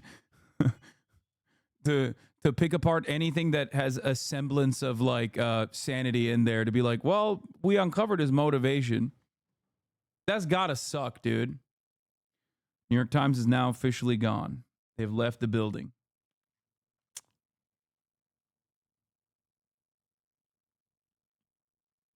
Okay. In the book, Ruth stated that he must take part of the blame for the person that we elected for our next president ended up being brainless. But I'm man enough to say I misjudged and made a terrible mistake. And Iran, I apologize. You are free to assassinate Trump as well as me for that error in judgment and the dismantling of the deal. No one here in the U.S. seems to have the balls to put natural selection to work or even unnatural selection.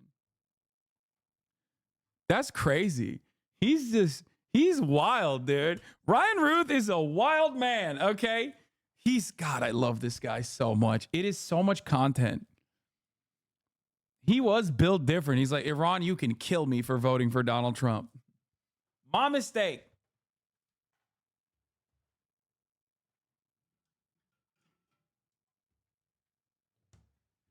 Yeah, by the way, that makes it even funnier because, like, he voted for Donald Trump in 2016. It makes things so much funnier. Yet another former Trump supporter trying to kill Trump.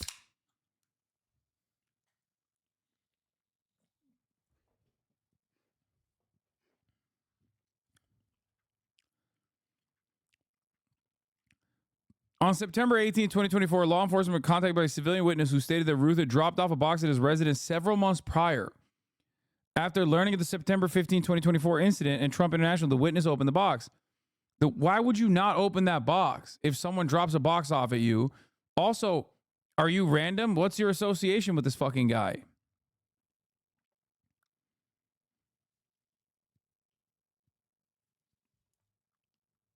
This makes no sense. The witness stated the box contained ammunition, a metal pipe, miscellaneous building materials, tools, 4 phones, various letters, 1 handwritten letter addressed to the world. Stated, among other things, this was an assassination attempt on Donald Trump, but I failed you. I tried my best and gave you all the gumption I could muster. It is up to you now to finish the job. I will $150,000 to whoever can complete the job. The handwritten letter above goes in state to part. He, the former president, ended relations with Iran like a child, and now the Middle East has unraveled. On or about December 20th, 2002, Ruth was convicted in Greensboro, North Carolina, of possession of mass destruction, a binary explosive device in violation of Section 14 of the North Carolina General Statutes Class F felony. On or about March 3rd, 2010, Ruth was convicted of multiple counts of possession of stolen goods in violation of North Carolina General Statutes. I mean, dude, look, if I'm being fucking real, this has the markings of a fucking government patsy, okay? Intelligence asset. Like, it has up and down, it is screaming. It is screaming at me, okay? It is screaming at me. You have a guy who, like, did he get away with this shit? Like, I don't even understand. How was he, like, able to avoid prison?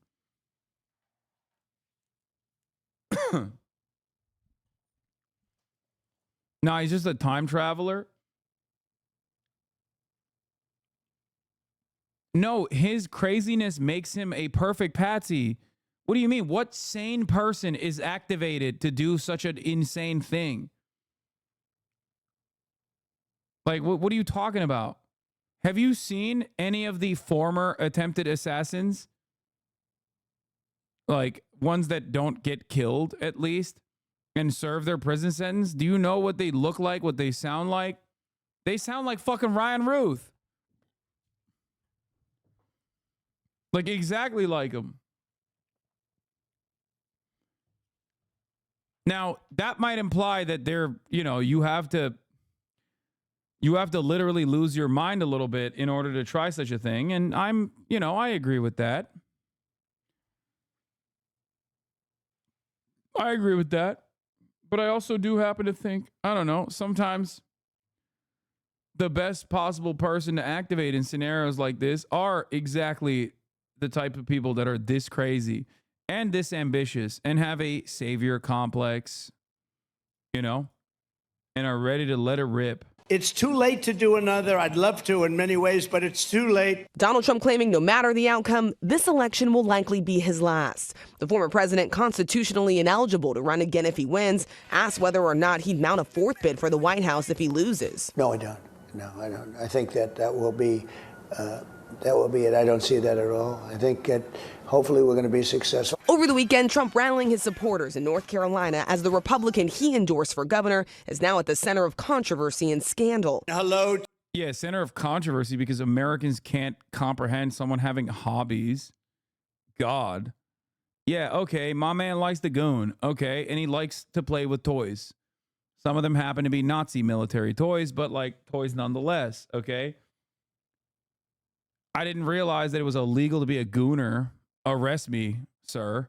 To North Carolina. Trump, who has repeatedly praised Mark Robinson, now not even mentioning him by name, after CNN reported he made a series of racist and inflammatory comments more than a decade ago, including calling himself a black Nazi. ABC News has not independently confirmed the reporting, which Robinson denies. The things that you will see in that story, those are not the words of Mark Robinson. Overnight, 4 Robinson senior staffers stepping down, but Trump not withdrawing his endorsement. And some Republican voters are concerned about what that could mean for the top of the ticket. Does it give you some pause? Yes. Yes, it does. So North Carolina, of course, is a must-win for Donald Trump. He barely won that state last time around. Today, he heads to Pennsylvania for a rally. As Vice President Kamala Harris is preparing to give a big speech on the economy this week, that is an issue where poll after poll, Trump continues to dominate. That's one of his strong suits. Okay, Rachel, thanks very much. A defiant Mark Robinson is back on the campaign trail despite an exodus of his top aides. The controversial Republican nominee for North Carolina governor is holding events just a day after several key campaign officials stepped down. Here's what he said just a short time ago. We're here for small business people. We're here for all those parents out there that are losing their children to fentanyl. We're here for all those people out there that are...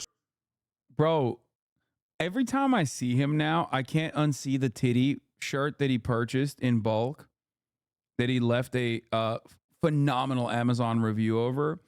And I'm always thinking to myself, like, I really can't tell. I really can't tell if it's working or if it's not working.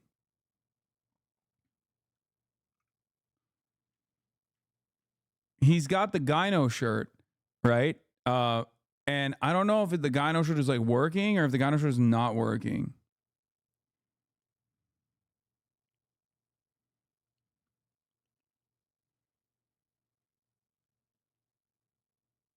It's boosting and separating his confidence. As a fellow fat man, that man is large and is working for him. I feel like the fucking gyno shirt also makes his like it weirdly pushes his titties all the way up into his arms, kind of. Struggling to keep So when he moves his arms out, it looks crazy. We're here for the people we're here for the people who are struggling to get... Like, look, do you see that? Like, his nipple moved to outside of where his nipple is supposed to be.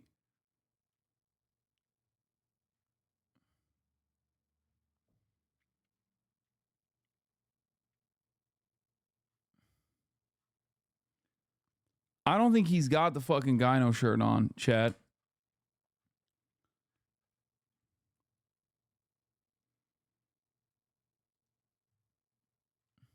Their children a decent education.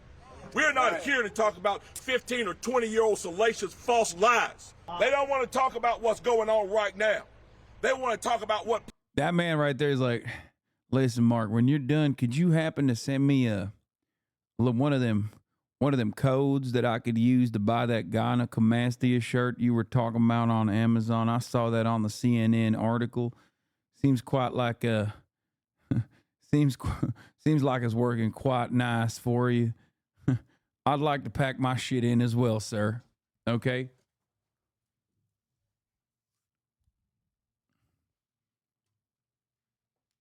Possibly happened 15 years ago. The staff resignations follow a CNN investigation that unearthed graphic and inflammatory comments Robinson made several years ago on a porn website. He denies making those posts, and CNN's Diane Gallagher joins me from Wilkesboro, North Carolina. Diane, what else is Robinson saying this morning? You know, Jim, this is the first appearance by Robinson since the more than half a dozen senior campaign staff resigned this weekend. And about several of the 45 to 50 supporters who showed up here today in Wilkesboro said that's precisely what made them come. They wanted to show support for Robinson in what they describe as a very difficult time for him. Robinson didn't directly address those allegations beyond calling them salacious lies from the past that may or may not have happened when he spoke to supporters. But he did address that and the campaign departures when he spoke with press as soon as he finished the event. Take a listen. We have full confidence that we can go on. We're getting resumes from all over. We're getting offers from all over. People are jumping. I'm new to politics. Is this good?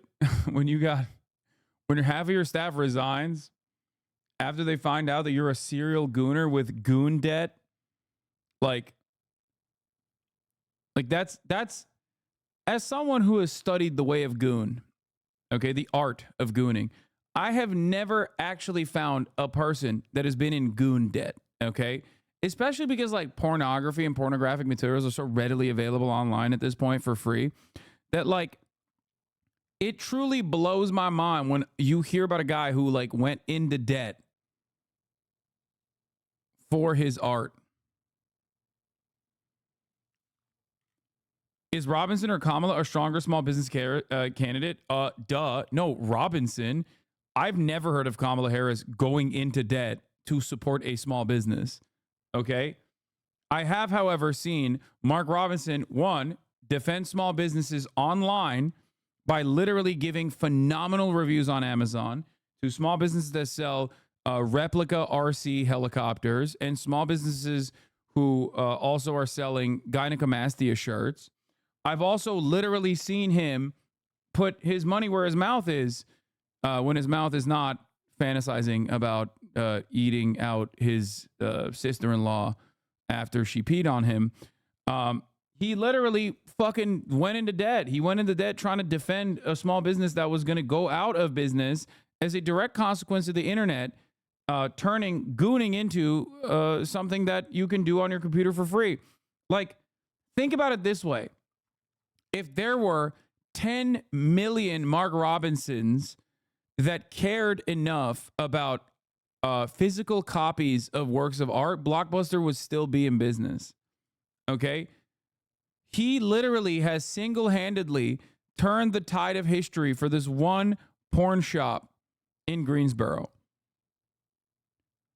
Like, it literally would have gone the way of Blockbuster. It should have gone the way of Blockbuster under normal market conditions. And Mark Robinson straight up defended this institution from bankruptcy. I'm just going to say it, dude. He is a better small business defender than Kamala Harris. It pains me to say so, but in to help us. We've made a ton of friends in this thing since we've been in. A lot of talented people right now are reaching out to us, and we're right in the process right now of forming a team that we know can still lead us to victory. So we have full confidence in our ability to keep going. But the timing of that, them walking away from you right now. The timing doesn't matter. It's not the timing. It's how you react, and we are ready to react, and we're doing it right now. We're getting it done. Robinson, you've talked about the reporting being salacious lies, not true. Have you taken steps then to prove it's not you? We absolutely are. We absolutely are. We're in talks right now. Everything up to legal counsel to take CNN to task for what they have done to us. We are going after them. No. They 100% will not do that because it's real. And discovery would only prove that it's real, and that would destroy what remains of his fucking campaign and his political ambitions. Okay? So no. And here's how you know it's real. Because it's his fucking name, dude. It's his name. It's his same username he's used everywhere, publicly and privately. And the email associated with the account is his fucking name and birth date. And the thing is, it's not like Mark Robinson was a known political entity fucking 10, 14 years ago that someone would be like, I'm going to make a fake account to ruin this man's political career 10 years ago. He was a fucking random gooner that worked at a fucking furniture assembly plant. And it's the same shit that it's the exact same principle behind like Christopher Rufo being like, I can't believe that you're lying and saying that like, my email was in the Ashley Madison leaks that were in 2019. Who the fuck knew who Christopher Rufo was in 2019? People still don't know who fucking Christopher Rufo is. You think someone was like looking at the people that are working at the Manhattan Institute to be like, let me sign up with their accounts to Ashley Madison, with their emails to Ashley Madison in an effort to, destroy their beautiful political career if they might become a political operative later down the line. Like, what are you, fucking stupid? Ain't nobody knew who you were, dumbass.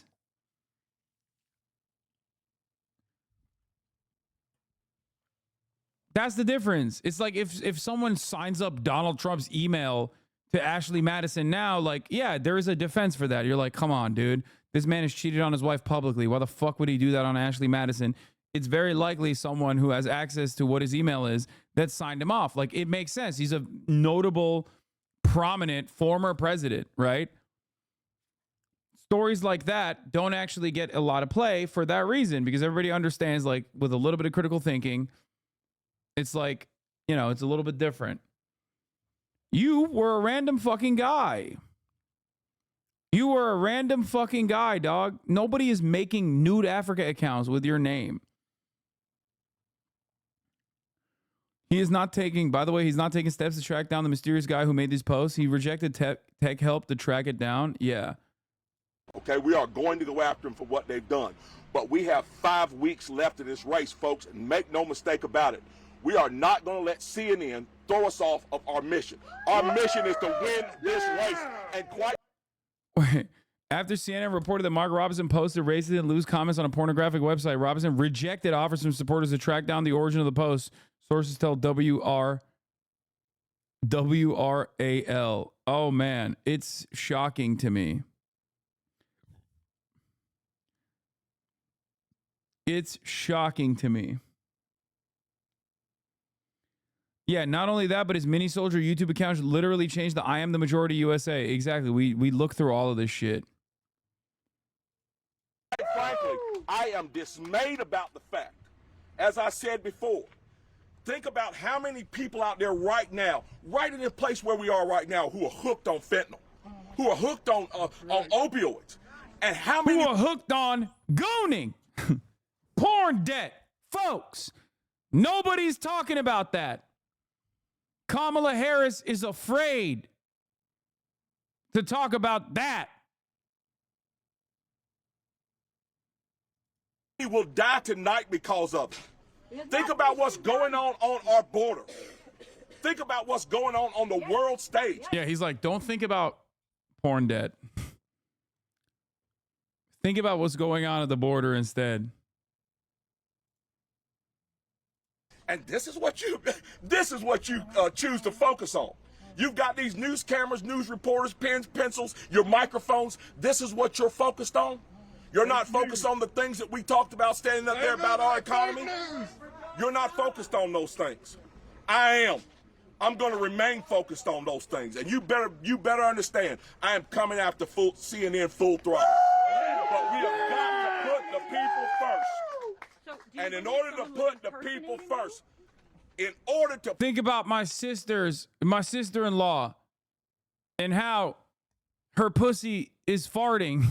I mean, shit, I don't think about that. That's somebody else. There was another Mark Robinson who thought about that on the Nude Africa forums. Put the people first. We've got to concentrate on this campaign. And that is exactly what we're going to do. That's exactly what we're going to do. Thank you.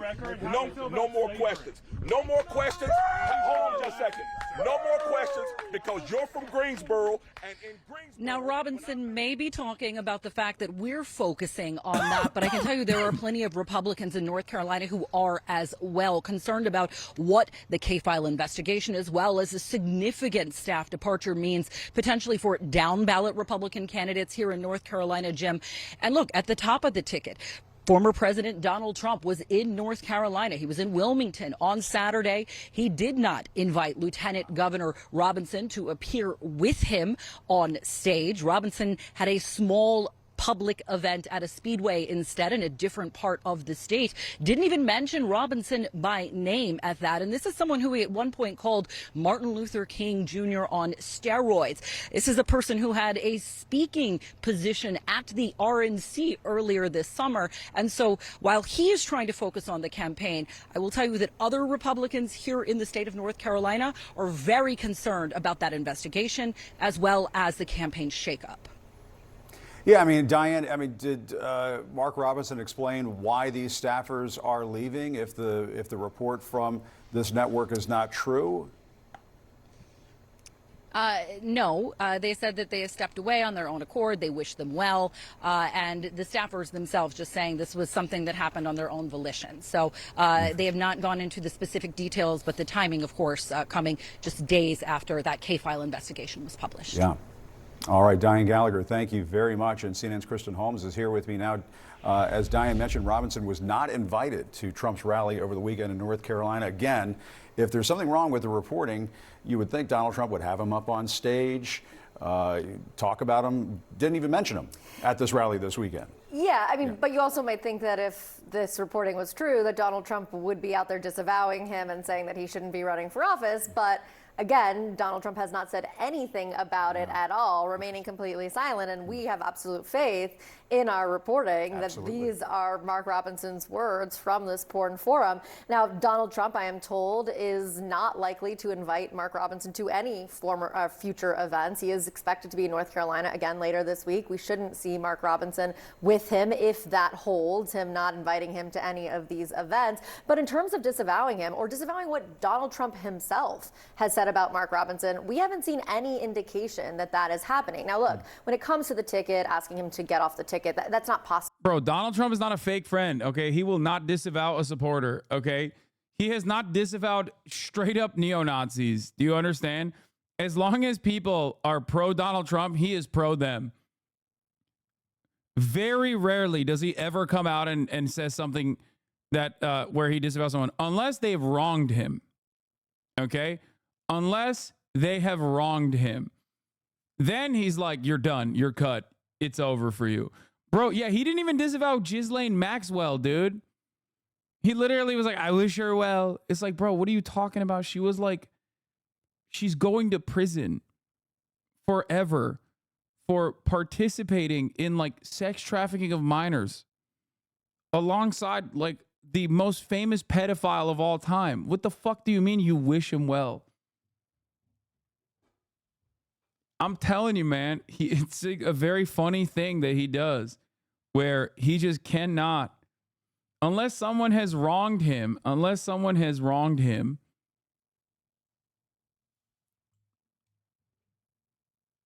he's just not going to do it. Your reaction to that interview is one of my most rewatched YouTube videos where he says that about Ghislaine. Yeah, he didn't disavow the Proud Boys. He didn't disavow the Charlottesville Nazis.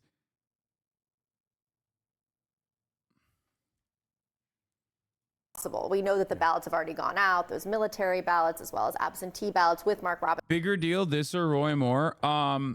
This. Like, bigger deal in terms of like electoral consequences, because North Carolina is not Alabama. And Roy Moore lost because of what he did. So, you know, I mean, he's definitely not going to win. Roy Moore was a worse person. Yes, Roy Moore was objectively a worse person. As far as we know, Mark Robinson is a gooner and a freak and is a black Nazi in his own words. But Roy Moore literally did diddle. He diddled so much, so frequently.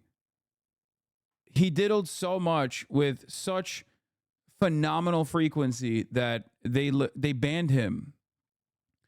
They banned him from they banned him from the local mall, dude. But this is more consequential because like Roy Moore lost, he will definitely lose, but he's so toxic as far as like a brand. He is such a toxic brand at this point that like he might actually bring Trump down in the state of North Carolina, which is crazy. Robinson's name at the top of the ticket, but there is huge amount of concern, as Diane said, among Republicans that this is going to hurt. Do his voters care? Fuck yes, they do. What? Dude, he didn't. If it was just that he said he's a black Nazi, he would get more votes, okay? But it's not that he just said he's a black Nazi. He also was like, you know, in Nude Africa forums writing like salacious shit. Republicans, once again, Republicans absolutely will look at that and go, oh, that's gross. That's too much. That's too much for me. Donald Trump. If you look at the most recent polling the New York Times put out today, it is well within the margin of error. It has Donald Trump leading by about 2 points. Again, within the margin of error. Neither people universally hate sexual predators. Wrong. You're absolutely... Dog, Donald Trump was president. What are you talking about? No, people don't universally hate sexual predators. The fuck? Look at like Dr. Disrespect's support right now. No, people absolutely do not hate sexual predators. And they do not hate sexual predators universally, especially. Either side, Harris or Trump, is going to take that for granted. They want to win the state of North Carolina, which has gotten increasingly closer since Kamala Harris was boosted to the top of the ticket. This could hurt him. The question is, what would hurt him more? Him coming out and disavowing Mark Robinson, or just leaving it alone? And it clearly, as at this point, the campaign thinks just not saying anything is the right move for the former president. Yeah, and I mean, I have to think at this point, if Mark Robinson, he's being unfairly maligned, the Trump campaign would be coming out and embracing him. I mean, they must think inside the Trump campaign that this is toxic too. Well, and I will say, talking to the senior advisors, they've thought that Mark Robinson was a problem for a long time. This is just the latest, and this is obviously the worst of what we've seen. Right. This is just the worst of what we have seen. But he has caused problem after problem for them. At one point, I went to an event in North Carolina, and he was speaking before Donald Trump was taking the stage, and the campaign made sure to tell us that he was not introducing the president, even though he was speaking before him. They were going to have someone else, or a voice of God, introduce Donald Trump, which seemed like a very determined or very specific clarification that they were making there. They don't want them to be lumped together, but as you said, he has praised Robinson multiple times. So nothing on his part there about him coming out and saying, I take back those comments. And they sound pretty simpatico in terms of going after the press, and yet Mark Robinson not on stage with Donald Trump this weekend, not mentioned by Donald. Damn, dude. First they came after... Bro, they're coming after Mark Robinson and Laura Loomer. What's next, dude? It's like you're coming after everyone that Donald Trump fucks, okay? You can't come after all of his side pussy, okay? I find this unconscionable. What will they do to this man? First, they did lawfare, okay? First, they stole the election from him. Then they did lawfare against him, where they just basically hit him on federal courts. They hit him on state courts. Okay. Now they don't even want him to have sex.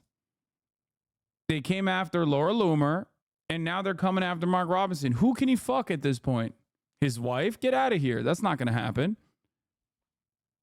It's actually messed up what they're doing. They came after his golfing. Ryan Ruth. You're right.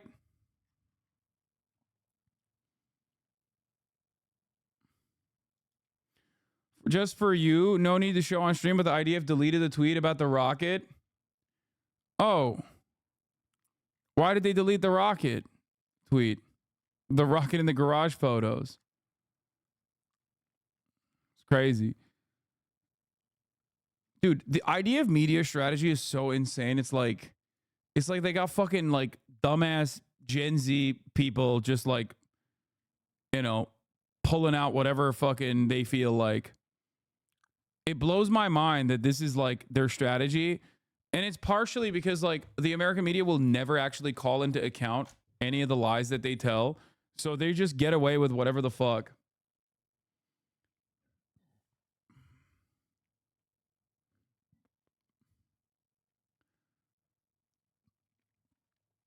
Like they deserve zero charitability. They've never actually fucking even tried to give you a truthful statement in any circumstance whatsoever. And yet we still act like they are a serious state actor.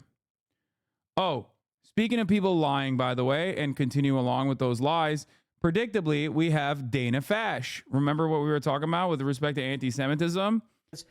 Here it is. Dana Fash. A sad reality. Anti-Semitism is everywhere, and it comes from both ends of the political spectrum. Let's hear what this fucking fascist piece of shit had to say on CNN. And now to a sad reality, and that is anti-Semitism is everywhere, and it comes from both ends of the political spectrum. But politicians sometimes sidestep calling it out when it comes from a member of their own party. We saw two examples on State of the Union yesterday. First, with Michigan Governor Gretchen Whitmer, when my co-anchor Jake Tapper. Bro, they did this shit with Ilhan Omar back in the day. They did this shit with Ilhan Omar back in the day. Okay? Straight up. They did this exact same shit with Ilhan Omar back in the day. Universal condemnation over something she didn't say that was objectively correct. What she said was objectively correct. Okay? in terms of like lobbying. Think about it. When Ilhan Omar was in the crosshairs and they were fucking ripping her into shreds and the Democratic Party was like literally also participating in it, what was the fucking major thing that she said? That the Israeli lobby has a tremendous amount of influence on the way that legislation works. This is obviously the reality, and it is so much so the fucking reality that like now it's the reality that most people are aware of, okay?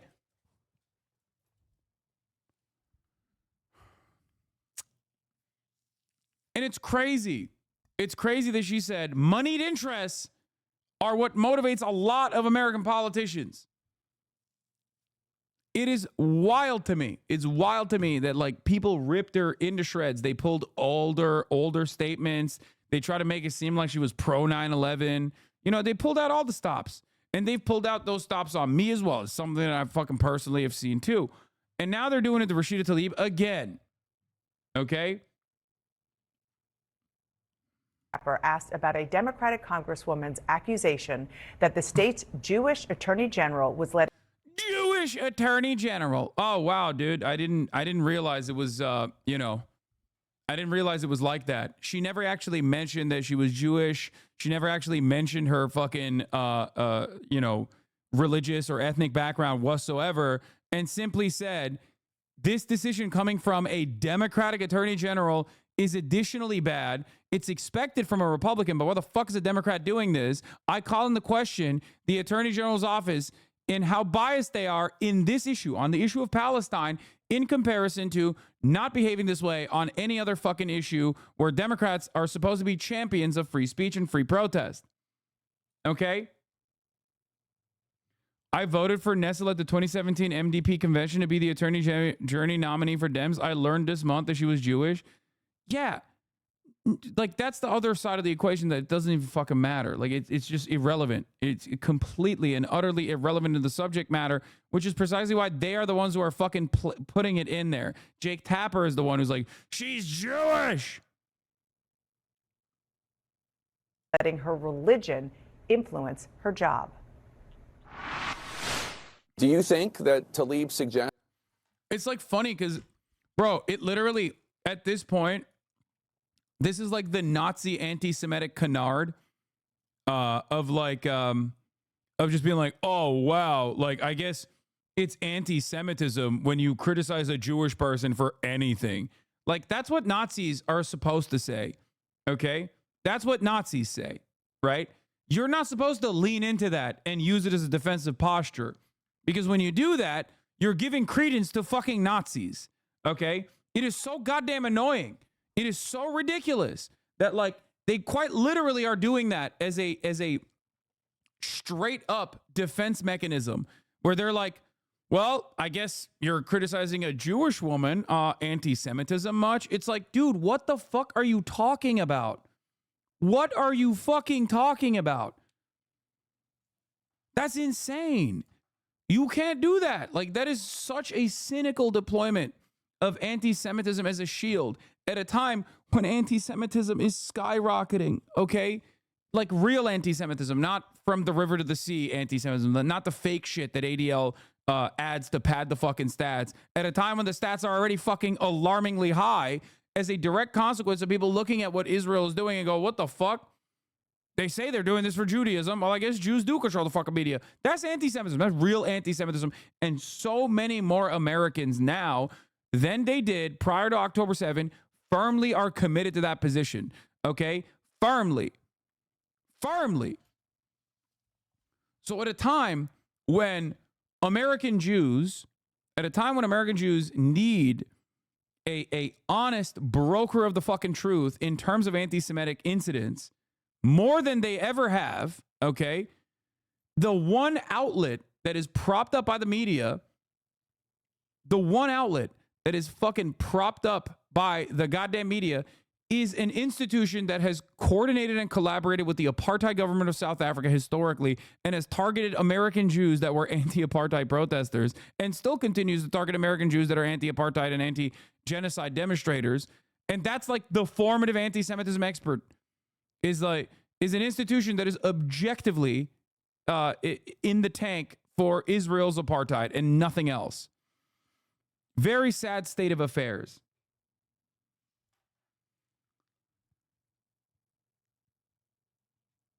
Ashton, that Nessel's office is biased, was anti-Semitic?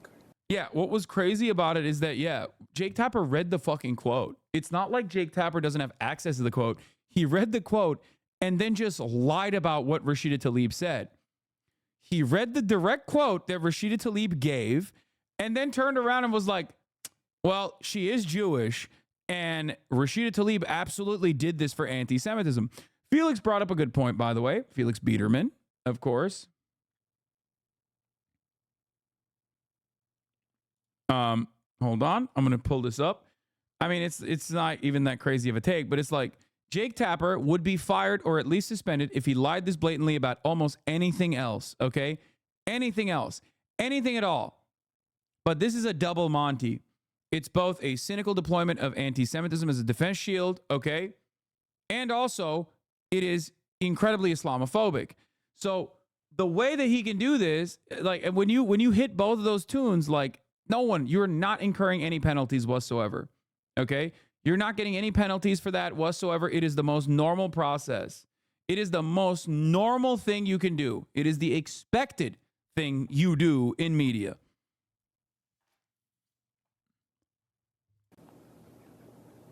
Listen, Jake, you know what? All I can say is that I know that our Jewish community is in pain, as is our Palestinian and Muslim and Arab communities in Michigan. Congresswoman Tlaib is suggesting that she shouldn't be prosecuting these individuals that Nessel says broke the law, and that she's only doing it because she... They're going to say she implied it through a statement without providing the full context of the interview and quote. It doesn't matter. There is no area where she even remotely implies it.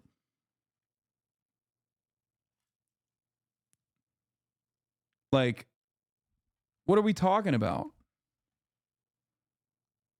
She's Jewish, and the protesters are not. That's quite an accusation. Do you think it's true? Like I said, Jake, I'm not going to get in the middle of this argument that they're having. And then there was this exchange with Republican Senator Tom Cotton.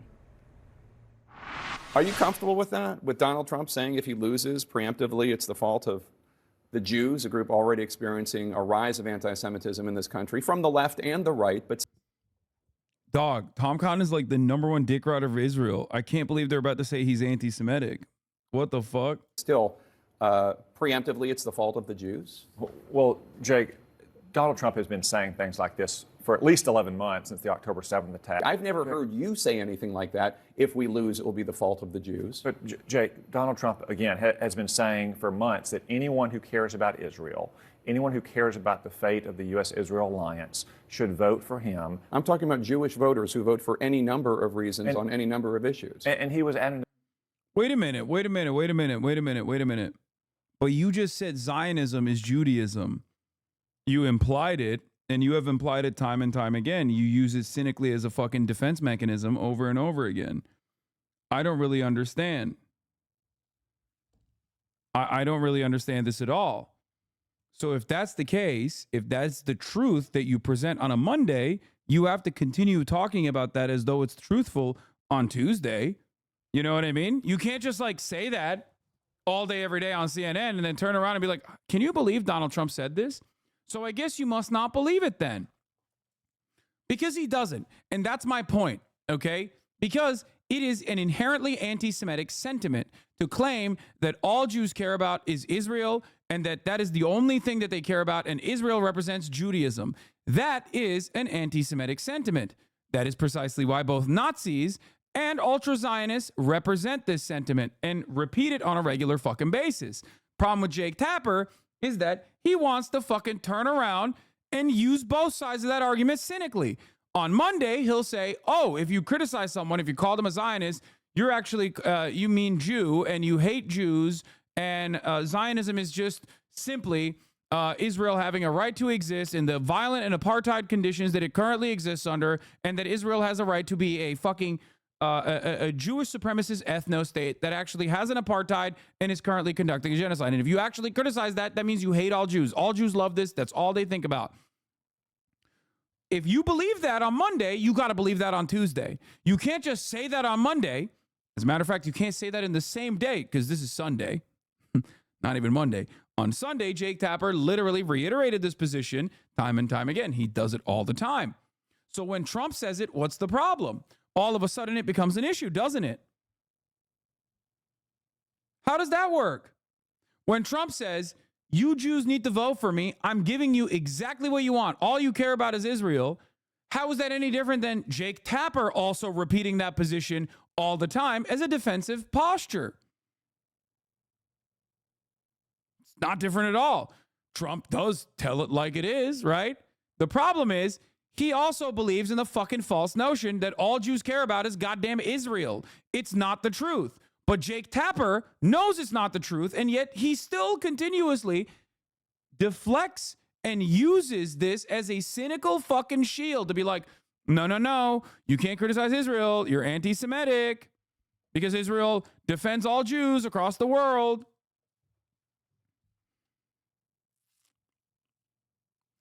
That's fucked up. That's fucked up, big dog.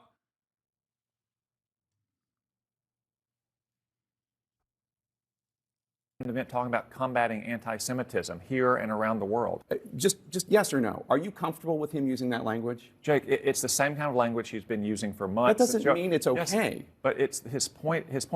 Jake, he's the most pro-Israel president we've ever had. Now, Jake asked that question over and over again. Senator Cotton never answered. Now, it's insane that the mainstream media is making Trump's statement an Israel issue. I think it's dangerous because it literally incites Trump's base to blame the Jews even harder for some for the election if he loses. This, as a Jew, is fucking frightening, and it's fucking wild that the media isn't covering the aspect of Trump's statements more. Well, the problem is the media isn't covering that aspect of Trump's statements more because the media agrees with Donald Trump. Whether they believe it genuinely or not doesn't change that reality. That's the whole point.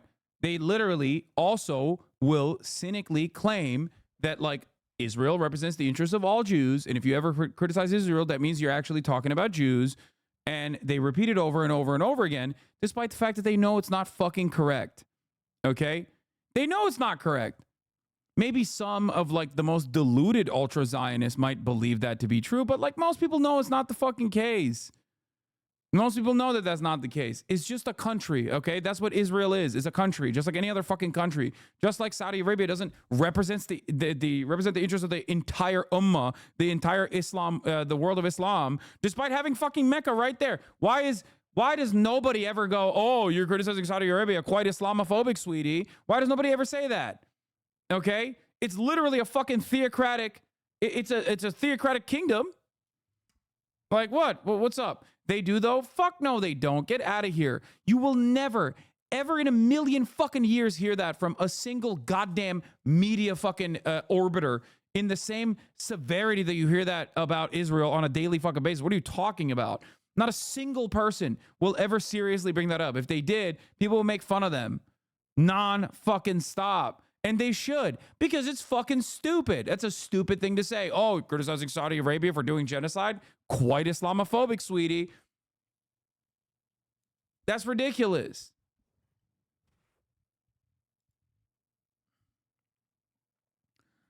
Here is a statement from me back in May 21st, 2021. Stop conflating Jews all around the world with the horrific, violent Israeli occupation. You are being anti-Semitic when you claim that all Jews are a monolith in their unconditional support for a far-right, ultranationalist, ethno-state government engaging in war crimes.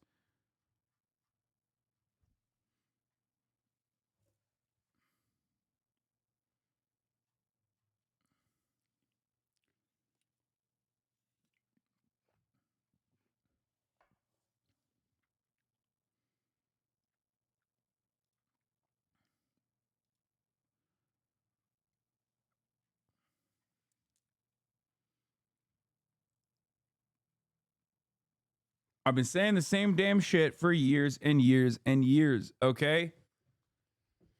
Ah.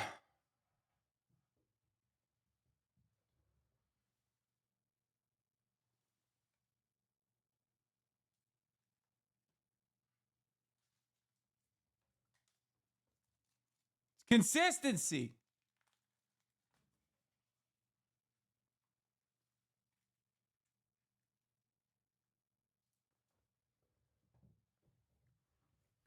It's called being correct. It's called consistency. It's called having moral courage. Something that is sorely lacking from most of our outlets in both mainstream media and even independent media.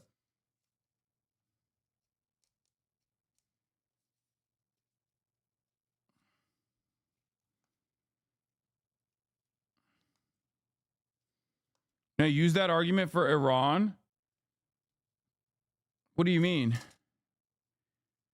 That would be hilarious, dude. That would be fucking hilarious.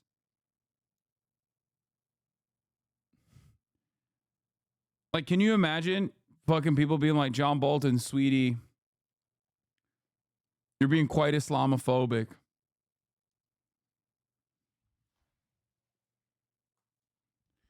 Also, the reason why I use Saudi Arabia and not Iran as an example is because Iran is a foreign adversary. So we do actually do quite a bit of Islamophobia to justify our actions against Iran. Okay, Iranian civilians who take it from both sides in that situation, both from their own theocratic governance and also the goddamn Western world with their crippling sanctions.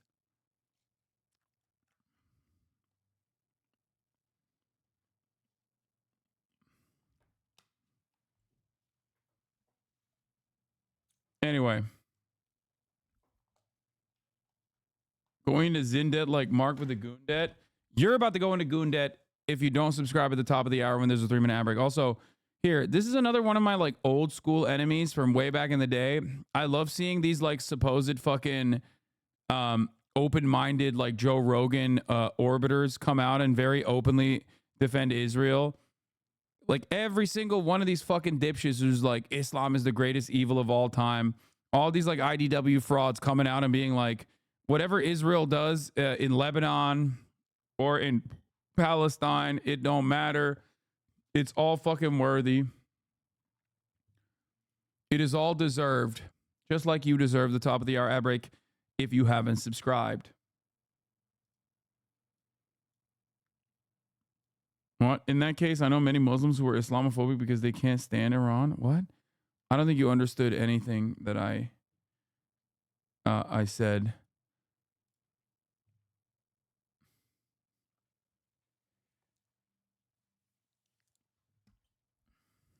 Anyway, here's the 3-minute ad break now.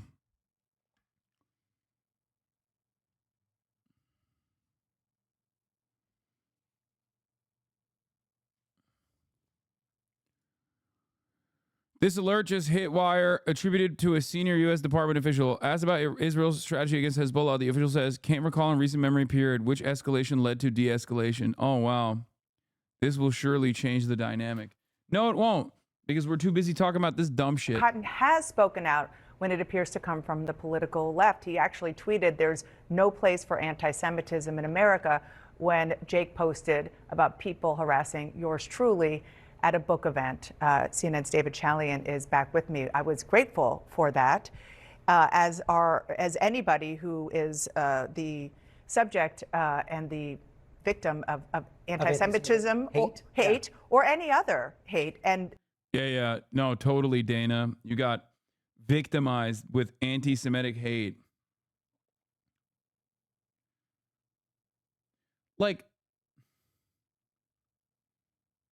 what does this mean? Israel sets off a nuke, okay, in Gaza. You defend the setting off of that nuke. People say you're a fucking bloodless monster for your defense of setting off that nuke, and then they're the anti-Semites.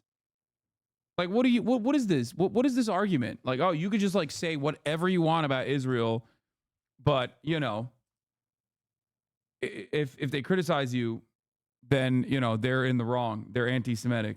Got it. Seems good. As a Lebanese, I keep talking to my dad whether I talk about the gene used to him in Palestine. He mentions that Palestine tried to take over when he was a kid or something. So he has a bias there. Seems to be defending Israel in the same when it comes to Lebanon. Yeah, his attitude might, unfortunately, his attitude might change, unfortunately, later down the line.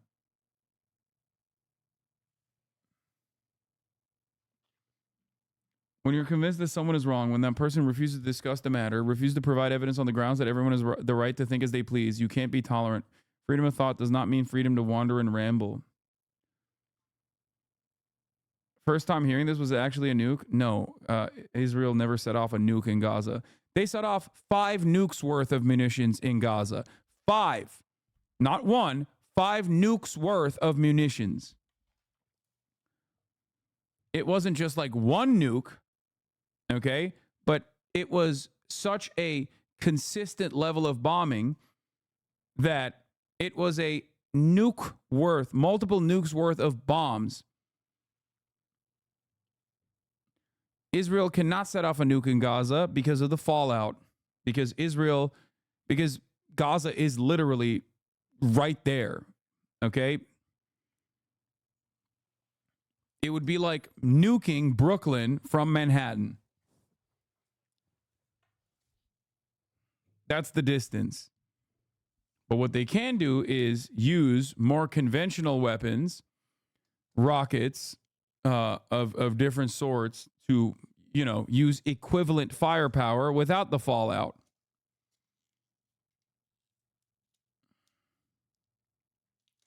The key is, which we have learned the hard way, is you've got to call it out no matter where it comes from. What does it tell you about the inability or unwillingness to do so when it comes from a prominent person in your own party? That you change your word. It's not an inability. It's unwillingness, and it's because you're putting politics ahead of principle. It's always 2 dumb bitches talking to one another going, exactly, okay? Shut the fuck up, dude. What is this circle jerk, dude? Hey, guys. I know a shit ton of awful things are happening in Gaza and Lebanon, but you know what the real problem is? Something Rashida Tlaib didn't even fucking say that we just made up and we are claiming she said, and then we're arguing about how hard she said the thing that she didn't even fucking say. Like, thank you. Thank you for cutting a lot of commentary around this made up thing that you made up instead of covering anything real. That's cool. Principle and morality. And that's what both of them did there. It's not very hard to say that Rashida. It's just funny because, like, the person who conducted the interview, the journalist, okay, the investigative reporter who conducted the interview keeps reiterating that this is a falsehood, okay? That they are lying about Rashida Tlaib's intention. They are lying about Rashida Tlaib. They are lying about things that she said. They are just making up things that she said.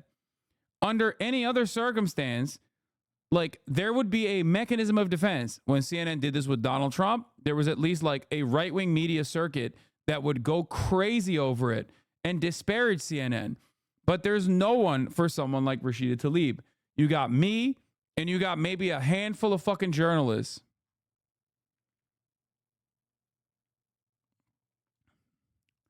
No, she said there's an anti-Palestinian bias among many institutions. That is very different than what you're claiming she implied. Where is your pager, says Marinsky Jonas.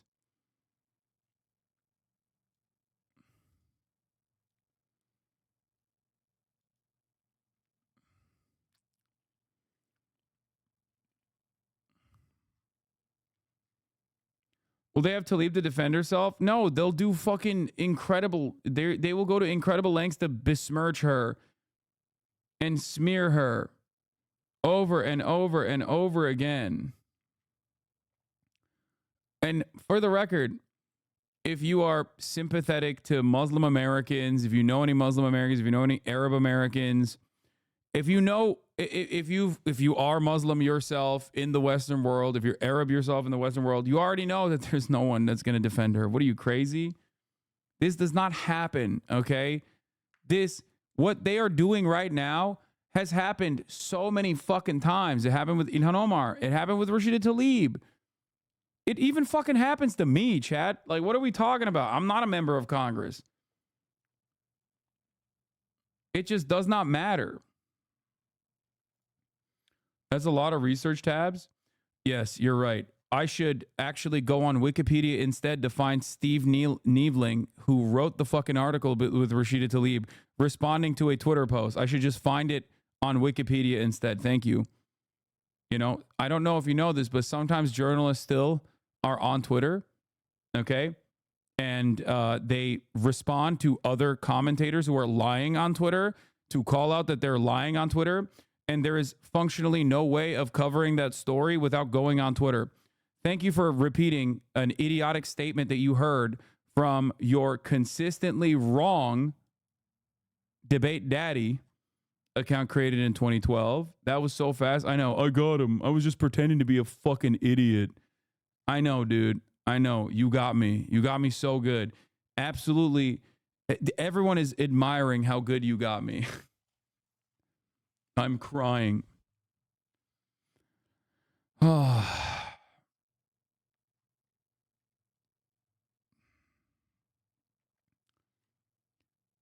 You're so good at pretending to be a fucking moron that you have 35,000 people convinced that you actually are a moron.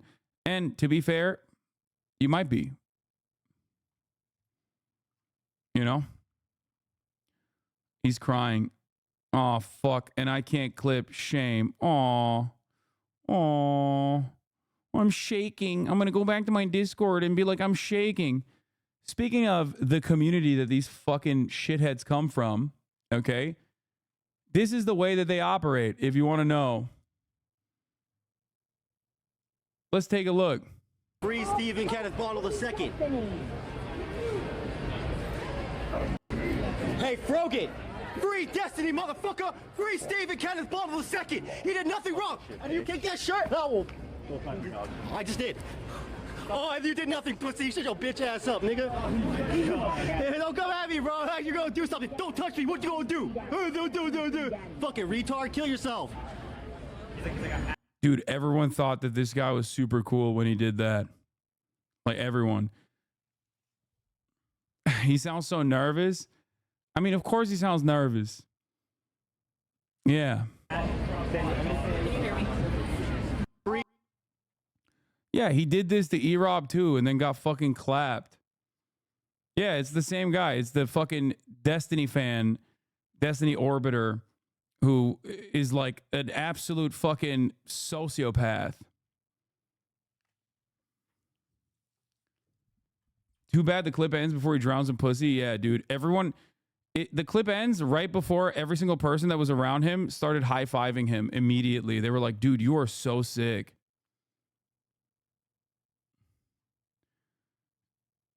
There is no difference between this and 4chan incels. Yeah, there is no difference because this is what this community has become. It's all fucking 4chan incels. And that is precisely what happens when you put a fucking 4chan incel out in public, okay? Strap a camera on them. This is exactly how they operate.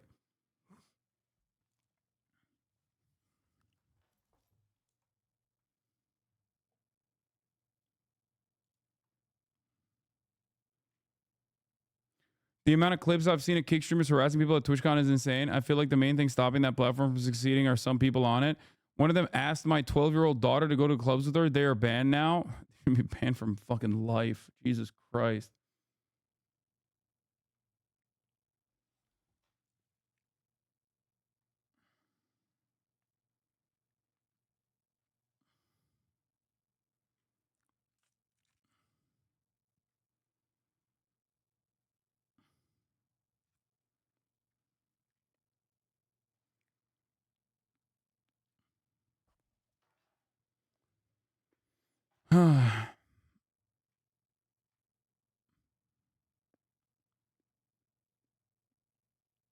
Even the losers were like, yeah, not a good look. Sire will not like this.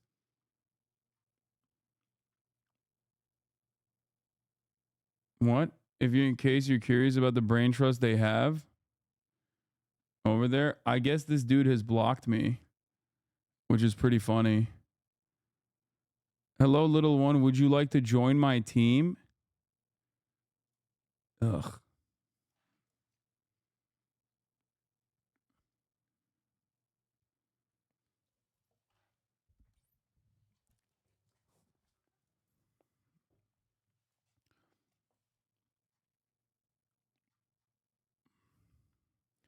I just don't understand what causes someone to get to this degree. You know what I mean? What do they get out of this though? Like, why do they put so much effort into something with no reward? It's a hyper specific type of person. it's there are a lot of communities like this online. If you take regular showers, you are completely unfamiliar with this stuff. But this is basically like the final stage of behaving like a online troll who normally is like anonymous. There are a lot of people who want someone to act out their desires. A lot of people who never go outside that want at least one person to act out those desires. So they'll max out at like 1,000 to maybe like 3,000 live concurrent viewers. And usually it just stays at that level. But yeah, this person behaves exactly like an avatar for all of those people who can't really go outside.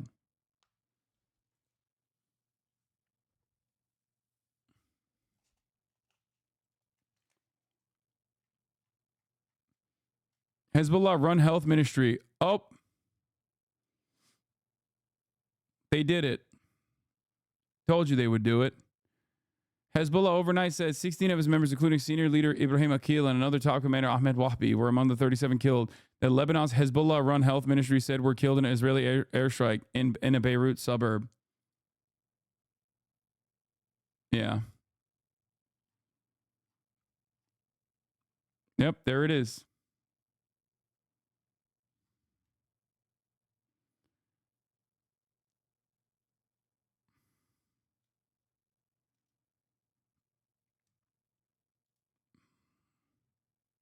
With Hasan Abi, aka Hasan Piker for NBC News, and I want to tell you how it all came together. I reached out to Hasan to see if he wanted to be a part of 24 on 24, which is Stay Tuned's election series, and he agreed. So I flew out to LA and met him at his personal gym to kind of get this day in the life feel of the series. We also went to a dog park. He showed us around his house, and of course we got to play with his dog and all of her doggo friends. We also did about an hour sit-down interview here, and we stayed through the entire 8 hours of streaming that Hasan did this day. Of course, he shared his unfiltered hot takes, and then after that, I got some dinner with one of my producers, Tony.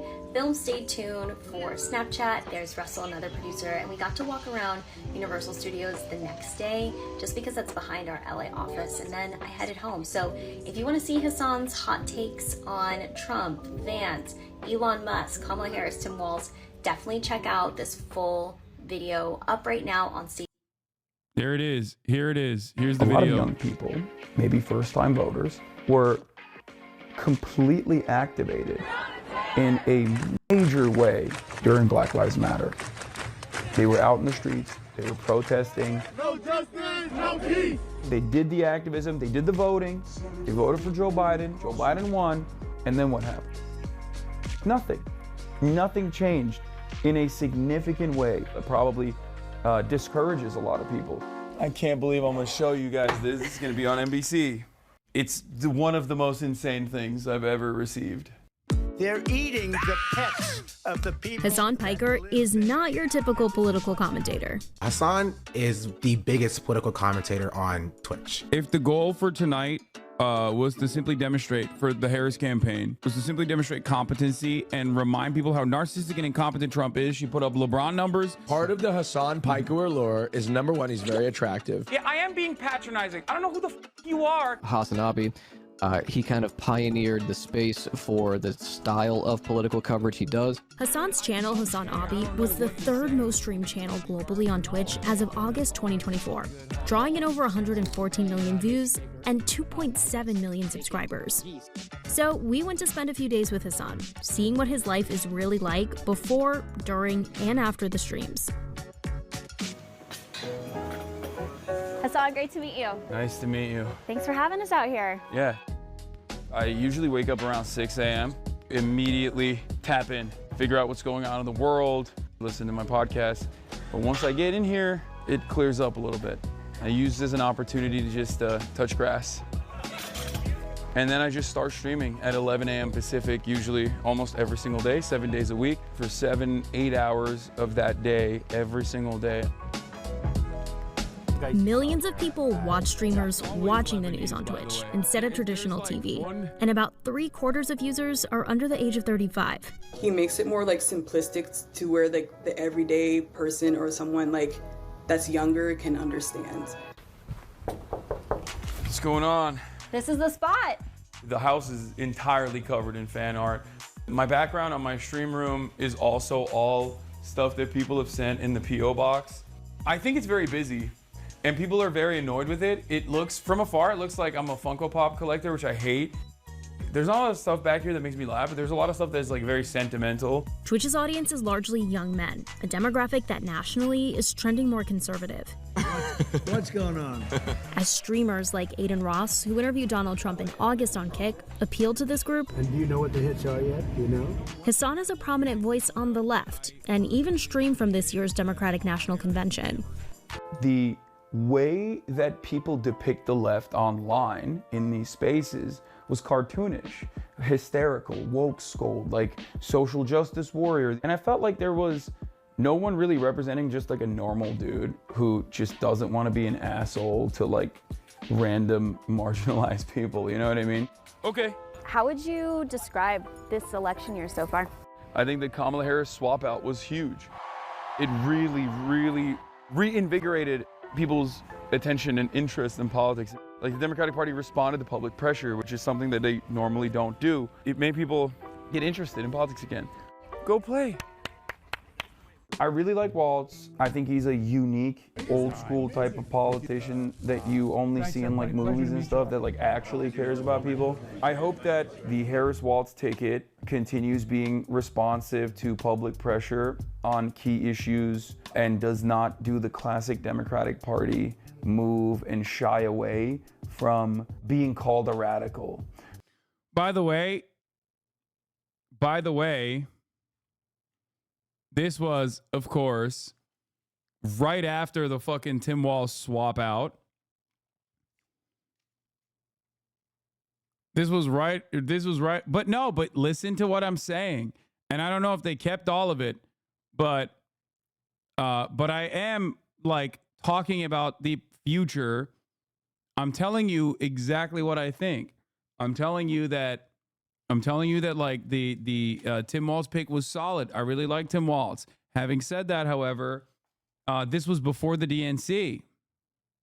This is before the DNC. Because that's one thing that really frustrates me about Democrats. I love how they're not actually playing the video because they're afraid people think Kamala and Tim are actually kind of normal. I know. Where do you see your role fitting into that? Are you trying to engage the young viewers watching your stream? Are you trying to encourage them to vote? I think voting is the least important, most consequential thing you can do. It's not the end all be all. I always stress people to vote, of course, but that's not like all these like get out to vote initiatives. They're silly. It's just, if you want to make people vote, you gotta offer them something, either party. Listen, I'm a simple guy, okay? And I'm not a very Before Twitch, Hasan worked at the Young Turks Network, which was started by his uncle. He joined Twitch in 2018. I like to educate people and I like to entertain people, but entertaining is my first priority, I would say. He apparently is a socialist Twitch streamer. For a socialist, you seem to be spending large, my friend. Explain to me the profit model with Twitch, because a lot of your critics have a lot to say about, you know, the status and wealth that you have. If I wanted any kind of sustainability, especially because I talk about issues that are not exactly advertiser friendly. What are you, crazy? I knew that I had to be a subscription-based model. The revenue structure on Twitch is they take a 25% cut of all the subscriptions. You know, those numbers go up, they go down. They've been fairly consistently at 50,000. By our calculations, that's at least $200,000 a month and over $2 million a year. This is the home that got me canceled for buying for myself and my family. Why do you think that is? I try to use the house or all these like different controversies as a teachable moment.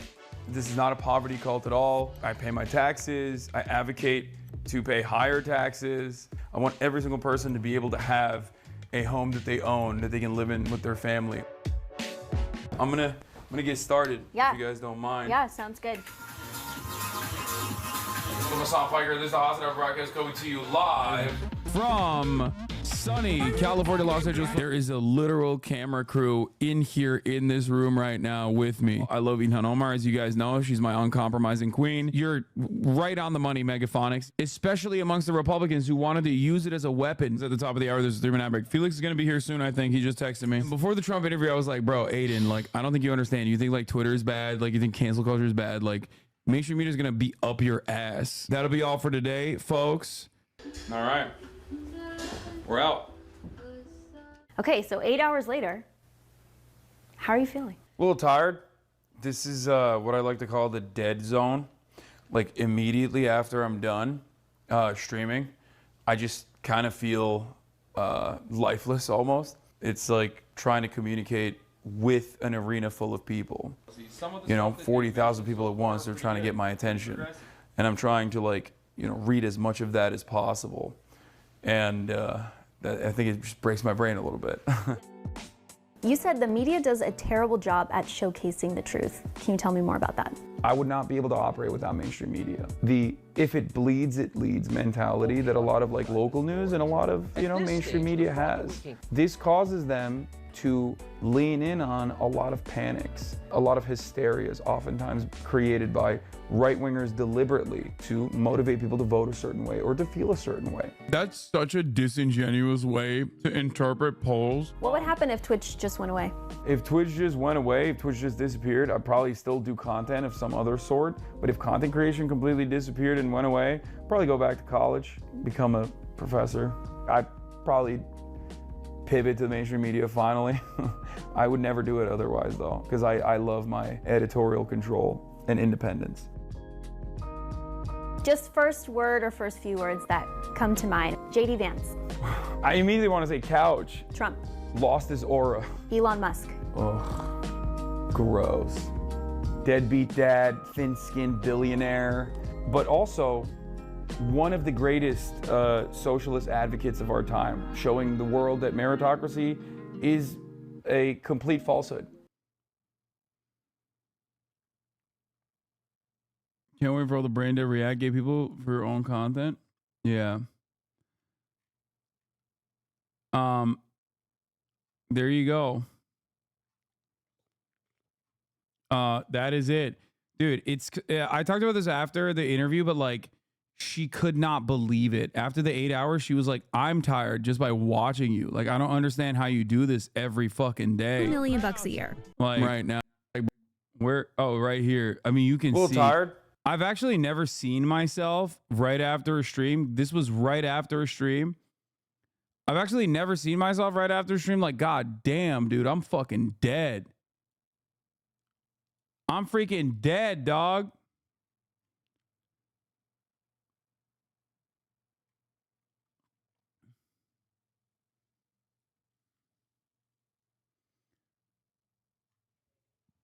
You look cooked. I am. I am cooked.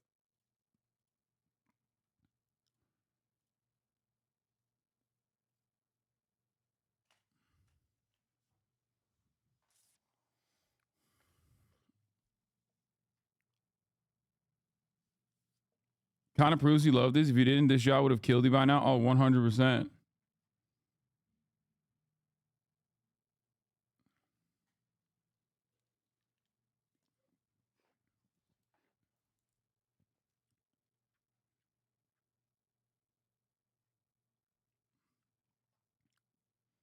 Why they put Miskiff on as a critic? I don't know. Still funny though. NBC knew what they were doing here. Podcast. Oh, with the thirst trapping. Figure out what's going on in the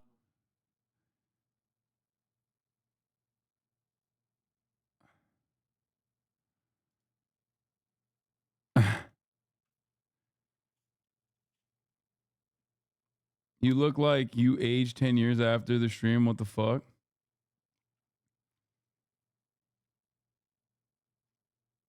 I'm also on CNN. I have my fucking CNN debut as well.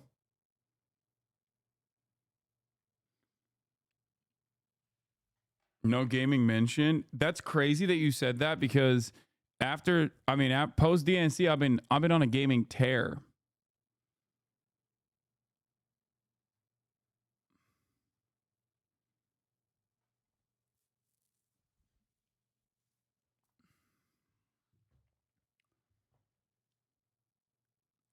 She stayed the whole time. She stayed pretty much the entire time. They left for like a couple hours in between, but came back. And we haven't even watched the CNN video yet.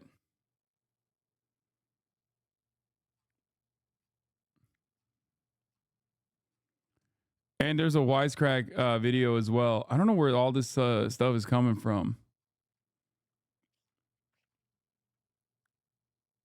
Like, obviously, some of this is expected. What is this? Do you have any problems with these pieces making you look like a liberal who has no issues with Kamala Harris? No, I don't. I love it, actually. Your community is brutal, old man. Okay, dude, chill.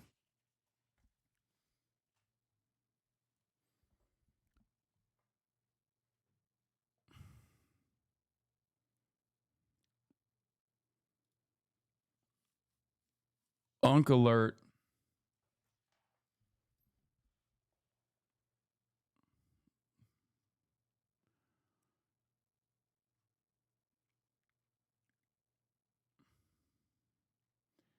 My CNN MSNBC lib mom was texting me last night asking me who you and Hinkle were. I felt so cooked. Good. Okay, good. That's good. I want the MSNBC and CNN wine moms to, like, you know, be excited.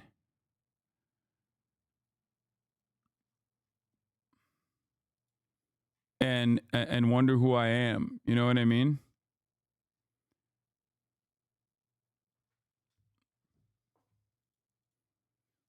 Huh, never watched this Hasan guy's content before, but this was really funny. I'll have to check out his YouTube channel or something. Good.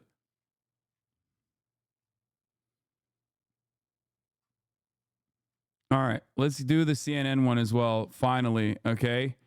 The CNN debut, ladies and gentlemen.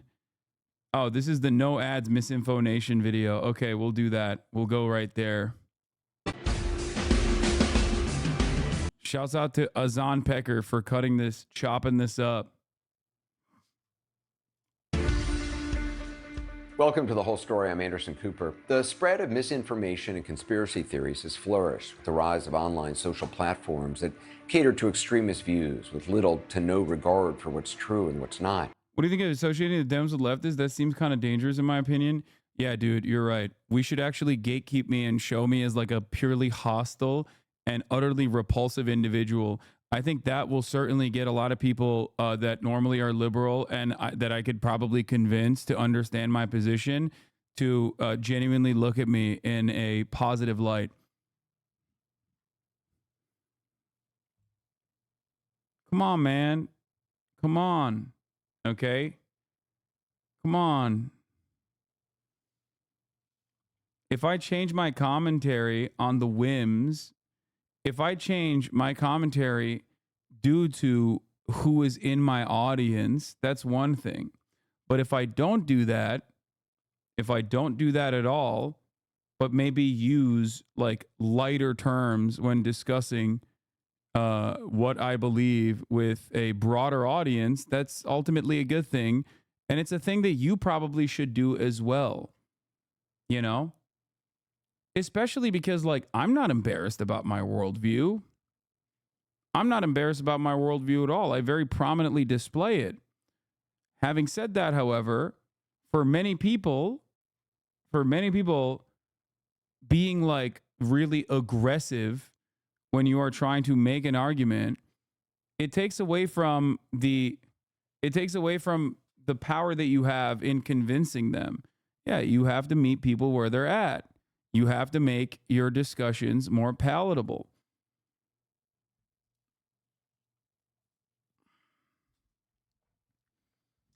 Don't be ridiculous. Anyway, let's watch this CNN piece now. CNN's Donia O'Sullivan has spent years talking to people who've fallen for these conspiracy theories. But tonight he's focusing on a group of people you probably haven't heard from. Young men who were once liberal Democrats but have changed their views in some pretty surprising ways, they say, after becoming disillusioned with politics.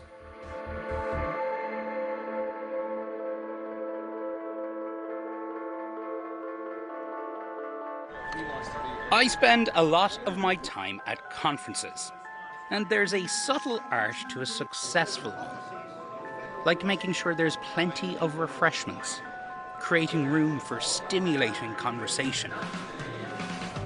At a good conference, you can feel like you're at home. But sometimes conferences are a mixed bag. Cameraman of the year, CNN guy Dowdy. Sometimes you get a warm welcome. Sometimes you get harassed. Sometimes you even get hacked. You arrived in Vegas and got hacked within an hour? Sometimes you have to make your own fun. Yep. Oh. It's Memorial Day weekend and I'm not at a barbecue or watching a parade. I'm in Michigan for one of the biggest gatherings of pro-Palestinian activists in the country. But someone who is not welcome here is a 24-year-old named Jackson Hinkle. That's the funniest way to introduce this person, dude. It's just like, here's a guy. I mean, listen, respect to Donnie for at least like separating the pro-Palestinian movement from like Jackson Hinkle. Okay. You're not prepared to admit that Israel's a terrorist organization. Yeah, but you're wrong. Kim Jong-un is a peace-seeking leader, despite what, the talking heads say. We're going to de-NATO-fy Ukraine, and we're going to de-Nazify All right, you just sound completely bonkers. Jackson is holding another much smaller event for Gaza across town. What's your name? Mirk. Mirk? Yeah. Nice to meet you. How are you? He and his followers call themselves MAGA communists. And that isn't supposed to be a joke. Hey, so you guys always with Jackson and... You're a journalist? I am, yeah. Okay. Do I not look like one? The first journalist I ever met. Well, you've come all this way to be here. Yeah. I feel like Jackson, he always speaks what he thinks. He doesn't have a filter. All right, it's about 30 minutes to go. But yeah, let's see if they sell it out. I don't know. I don't know what to... I do not know what to expect.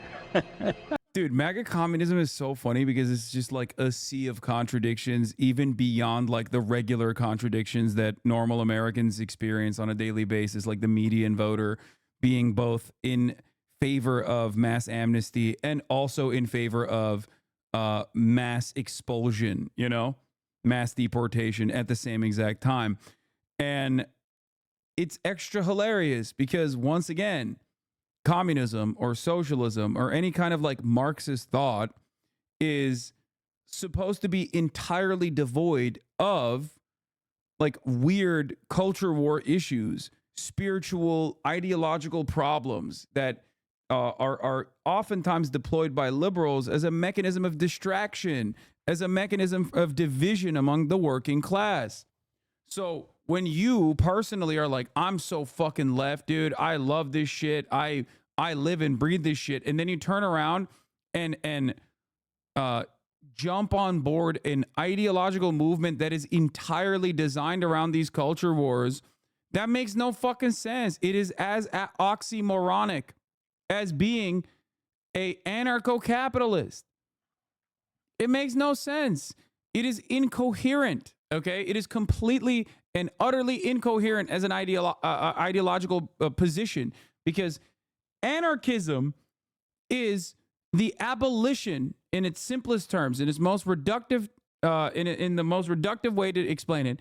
Anarchism is about abolishing unjustifiable hierarchies, undemocratic and unjustifiable hierarchies. Capitalism is built on top of an unjustifiable hierarchy. So you can't have both at the same fucking time.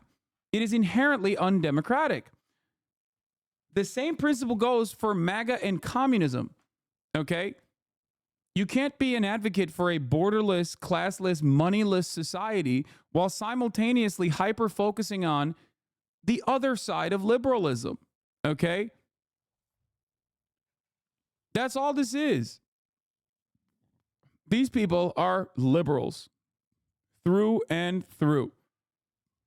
That's it. if you focus this much, if you personally focus this much on culture war phenomena, so much so that you want to distinguish yourself from the Democratic Party to this degree, on the opposing side, you are still a liberal. A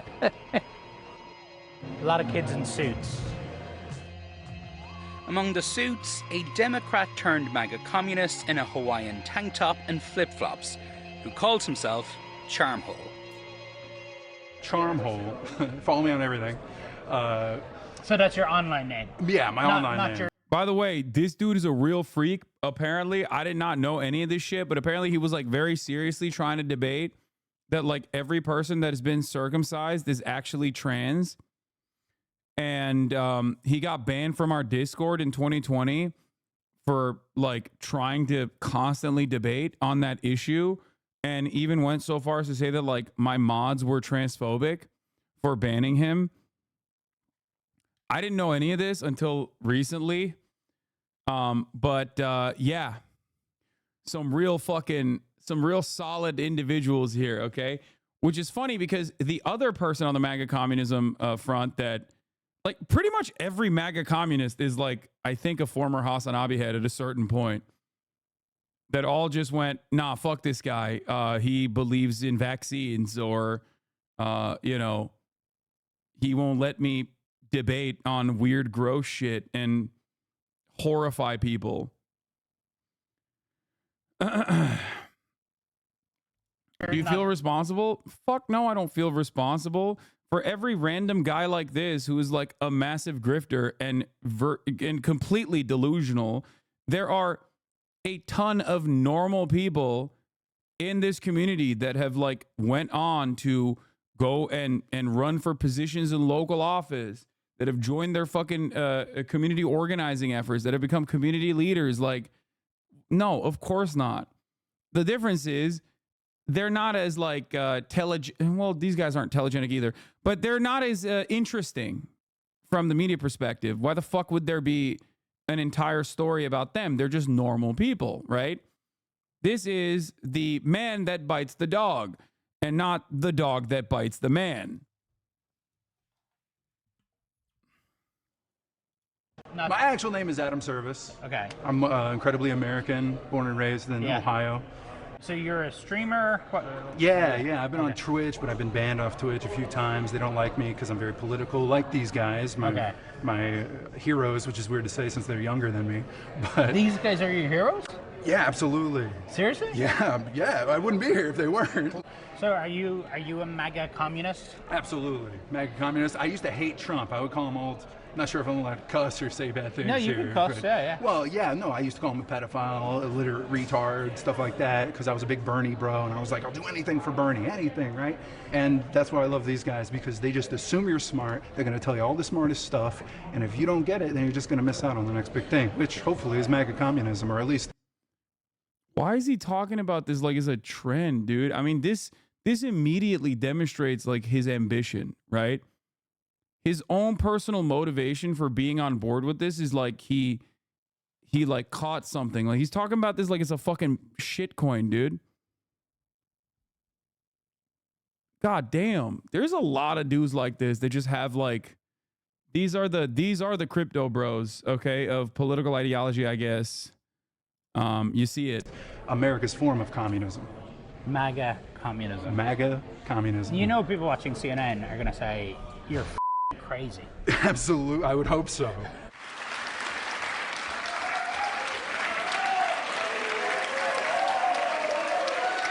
How's it going, everybody?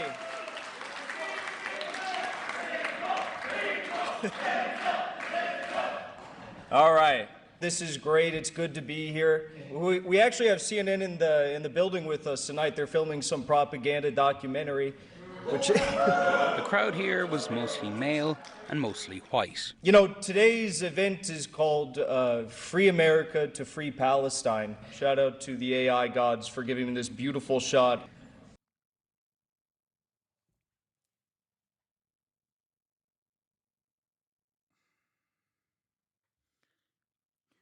Dude, why are so many conservatives like such defenders of AI art. At this point, when I see AI art, when I see someone prominently display ugly ass AI art, immediately I'm like alarm bells are ringing in my mind. I'm like, you are an unserious person.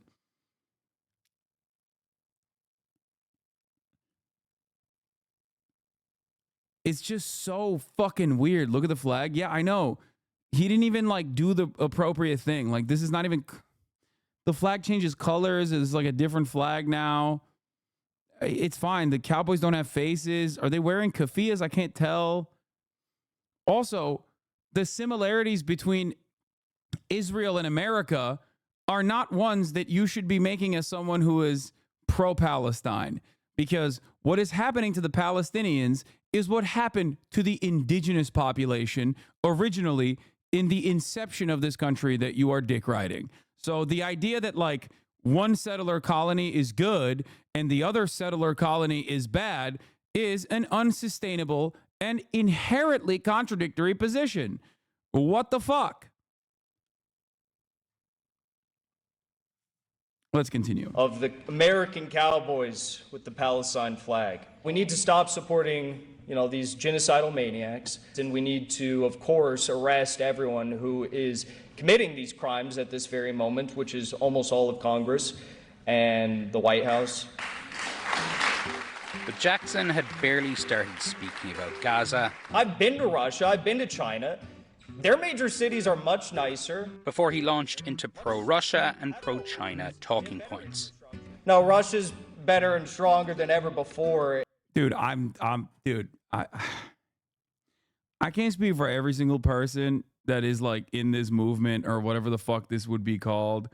But like, he strikes me as such a fed, dude. I'm sorry. This is such an untenable, unsustainable position. Okay. Like, how are you MAGA, but you're also pro-China? Like, how does that even make any sense? Okay. Like, nothing that this man says makes sense. Okay. He's like pro-America, posting fucking AI art of Wild West cowboys, like, which immediately whitewashes the heinous crimes that the American state committed, okay, in an effort to build this state, while simultaneously shitting on currently and correctly the active war crimes, not dissimilar to what the American state originally did in Israel. He's also pro-Russia and pro-China, which also is like, it just doesn't make sense with the MAGA position. And their leader has a very high approval rating. The more America supports real terrorist entities like Israel, real terrorist countries like Ukraine, the more that we strengthen our actual enemies. And I will just say once and for all, so Piers Morgan never has to ask me again, no, I do not condemn Hamas. Very simple. Jackson's social media following skyrocketed after the October 7th attack on Israel. Joe Biden is plunging us into a fascist state. And he's a big fan of Vladimir Putin. Most of what is said about Vladimir Putin in the mainstream press is just factually not true. We as communists want to unite with MAGA voters and finish the job of Donald Trump. Like, that's so funny, man. I'm sorry. Like, first of all, how are you this anti-Israel and pro-Trump at the same time? Like, how does that make any sense? How can you be a person who is literally like, I hate Israel, Israel's the worst, and also simultaneously be like, and that's why we should vote for Donald Trump, who literally is somehow at the same level of dick riding in terms of Israel as Joe Biden is? You're like, come on, man. Who the fuck would be out there being, who could be out there this much of a dick rider for Israel? Even more so than like Joe Biden. And then Trump is right there and he's just like, yeah, I fucking love Israel. I did so many good things for Israel. It makes no sense.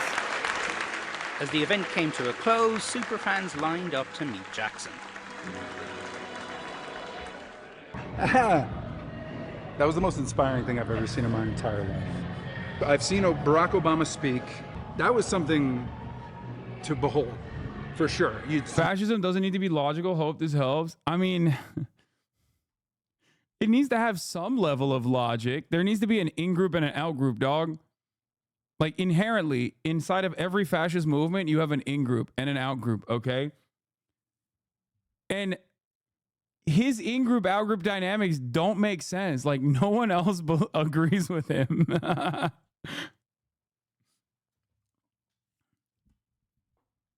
Like, yeah, any ideology needs to be internally consistent. Hinkle's literally 24. What do you expect? Yeah, that actually blows my mind. Like, that's another, like, classic conservative thing where someone who's like 24 just straight up looks like they're 44. I don't know how the fuck that happens, but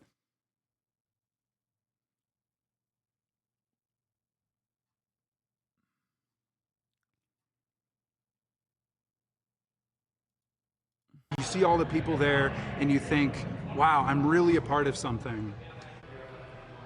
I really don't. I really cannot tell if you're doing a bit. But not everyone. He's praising Bashar for standing up to Israel, but also Trump, who gave the Golan Heights to Israel. That's what I mean. It makes no sense. It makes no sense. It literally, there is no, like, listen, I criticize China, but many people would consider me a China dick rider, right? But I still criticize China because there's like an inherent principle that I stand by, right? I think mass surveillance on an entire ethnic group of the population is unacceptable, okay? I do. I think it's ridiculous. It's unacceptable. So it doesn't matter who does it. I will definitely criticize it. I will understand where that criticism is coming from if it's like the American State Department doing it, or if the American media is doing it, when it's like, it's kind of weird that you are acting like you give a shit about Muslims. Let's be fucking real. But like, it's still, it doesn't make any sense, right? I don't understand, like, what is the motivating principle behind his like worldview? Because they are so incredibly at odds. Like, it just makes no fucking sense whatsoever, dude. Oh. One who came here was a fan of Jackson's. Now, what did you think? I think he's an insane person. Insane? Yeah, I think he's insane. Rightfully criticizes America where they should be criticized, but then glorifies the Chinese Communist Party, North Korea, terrorists, you know, that have kidnapped and murdered people. I think it's weird how he ties himself to MAGA and MAGA communism when Donald Trump is the most pro-Israeli president that's ever lived. MAGA communism are... I guess it's just like patently American, honestly. Because, like, okay, look at what this guy is saying, you know? Look at what he just said. Look at what the Jack guy said, who might even be a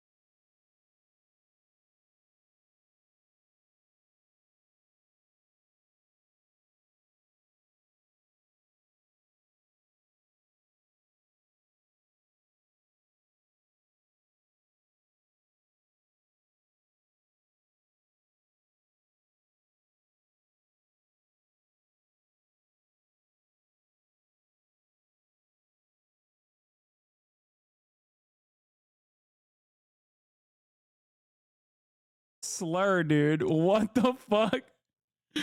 Yo. Yo. Like, how is that?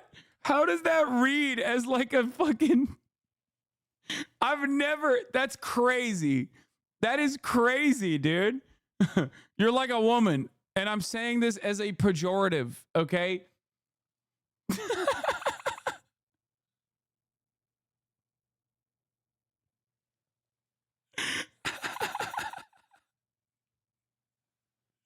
Okay, that was awesome. What the fuck? Oh, Jesus Christ. Jackson quickly realized that he wasn't talking to just another fan. All right, CNN propaganda. CNN propaganda. This guy's a CNN agent. I think CNN is the worst outlet in the country. Time to get out, buddy. Danny, Danny. Is it the Kremlin? Get this guy out. Couldn't answer the questions, could he? Didn't think so. Put that on CNN. But the men that we met here... Okay, that walk away was weak, man. I mean, come on, dude. You can't be walking around. You can't be walking around cross-legged like that, okay? If you're like you were just doing, you know, big boy shit, and you can't just walk away like that, okay? Couldn't answer the questions, could he? Didn't think so. Put that on CNN. On his like tippy toes and shit. Get the fuck out of here. Yo! We met here weren't always this way. My name's Jackson Hinkle. Like a few years ago, Jackson was campaigning for progressive causes.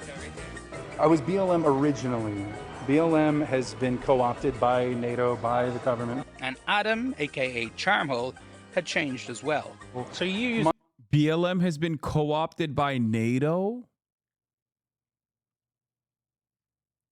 BLM has been what the fuck does that even what? Like, I just don't understand. You could make an argument. You could be like, yeah, Black Lives Matter was immediately co-opted by mainstream Democrats and basically was dulled of its like revolutionary aspects instantly.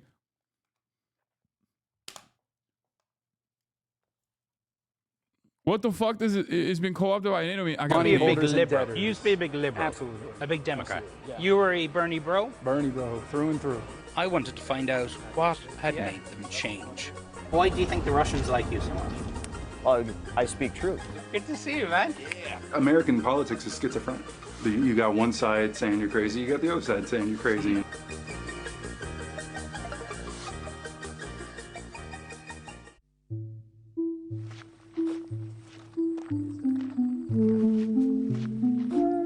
Here to see Charmhole, Adam Service. Adam campaigned for Bernie Sanders.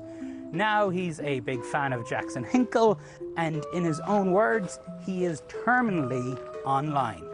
How you doing? I'm good. Good to see you, man. Yeah. You've gotten taller since I've seen you now. I've gotten shorter. I think my dad's hiding. He doesn't want to be on CNN? Dad was here to talk all about how this is a funeral parlor. This was a funeral parlor? Yeah, like 100 years ago. Yeah, this is actually my mom's hometown. Okay. Her dad, World War II vet, Pacific Theater. So he passed away, I believe, 4 years ago, and then my mom passed away 2 years ago.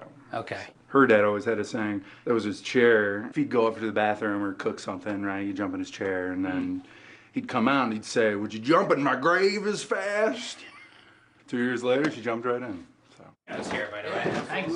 All right, I need to see where you were terminally online. Yeah. Clean up a little bit for you. Thank you. So what I've got is 2K.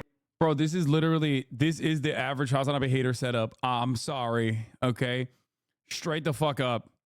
Asmin maxing. Yeah. This right here is straight up the average Hasan Abi hater build. This is straight up the average Hasan Abi former Hasan Abi head, now turned Hasan Abi hater fucking build, and also setup. Monitor right here, curved Samsung Odyssey G7. Love this sucker. 240 frames a second. Could I like pull in a chair maybe to sit with you? Or, Oh, actually, yeah. Look. Like millions of other video gamers, Adam watches live streams on platforms like Twitch, where fellow gamers often talk politics. How many hours a day would you say you play up here? A day. Play? Excuse me? This is work right now. This is research. I'm listening to Dan Bongino while also talking to you and playing Championship Rocket League. I'm God Gamer, all right? Remember that. So how many hours a day are you God gaming? I mean, it's a full-time job. So anywhere from 6 to 10 hours. Wow. It's hard to understand how disgusting politics is. True. Politics is disgusting. So normally what I'll have is, I got Discord, everything loading up, Rumble. So I got Bongino, ex-Secret Service, telling me all about how Jill Biden and Coco Cam almost allowed.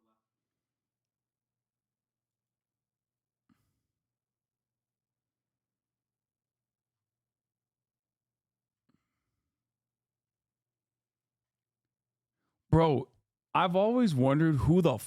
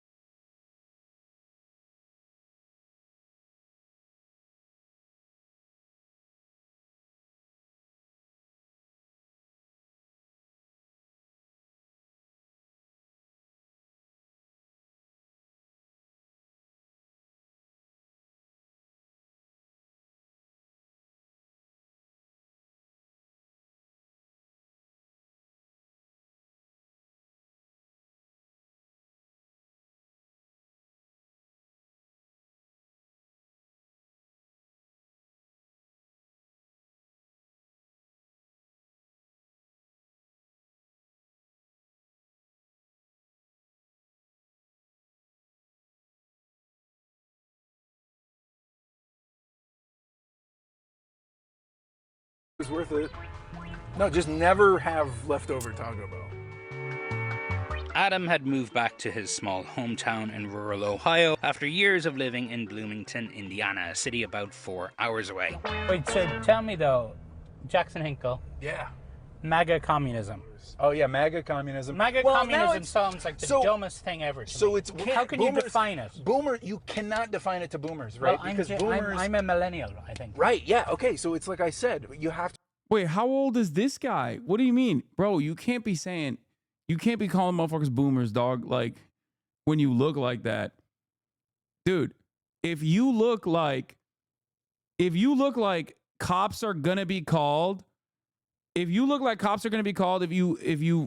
breach the vicinity of a fucking school, you can't be calling other people boomers. Wait, what? 23? Stop! No! No, you're fucking lying. No, you're lying, dude. Get the fuck. God damn. Nah, I don't agree with the things that this chat is saying. No, he said he's older than Hinkle earlier. He said Hinkle is younger. Yeah, he's got to be like 36, dude. Get the fuck out of here. No, I don't believe it. Google says he's 33. Google has this person's age. What the fuck? Charmhole, check his logs. I was banned from your Discord by your transphobic moderation. I was attempting to debate transsexual issues. They got mad. I'm such an epic debate lord. I was banned from your Discord by transphobic moderation. I was attempting to debate transsexual issues, and they got mad. I'm such an epic debate lord. 9/27/2020. First to say trans rights gets a gift sub. Let's go. Want to debate?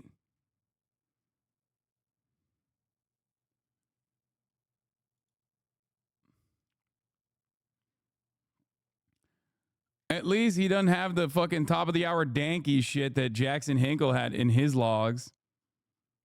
Because at the top of the hour, there's a 3-minute ad break. And Jackson Hinkle, back in the day, used to go, ad break dankies.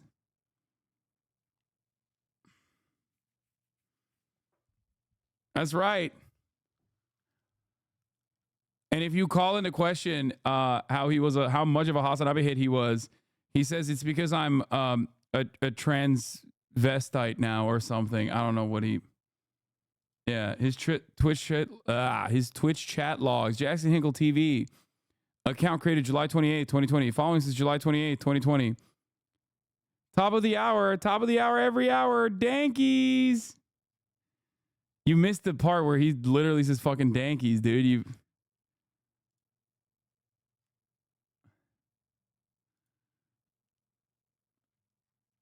Anyway, the 3-minute ad break is upon us.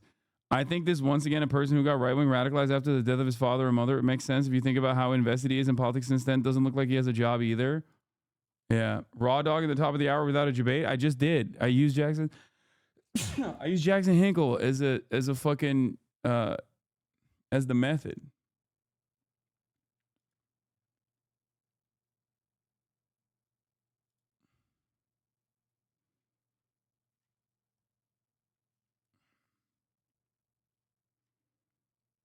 Anyway. You have to remember this. Communism is the Russian word for conservatism. No, it's not. What? The next intersection, you want to take a left, or else we're just going to see a whole bunch of beans and corn. You ever miss the bright lights of Bloomington? No, not at all. I feel like you view your time in Indiana in the city as kind of like a period of your life that's over now, right? Yeah, oh yeah. Campaign for Bernie, you know. You were dating. No, he looked so normal, dude. What the fuck happened to this guy? Bro, this right there, dog, this right here should be an immediate indication that you got to switch up your life again, okay? Oh my God. Oh my Lord, dude, what the fuck? Yo, he was normal. He was fucking normal, dog. What the fuck happened? And then you banned him? No, this is from 2016. Shut the fuck up. We banned him in 2020. And calling all my Facebook friends racist because they didn't want to vote for Obama, you know. Yeah. Last time I saw you, Biden was still in the race. So wait, you're guessing you're just not a Harris fan. She's a Zogbot. What the fuck is a Zogbot? You don't know what a Zogbot? All right, Zion. Dude, I'm shocked that he stumped him with some deep 4chan lore right there. Zog is Zionist occupied government. Is a 4chan term. It's most commonly utilized by Nazis online. Don't use it, chat. I will ban you if you use it. I don't give a fuck. And I'm not even gonna fucking dignify it by being like, well, actually, the American government is dominated by Zionists. Like, okay, well, then just say that. Okay, you don't have to fucking say shit like that. Okay, no point debating. You got to 1v1 this guy in court. He'd destroy me. Yeah, it's not even a 4chan term. It's just straight up Nazi shit. Yeah, it even predates 4chan, which is crazy that Donnie didn't know that. All right, let's continue. Operated government. We are. Adam casually banters in the kind of hateful speech he regularly sees in memes and online slang. But what happens in November? What happened? If Harris wins? He's like, I'm a MAGA communist. I love Donald Trump. Kamala Harris is too pro-Israel for my liking. Okay. Then what is Donald Trump? Oh my God, dude. If they don't make it too big to rig and cheat again like they did 4 years ago, because the DNC definitely cheats, which Bernie just admitted live. So you're saying the only way Harris could win is if they cheat? Yeah, 1,000%. See, this is the thing, and this is probably what you're going to cut this all up into, is me being like a really bad, evil, white man racist that, oh man, I just hate Democrats, I hate liberals, like, right, a bunch of commies, you know? And it's like, okay, one, I was just bro, you voluntarily deployed a David Duke style term, like just in the midst of a normal conversation with another human being. Okay? Your brain is broken, dog. You got to literally just stop. You have to do like a train spotting style cleansing, okay? You need to like just lock yourself in a room away from like online shit for at least a week, if not a fucking month. You got to detox, hard reset. It's not working. Hit the gym, hit the fucking weights, start working on yourself. Oh my Lord, dude. He is way too gone. I think everyone can be salvaged. Everyone can be saved, including this guy. He also needs to like be around humans, I think. It's kind of shocking. I didn't know Ohio was like this, but this is like they're at a fucking public basketball court in the middle of the goddamn day. Not a single person in sight. How the fuck do people live like this? This is why I laugh when people are like, Hasan, you don't live in the city. You don't like, or my mom will get mad when I say like LA is still like somewhat of a city, because like technically, if you have ever lived in a real metropolitan city, like LA is not like a real city. It's a sequence of like, you know, malls and parking lots. But at least like there are still people walking around. Is Indiana? LA is a collection of suburbs. It's not like a real city in the same way that Chicago and New York is. That's absolutely correct. It's what happens when you have like a suburban sprawl everywhere. Okay? But having said that, it's still more of a fucking real city than whatever the fuck is going on here. Jesus Christ, dude. No wonder people are so goddamn alienated and their only experience with like other human beings is just online.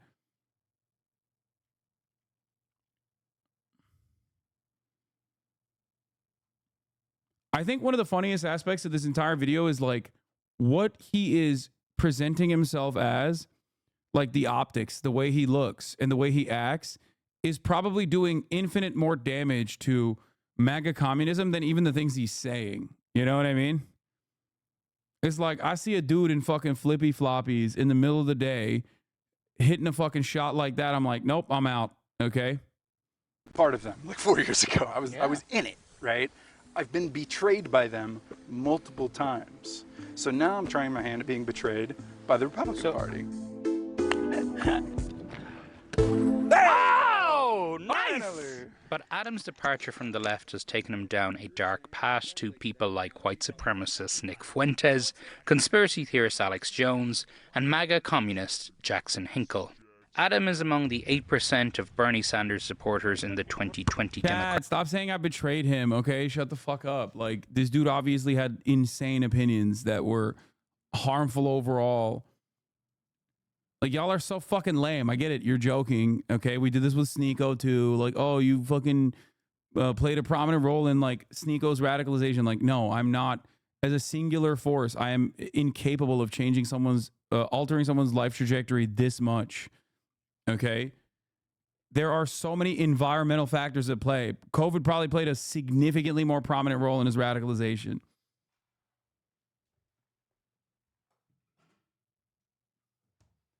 It's wild that you're saying that because like you're watching another prominent aspect of why he is the way he is. Look around, dude. Like, look at his situation. Like, he rarely ever interacts with other human beings unless they're like in the service sector. Democratic primary, who are now pro-Trump. And you actually find Jackson Hinkle impressive? You actually? Yeah, I have. But fundamentally, I have to, because one, he's really good looking. He's fundamentally a handsome man, right? When we first met, you said that being an American man, being masculine, it's been kind of equated with toxicity. That's because it is by nature. We're naturally acidic, but we can also bust nuts and create more humans. But the woman has a role in that too, right? Well, yeah, they make the men. That's what my mom would always say. There's two things she ever wanted to do in her life: be a nurse and have boys. She did both. That's why she died happy.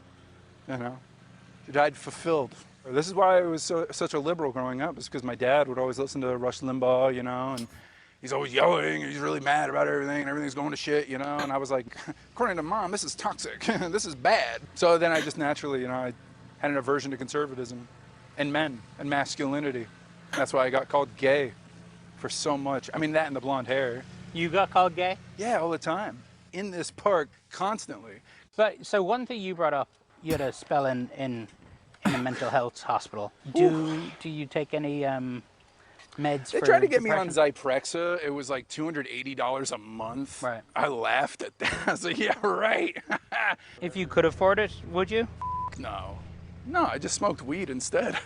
I've been on antidepressants and stuff for about 12. Is it antipsychotic?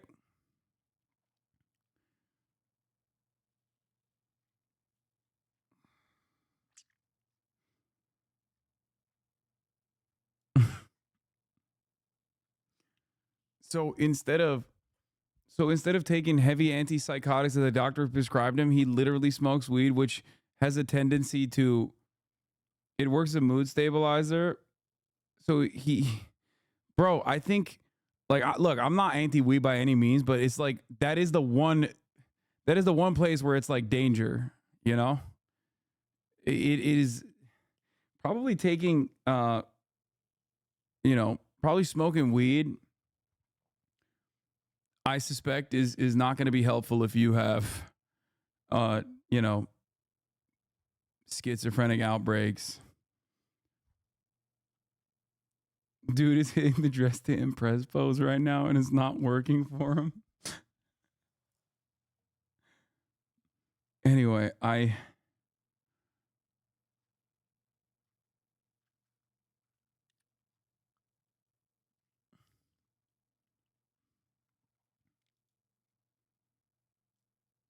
non-schizophrenia, bipolar. Oof. Please unpause. Okay. 12 years now. Oh my Jesus. Yeah. Well, no wonder you're so good at being true neutral. You got no emotions to mess with you. Hey, Donnie, what's up today? How you feeling? Yes. Probably grew up in a family like yours. Yeah? Did the playground kids call you gay? No, they call me fat, though. You were always this fat? Yes. That is so American, dude. There is nothing more American than being an objectively fatter person, looking at a person that is like not as fat as you are and going, damn, dog, you're fat. That's so funny. Dude, he is the perfect American. Like, dude, that's classic. It's like dudes that look like this, looking at a fat guy on TV dying of COVID and being like, oh, dude, he's dying because he's fat. I don't need the vaccines. Just looking at a guy and just being like, nah, he needs it, not me. You can change. You get off those mood stabilizers, start throwing the b-ball. Adam's use of homophobic, racist, and anti Semitic slurs is something that he sees as quote unquote edgy. You keep saying Zogbot. I'm only using Zogbot because I've been listening to a lot of Nick Fuentes. You're not a Nick Fuentes fan. Not necessarily. I think that... Because he's a white supremacist. Well, think about it. He's a white supremacist. Okay. He's a white proponent. He's an anti-Semite. He's racefully white. He's a white proponent? What are you saying, bro? He's just straight up a fucking neo-Nazi. Like, what the fuck? By the way, I know another guy who used to say that too. His name, Stefan Bonnell Bonercelli. It's true. He used to fucking ban members of his own community, as a matter of fact, for pointing this out. Good thing he weeded out all the naysayers, you know? Yeah, he's just a hype man for the white race. Nice. He loves Kanye. And Alex Jones, who they've been trying to nail for God knows how long now. You're an Alex Jones fan? Absolutely. I am now, absolutely. But you don't believe the stuff he said about Sandy Hook kids. I mean, I wasn't there. I did it first. This shouldn't be a difficult question for you to answer. Well, look at the evidence. Let's say that he started to look into it, and it turns out Obama had those kids murdered on purpose. But he didn't. But if they died, that's still a possibility because he was president. And by purpose, I still mean negligence. What about the parents of the children, right? What about them? But isn't what Alex Jones doing is making these tragedies so much worse? No. How do you get worse than child death? I'll tell you how. How? By having idiots who watch Alex Jones show up and start harassing the parents of the children who died in the Sandy Hook shooting. That's how you make it worse. Adam and I were going around in circles on this nonsense when my photographer Andrew weighed in from behind the camera.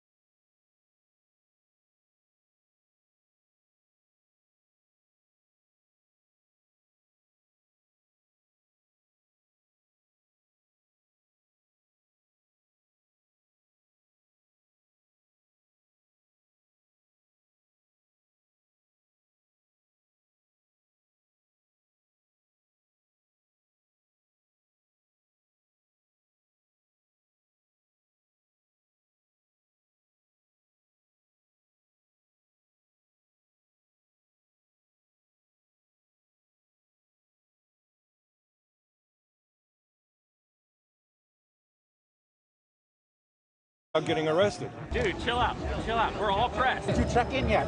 It is tense here. We just prepared as press. Yeah. Then why we're sorry about that, honestly. The organizers are right to be worried. Because these guys. They're scumbags. They're ruining America. Not everyone here is on their side. Wait, why is he wearing a fucking keffiyeh pattern, dude? Like,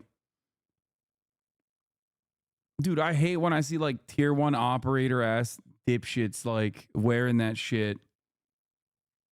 Loads of pro-Palestine demonstrators gathering over here. Small group of pro-Israeli demonstrators. And among them, we found some MAGA influencers. Hey, who are you with? CNN. Oh no! We watched as far-right troll and Pizzagate conspiracy theorist Jack Posobiec tried to disguise himself as a pro-Palestine protester. Now, the mainstream media isn't going to be out here. I haven't seen anyone from the mainstream media that's hanging out here. But his disguise didn't work out. Hey, Jack! How are you? This is a right-wing fascist. And Jack the troll got trolled. How many abortions have you had today? DNC. I'm getting paid by George Soros to have an abortion on the stage. I'll be broadcasting live. But it's not just outside the event. This year's DNC was the first where creators or influencers were treated the same as the mainstream press. One of the biggest stars in the new world of news consumption is Hasan Piker. I'll put this in the trunk too. How are you letting this guy drive? How do you explain what it is you do? I have a pretty easy explanation for people that are older. I basically do what Rush Limbaugh used to do, right? But online instead of on radio. And also, I don't have brainworms. This game is woke. Oh, they cut out the part where I said brainworms, both literally and figuratively. And also a crippling painkiller addiction. I knew it though. I knew that they were going to cut out. I knew that they were going to cut out a bunch of the stuff that I said because I was saying a lot. Okay. Hasan has almost 3 million followers on the video game streaming platform Twitch. I'm talking for 8 to 10 hours every day. 8 to 10 hours a day? Yeah. That's how you know. Wait, hold up. By the way, this is how you can spot a motherfucker who's a foreigner, okay? You see that? Y'all don't have this shit. Right? I don't think Americans have this. Right? You do? No, not hands. The fucking, the vaccine injury.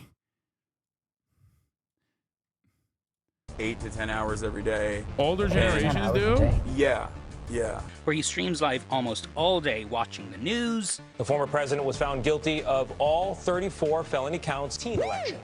And playing video games. How do we fight again? I totally forgot.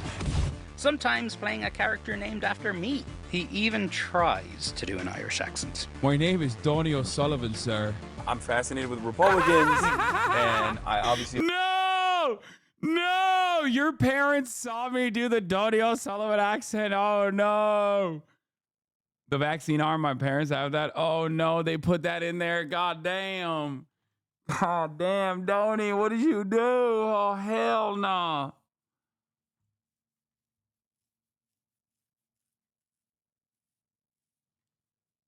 Oh, my God.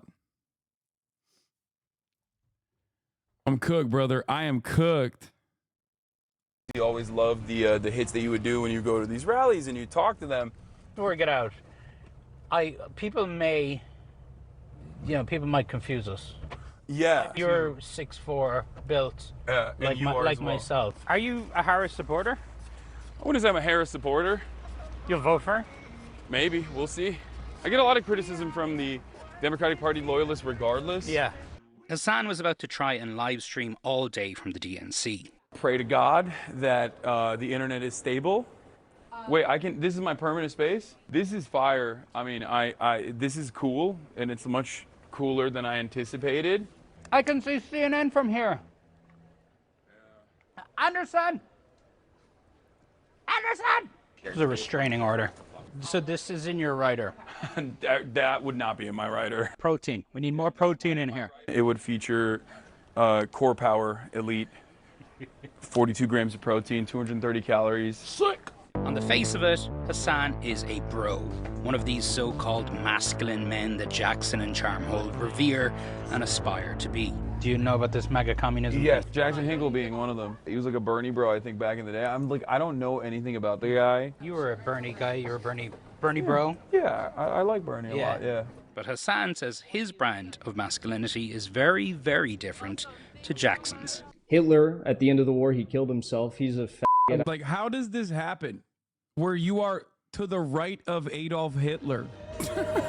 What is it about some of these guys that has made them go from far left to far right? Like every young man in a certain point of their lives have like had some kind of insecurity, whether it be about their sexuality or whether it be about like their future prospects or whatever. And I think that like a lot of these guys take advantage of that and present this false narrative that like, in order to be a man, you got to be like homophobic. It's like, no, a real man is going to want to protect people who are marginalized. It really is getting intertwined more and more with politics, where a lot of young men who are disillusioned for whatever reason, they don't have a girlfriend, they don't have a job, and they have people telling them, wait, this is not your fault. And to some extent, you know, it's a societal issue, of course, but here specifically is who to blame, in a way that can have profound impacts for our society and our politics. Yeah, I mean, you're absolutely correct, which is why I always advocate to fix the underlying material inequalities that creates a perfect opportunity for these kind of guys to be radicalized in this way. The DNC had given Hasan a nice setup. Whoa, I just dropped 0. What is happening? But didn't give the Twitch streamer the thing he needed most, a working internet connection. It's completely gone. The internet is completely gone. They shut it off. With the great Paddy LaBelle rehearsing behind him, what the we left Hasan to figure out his technical difficulties. As we moved around the DNC, we saw more and more creators and influencers, each one trying to upstage the other. Okay, so I'm here at the Democratic DNC Day 1. What is a skibbity? That's such BS. So you got Ben and Harry here. You got a right-wing guy versus a really big supporter for Harris here. I gotta give it to them. They are arguing statistics and policies. It hasn't divulged into culture war bullshit yet. But that didn't last long. Okay, well, I did it. I used the gender-neutral bathroom, and out there, here you are, there is something wrong with that. Ben had soon moved on to the convention's gender-neutral restrooms. How was that experience? I'll tell you what. He was joined at the restrooms by Mike Lindell, the pillow salesman and election denier who was also in disguise. Yeah, dude. Normal stuff, man. Normal stuff. I'm here at the gender-neutral bathroom at the DNC. Like, the moment that you seek out shit like that, and don't even recognize how fucking weird you are for that, I don't know what to tell you. You know what I mean? It's just like, bro, you got a gender-neutral bathroom in your fucking house, man. Like, what's wrong with you? Shaving off my mustache. We're going inside the Democrat convention in disguise. Are you from Ireland? I did not recognize you. Mike isn't exactly discreet. I snuck in. I'm in the Democrat convention. Lindell debated too, with a 12-year-old content creator. 257,000 votes. This happened last week. A judge ruled in Georgia. Who wasn't buying it. So your sources trust me, bro? That's your source? He provided no facts, Damn. no sources. Mike Lindell just got rolled. Imagine getting rolled by a 12-year-old, bro. That's crazy. That's crazy, dude. You got absolutely fucking destroyed. By a 12-year-old.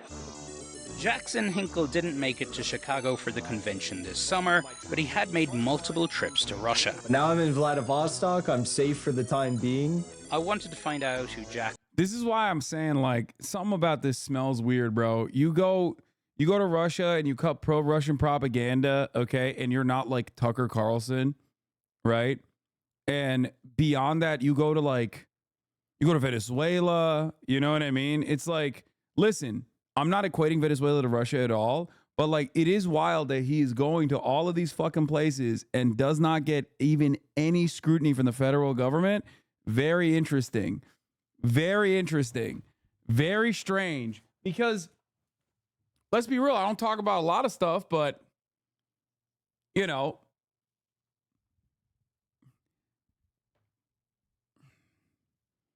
usually when you even speak on these issues from the perspective that you speak on, you will maybe sometimes have brush-ins with federal law enforcement agencies. The fact that he's able to just like travel around like this with no sanctions, like he's in violation of sanctions, he's like getting no scrutiny whatsoever, feels a little Fed-like to me. Jackson really is, so we finally got to speak to him. You are an absolute gift to the propagandists in Russia and China. I'm a gift to the free people of the world. And to some of the people who knew him best. Are you worried for him? I'm more worried for myself doing this right now, honestly, but why? I don't want his army coming after me for speaking out against the MAGA communism movement.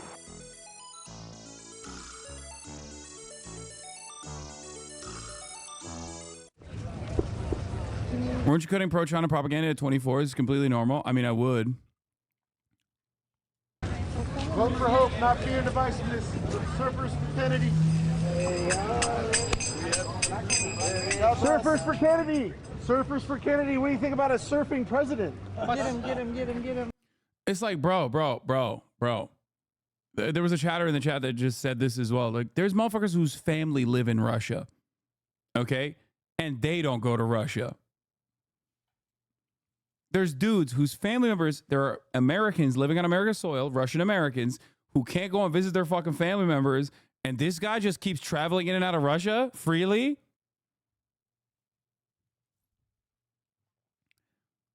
A little odd. Just saying, a little odd, okay?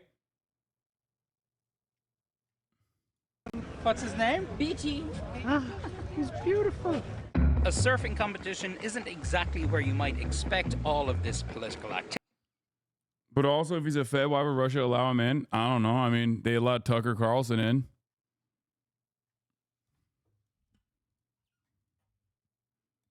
They let Tucker Carlson in.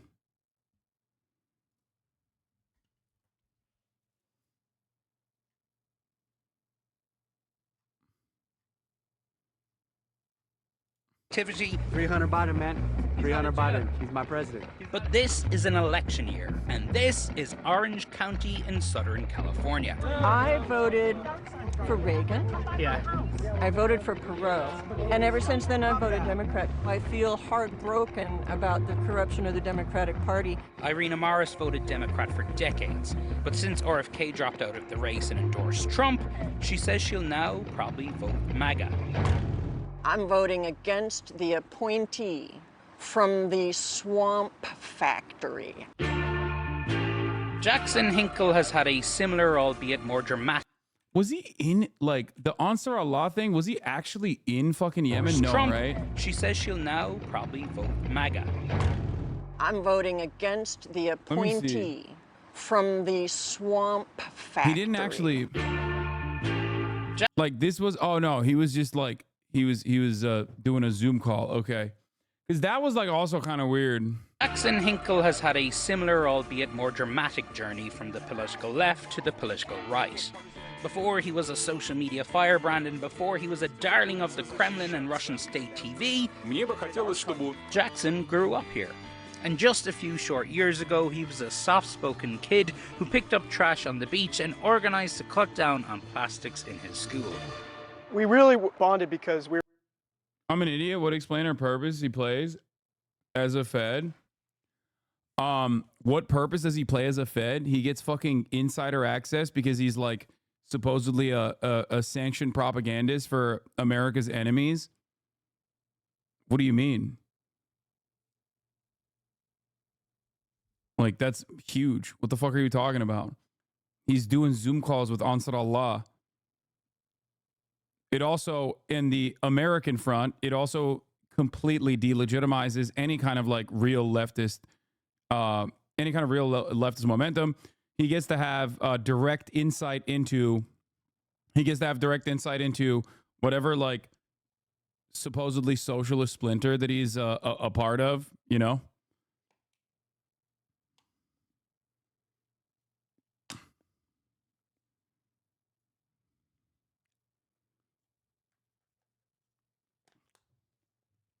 Like, there is no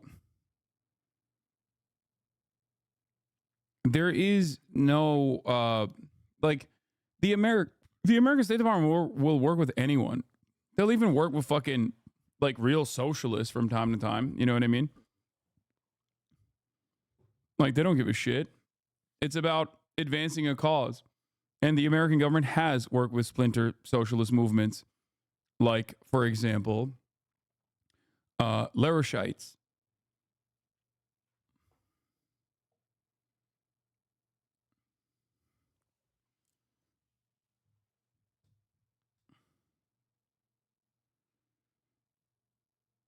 Do you ever think we'll definitively know if these guys work with the State Department? I mean, we'll see.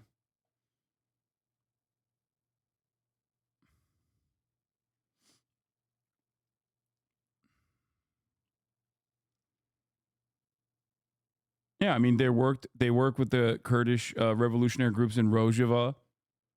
Brace Belden, think about that. Like, getting trained by American trainers in Rojava as a anti-ISIS fighting force.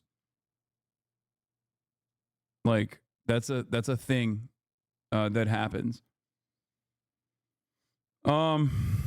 Anyway, but who knows? I'm not saying that he is. I'm simply saying that he gets to do a bunch of stuff. He gets to do a bunch of stuff that I feel like if other people tried to do, they would get a visit. Like, they would face restrictions, if that makes sense. We were in the same environmental science class. Josh Green was friends with Jackson all throughout their teens. We were some of the few liberal students in our entire school. We had a very conservative student body. Josh and Jackson campaigned for liberal causes together. And so, have you ever been approached by any governments? Yes, I have. Famously, there is one country that I don't really go back to, if you know. It wasn't a positive approach by a government. So we would often be but a negative one. Ridiculed for standing up for progressive issues like the environment or gun safety. Wait, Brace Belden is a Fed? No, dude. Brace is not a fucking Fed. What? Who do you think was training the fighters in Rojava, the Kurdish militants in Rojava? It was American trainers. Some, I suspect, from literally the State Department as well. I'm using that as an example that, like, you can be a socialist and the State Department might have use for you. Do you understand? Or gay rights. You know, people thought that we were, soft leftist snowflakes. After Jackson graduated high school, he was the youngest person here to run for city council. I think that a good city council candidate has to be well-versed on the issues. Orange County is very conservative. What are you rascally kids up to in this run for office? We're up to a lot right now. He had a remarkable little career considering he was just out of high school. He's putting himself through junior college. And he was responsible for all the solar panels that you see around San Clemente High School. And that was his idea. And he just had that drive, that you see in some young people, but not a lot of them. And a natural communicator. Pretty much. Yeah. Jackson lost his election bid and sometime thereafter lost his youthful politics as well. A lot of what I had been force-fed through my education as a young individual was all propaganda. Something had turned him into this. You're gonna kind of go down the path of faggots like that. They were all transgenders and gays. The Nazis? Yes. Hey, man. I'd been searching for answers about Jackson, and he agreed to sit down and talk to me directly. You're promoting something called MAGA communism. Yes. Which to a lot of people is going to sound moronic. Well, I think it causes a lot of people to reassess their cancellation of the MAGA working class, and they've been written off. They've been called racist or, any sorts of names. They've just been canceled. You are, in some ways, the quintessential American man, right? You're a surfer guy, California. So For the Russians or the Chinese to have somebody like you to go over there and basically shit all over America. No shitting on America. I love this country. I love the people. I just want it to be better. Is there not a way to do that without having to fly back and forth to Moscow and seem to be embracing authoritarian regimes? Well, they're far less authoritarian than the United States. Come on, man. Ultimately, you'd come like that. Oh my god. Oh my god. First of all, the very fact that you can fucking travel, even if you're not a Fed, the very fact that you are traveling in and out, like, I mean, automatically,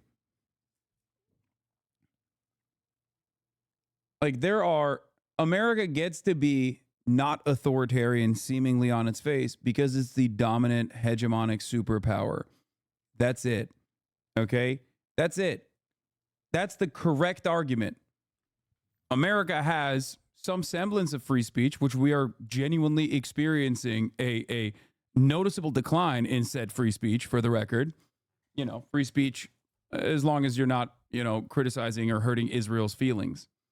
Okay? But in terms of like authoritarian, like things that governments do that are inherently authoritarian, some governments have to do that as a direct consequence of like assuming defensive posture, but many governments do it because they don't have that level of power that the United States has. Okay?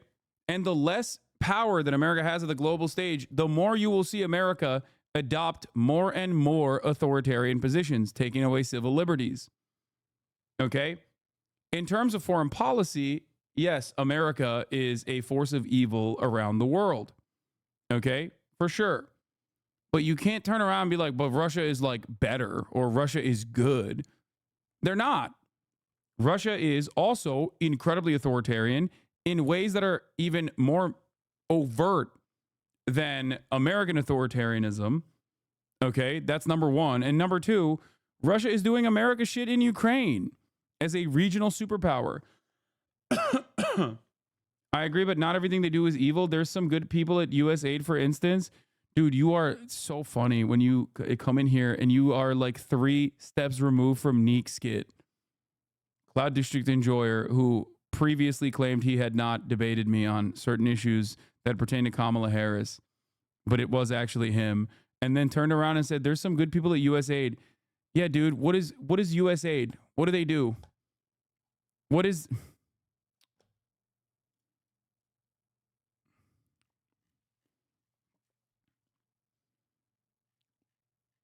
This is the same guy who said it wasn't him that had argued about Kamala Harris. I'm pretty sure it is him.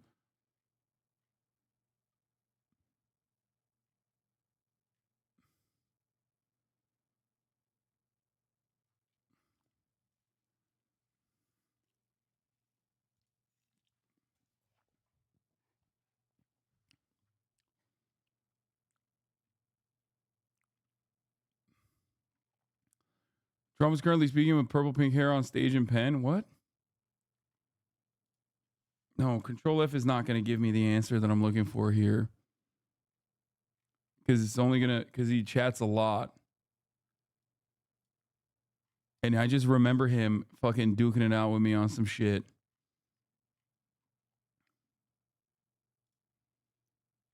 Hold on.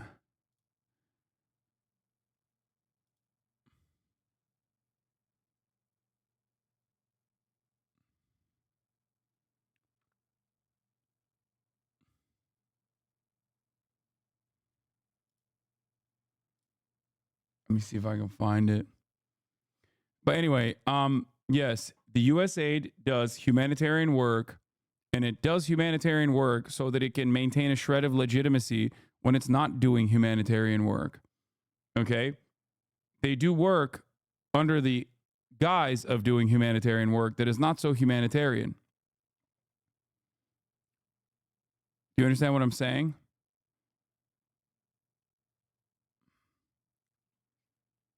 Trump is live talking with purple hair. He's gone full lib. What are you guys talking about, man? What the fuck do you mean he's got purple hair? And we are going to, and you know, when you do that. Y'all are so dumb, so dude. The #1 rated country is Norway.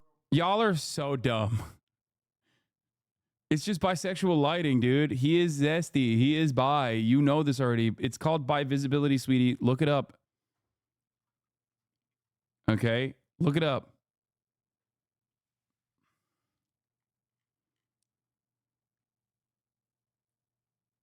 The U.S. Army Special Forces also does local dentistry and veterinary work. Doesn't make them a net positive. No, but USAID is more than that. USAID is a front for the State Department to, sometimes engage in humanitarian aid that's not so humanitarian under the guise of humanitarian aid in direct violation of international human rights. Sometimes they're shipping in medicine. Sometimes they're shipping in medicine. Other times they're shipping in weapons under medicine for rebel groups.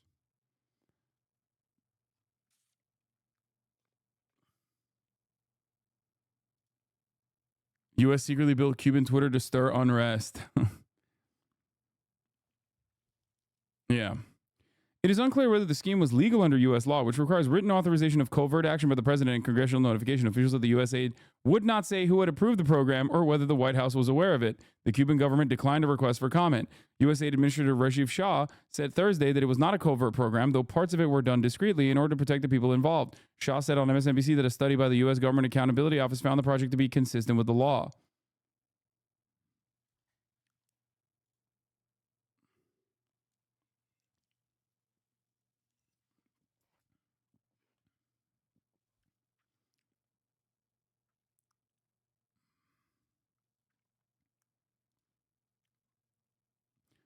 Oh, this is the one. Yes, thank you. My point is the DNC messaging was asked from Harris, but they haven't shifted away from that progressive policy that they had before the DNC. They haven't rejected the price caps, the building, the child tax credit, the infrastructure, etc. Policy is not chased as the DNC. The rhetoric got significantly worse at the DNC, but those policies you like didn't leave the platform. Listen, bro, I remember all you motherfuckers, okay? This was after. No. This is what I'm talking about. Okay? This is what I'm talking about. I remember you motherfuckers. Anyway, it doesn't matter. It's all good. It's not a problem. It's just but yeah, USAID is perhaps one of the more nefarious mechanisms in which the State Department operates under the guise of humanitarian aid when it's maybe not doing so much humanitarian aid.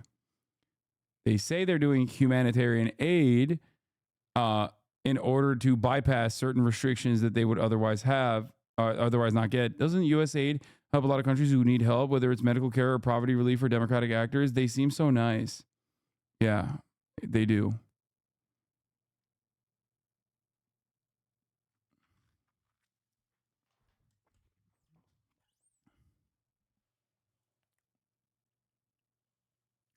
Anyway.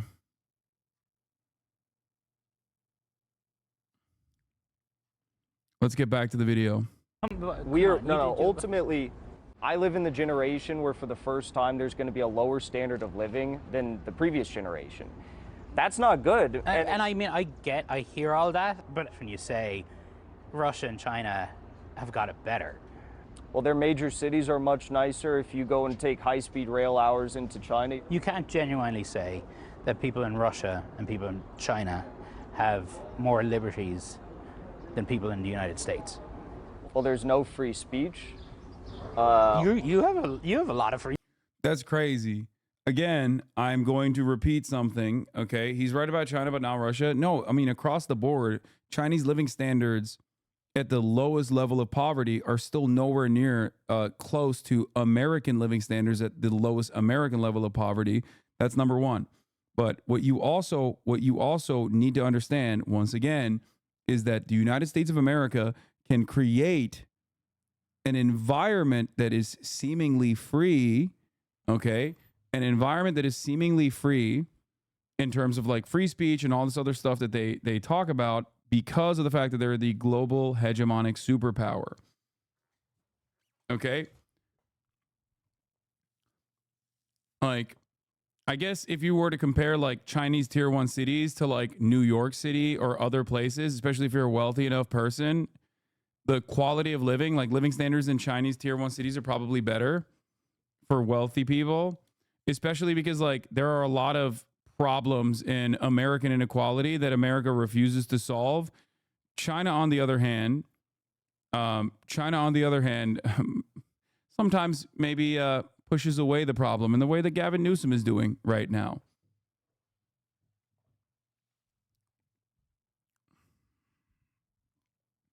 But again, that standard is not so consistent across the board in the entirety of China, but it has gotten insanely better. That's the point.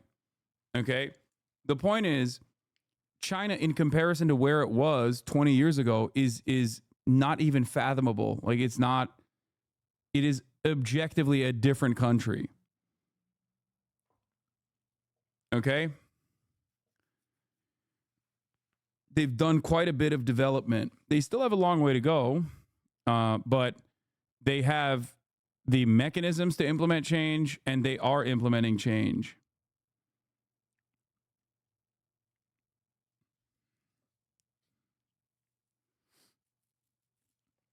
My anger towards America is that we have the capacity to do that. We just don't. Due to our short-term profit-seeking attitude and complete capture of our government by capitalist corporations. Free speech? Really? You think I have free speech? You don't think you have free speech? No. I mean, what's the public square today? It's obviously social media. You have 3 million followers on X. You can post whatever you want. You're hosting events here. How do you not have free speech? What part of your speech is being curtailed? It's very simple. It's very simple. Yes, I have 3 million followers on X, but what about Instagram? I've been banned. YouTube, I've been banned. I was banned from Raya, a dating site. Jackson's bans might have something to do with his repeated That's so embarrassing to admit, dude. Come on. sharings of hateful posts and his celebrations of violence. You look like you're in pain. I'd been left frustrated and confused by Jackson. Did he really believe all the stuff he was saying, or was he just doing it all for social media clout or for money? I just don't know if I believe you or not. Like, I've been banned from a fucking an exclusive dating app. This means that I have no free speech is crazy. Okay, that's a crazy thing to say. Like, I've been banned from the celebrity dating app.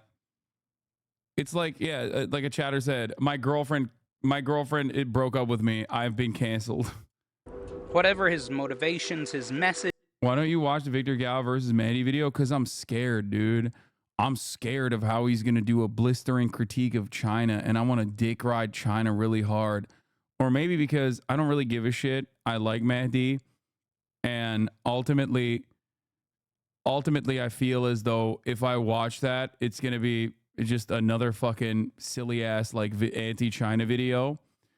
And not only that, but also I'm going to give a lot of opportunities to fucking the biggest weirdo losers in this community to like clip farm, to be like, see, Hasan loves China or some shit, because you're just going to purposely cut all of the parts where I criticize China and only talk about like the lightest fucking dick riding of China, where I say things like, I like high-speed rail. That's it. Also, it's mostly because I like Mehdi and I want to maintain that attitude. That's pretty much it. That's the major reason. Not because he's going to be like talking to a person, Victor Gao, and Victor Gao is going to be like, oh, nothing is going on in fucking Xinjiang, which I'm going to disagree with him on. And I'm going to agree with Mehdi Hasan on. That's not like the main point of contention. You know what I mean? But it's not going to matter for you because you don't care. You're going to cut those parts out of your clipping, as you always do, which is why so many motherfuckers will be like, Hasan does not care about the Uyghurs in China. Any conversation, in my opinion, that doesn't fucking feature like Chinese development and exclusively talks about Chinese repression is basically replaying the same exact hits, but from a more leftist, a more leftist point of view. You know what I mean? It's just still serving the same interests.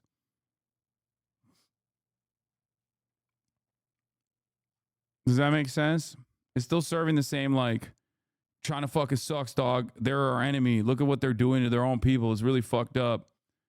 Instead, you should be serving the top of the hour ad break. And by that, I mean I should be serving it, which comes to the top of every hour. If you no longer want to see those ads, all you need to do is subscribe.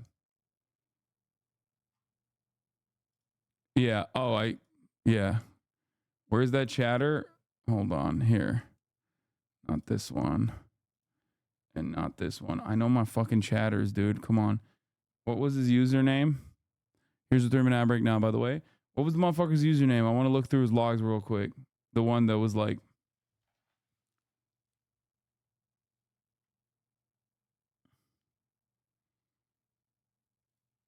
No, not Cloud District. No, the one who was like, why are you afraid of covering the Victor Gao interview or whatever?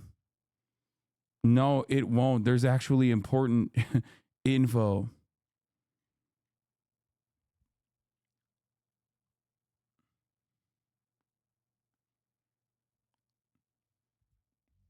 Just asking to know, brother. Relax. I'm Palestinian myself. I think you don't want to watch the Victor Gao one because Mandy sort of destroys a pro-communist advocate in it. You don't want to watch the Victor Gao one. Like, this motherfucker, Mr. I'm Palestinian, is consistently being like, listen, I think you should stop talking about Palestine and start talking about, I'm Palestinian, and as a Palestinian, I really want you to stop talking about Israel right now to hyper-focus on Mehdi Hasan, destroy a pro-communist China advocate. And he's been fucking spamming this for a month at this point.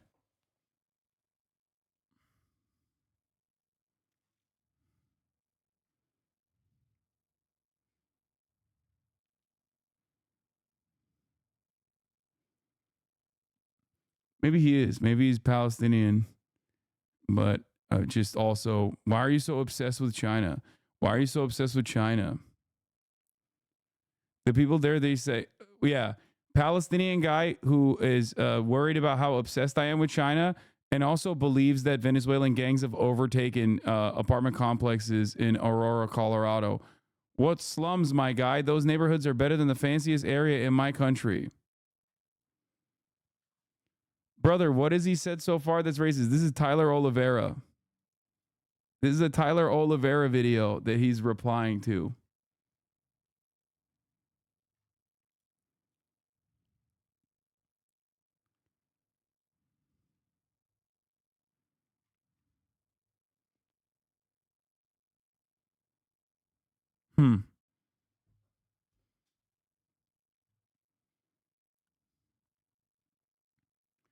Interesting stuff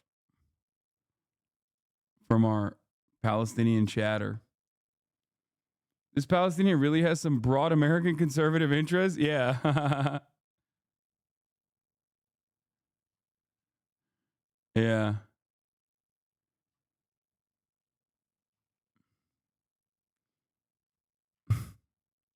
Hey, man, as a Palestinian, I really wish you would stop talking about Palestine and start talking about China and how China is actually anti-Muslim instead, please. Thank you. And his propaganda is resonating. You know, like Donald Trump, Jackson has definitely found a way to build an audience of people who feel disenfranchised or feel pushed away by our society and our system. Was there ever a moment for you where you were like, wait, what the hell is going on with my friend? One of the first was when he did the interview with Tucker Carlson. Joe Biden is plunging us into a fascist state. Because Tucker Carlson is an asshole. Somebody who, like Jackson, either believes what they're saying or because they get paid a lot to do it. Jackson describes himself as a communist, right? Why? Because he smoked a lot of weed and read Karl Marx. He's the biggest fucking capitalist I've ever seen. I'm so disappointed in what's happened to Jackson. He had this... Oh my God, I just thought about that. Wait, why does nobody talk about how Jackson Hinkle Why does nobody ever fucking shit on him for like, I don't know, expensive purchases or whatever, like constantly fucking pocket watching him? I thought he was a fucking commie. That's right. That's weird, man. Yo, all it takes is for you to fucking slap on the MAGA sticker and people are like, nah, dog, you can have whatever you want, okay? That's crazy. Hasan, nobody knows who this is? No, every dad in Indonesia knows who Jackson Hinkle is, okay? You don't understand. This man has tremendous pull in Malaysia. I wish I was joking, but it's not a joke, okay? Every Jackson Hinkle post is like swarmed by his massive Malaysian fan base, which is really funny. That's why, like, whenever he posts about me, like being like, this man is trans and gay, they'll be like, it doesn't get any fucking movement at all, because they're like, we don't know who this guy is. We don't care. Talk about Palestine, please. Or Russia.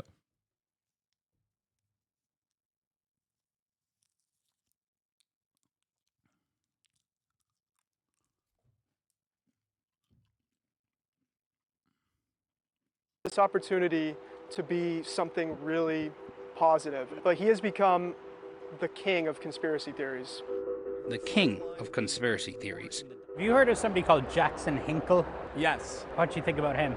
Not my politics at all. Jackson had been condemned and disavowed by established pro-Palestinian activists. People see our cause because he's a fucking charlatan.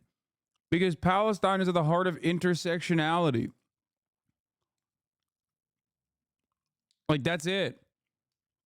It touches on all of the immediate aspects of, like, it touches on all of the immediate aspects of American dominance, American culture of dominance, American imperialism, American violence, and American fascism that is also applied domestically upon marginalized communities. So for someone who's like running around being like, oh yeah, I fucking hate transgenders, that's like a really important part of my politics, like,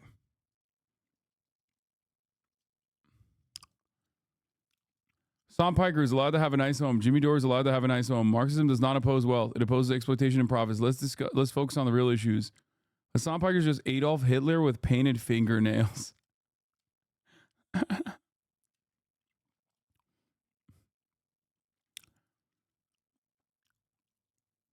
Banned. So desperate for viewers, you're leeching off the Hasan Abi Discord. Don't quit your day job, brother.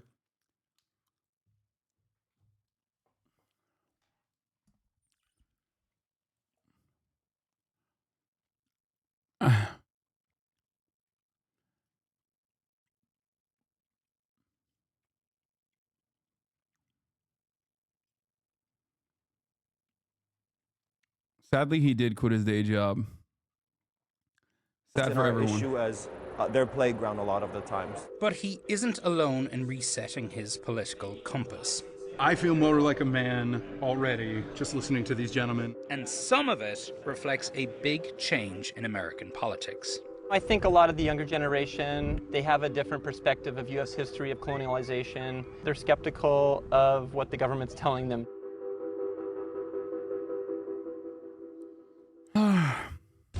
This is CNN, the world's news network.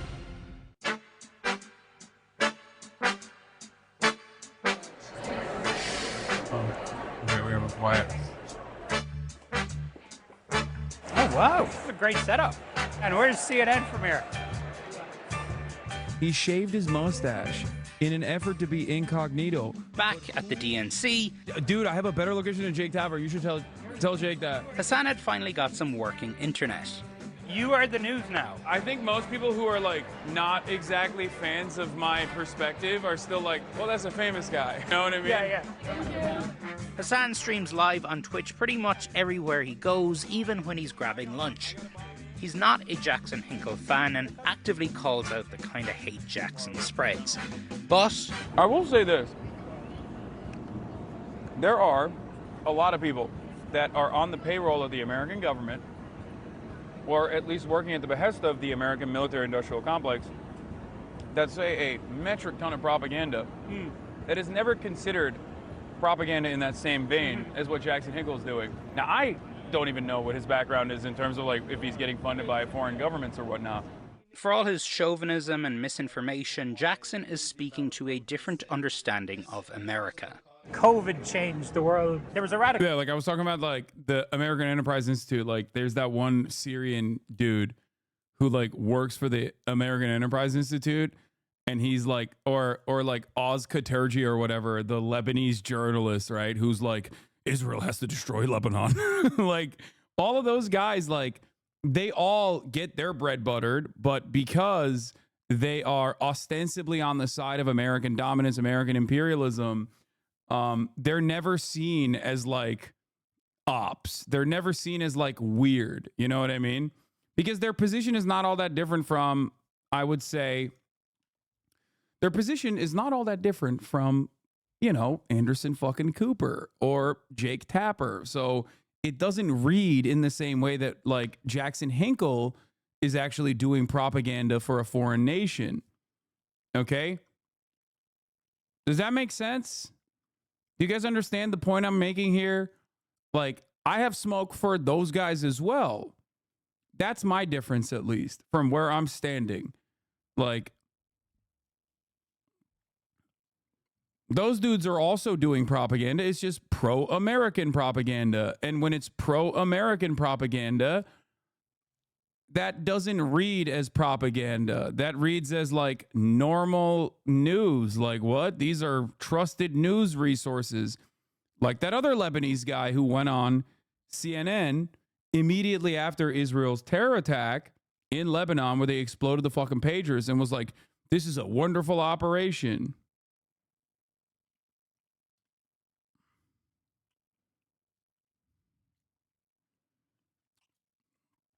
That dude works for the Middle Eastern Institute, and he was basically outflanking. He was outflanking Benjamin Netanyahu before Benjamin Netanyahu even made a fucking statement. And he said the exact same thing that Benjamin Netanyahu inevitably said. Oh, Israel is doing this wonderful operation, which is a feat of impressive tech, because they want to decouple Hezbollah from Gaza. They want to show Hezbollah that there are consequences for trying to defend Gaza. That guy is an op. You know, he's getting paid.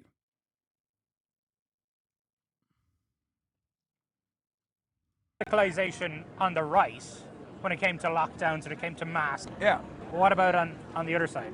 The American project hinges on being able to afford your treats. The moment that your access to your treats that are affordable are restricted, everything will fall apart. Society collapses. Because then you're like, well, what the am I doing this for? You know, I have a shit-ass job, no future prospects, barely can make payments, but at least I can go to Applebee's and get $5 jalapeno poppers, right? Okay, and hang out with the boys and slam a couple brews, watch some football. COVID broke that a little bit. All of a sudden, everyone was like, well, okay, what's the whole purpose of this then? If I can't have my treats. I think that was like the breaking point for a lot of people. Jackson Hinkle, 8 years ago, was like a Bernie kid. Now he's hanging out at the Kremlin, basically. Mm-hmm. I made a conscious decision to be true to myself and say jalapeno poppers, okay? How does that happen? I don't think his political compass is very well aligned. Joshua Frank is the editor of Counterpunch, one of the best-known left-wing magazines in the world. I certainly don't think he's on the left. I don't know what a mega communist actually... That right there, by the way. It's a good magazine. Okay? Let me tell you. It's kind of shocking. It's kind of shocking to see Counterpunch on fucking CNN being displayed as also a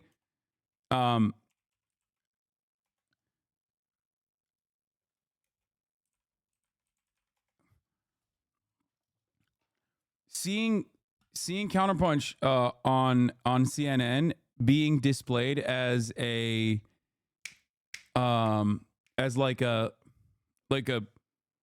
reliable, sane outlet that is on the left is kind of cool to see. I never really would have thought I would be presented in that way. And I never really would have thought Counterpunch especially would be presented that way.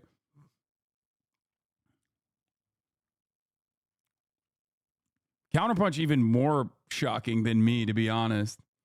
Like,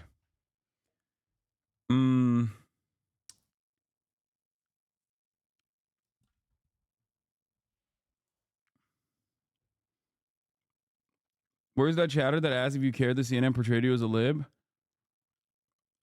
So let's just put it this way. Counterpunch has a lot of fucking people, like a lot of reporters. They have a lot of articles and a lot of coverage that like makes its way to TrueAnon. Actually is, and I don't think he does. One thing that Jackson and I can agree on, we're both American patriots in the sense that we're willing to criticize our own country. I don't disagree with everything that he says. I think there's way too much Russia phobia in this country. Obviously, the war with Russia and Ukraine is horrible, but I think this country needs to eventually work with countries like Russia and China. You know, I think a lot of the younger generation, they have a different perspective of U.S. history of colonialization. They're further away from World War II and that narrative. They're skeptical of what the government's telling them to believe, especially when they're seeing an alternative in their social media feeds. But that's also where it can get kind of dangerous, because you do have to have some sense of media literacy. Yeah, because it's one thing having a healthy skepticism of any media outlet, really, right? And any narrative that's being pushed. But on the other hand, what you have is people totally abandoning journalism, getting their news from somebody like Jackson Hinkle. If you or a loved one has ever... It's not Counterpoint, it's Counterpunch. Counterpunch is a magazine. Counterpunch is a like an old school leftist magazine. Okay? It's been around for quite some time. One of the articles that one of their reporting that I have relied on in the past was, I believe, I think it was during like the Osama bin Laden affair, where they talk about the assassination. What's the name of the guy? The guy that right before 9/11.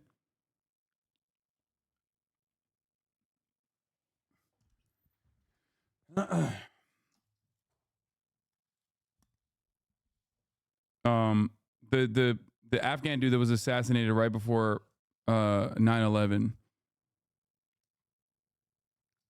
Like I've used their investigative reporting on that. Let me see if I can find it. Man, shut the fuck up. No, it's not the Blind Sheik. It's not Saddam Hussein. What are you talking about? I'm talking about, I think it's Ahmad Shah Massoud.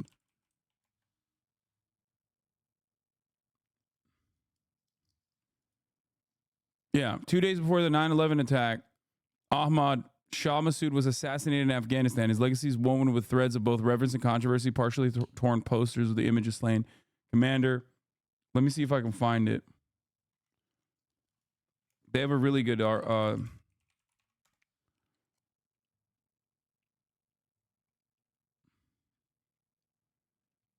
think it was Counterpunch that did an investigation on Ahmad Shah Massoud and his background. Am I crazy? Yeah, where they posed as journalists and assassinated him.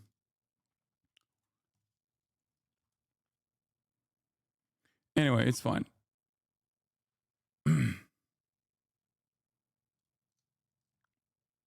I don't think it was this article. No, not like why the world's eyes are on Afghanistan, Tajikistan border. Are you actually a liberal, or is it just for the views?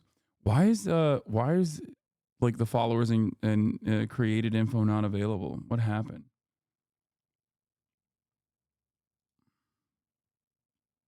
Focused.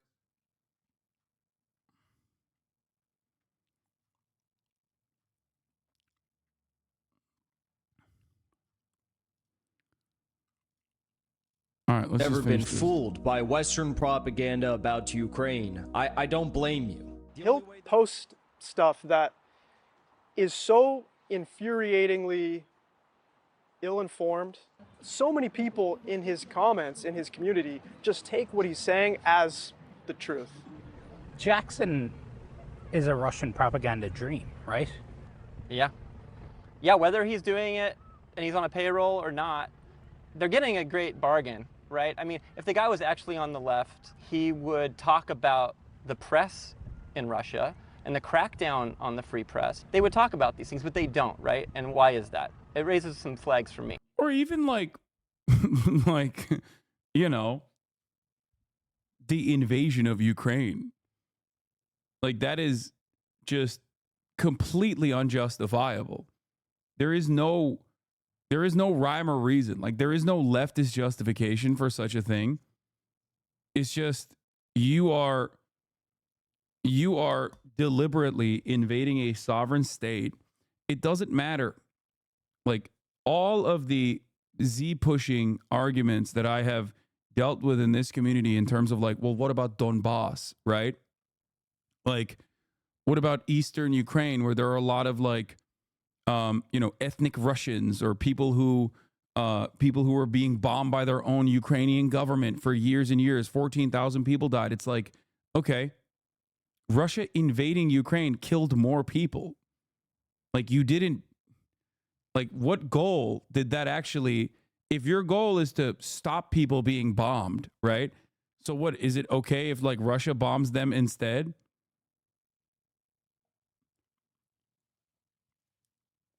Don't forget the Ukrainian neo-Nazis. I mean, this is the problem. I've talked about Ukrainian neo-Nazis quite a bit with the Azov Battalion and with other football, with other football hooligan groups that Ukrainian anarchists and Ukrainian leftists would duke it out on the streets regularly, and those groups that inevitably became a prominent fixture in the Ukrainian National Guard in the first line of defense. Okay? But that doesn't change the reality. That doesn't change the dynamic even a little bit in terms of like giving any kind of righteous cause to Russia to invade. And it's also additionally ridiculous when, you factor in all of the hyper nationalist groups that are on the hyper nationalist groups that are also on the Russian side.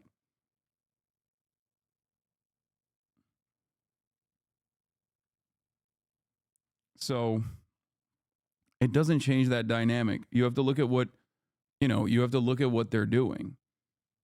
You have to look at who's in the wrong. I think ultimately, regardless of Western intervention in Ukraine, Russia's invasion of Ukraine was completely unjustifiable. And that's it. And when people talk about, like, there is a couple points that I hear all the time, right? The de-Russification of Eastern Ukraine. Okay. What Russia has done has been significantly worse in Eastern Ukraine and across the board. Or when people talk about denazification, again, there is no righteous cause for this. And also you end up Nazifying the country regardless, especially when nationalists are the first line of defense in this situation. And now they're going to become even more hyper-nationalistic, something that I ironically talked about the day of the invasion. Okay. And NATO expansion is the final aspect of the argument, which is, oh, well, NATO was expanding into Russia's backyard. While I understand NATO expansion as a reasonable realpolitik fear from a regional actor, Russia's invasion of Ukraine literally calcified NATO's prominence in Western Europe and Eastern Europe. It gave an opportunity for Finland and Sweden to also join NATO. Okay? It was one of the fattest gifts that Vladimir Putin could ever give to Western contractors to the military industrial complex in the United States of America, to those who want to build arms in Germany, in the UK. That was a gift. We have accelerated weapons manufacturing in Western Europe dramatically since then, scaled up dramatically.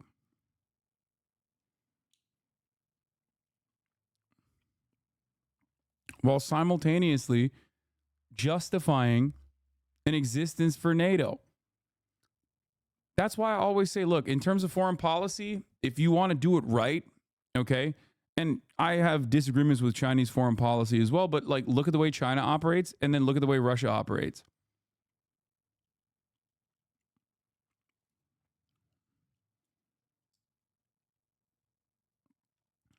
If you secure trade and make yourself an irreplaceable factor in the global marketplace, as Putin certainly had the capacity to do so, then you make it so much harder to like actively go to war with you and completely deny trade. That's it.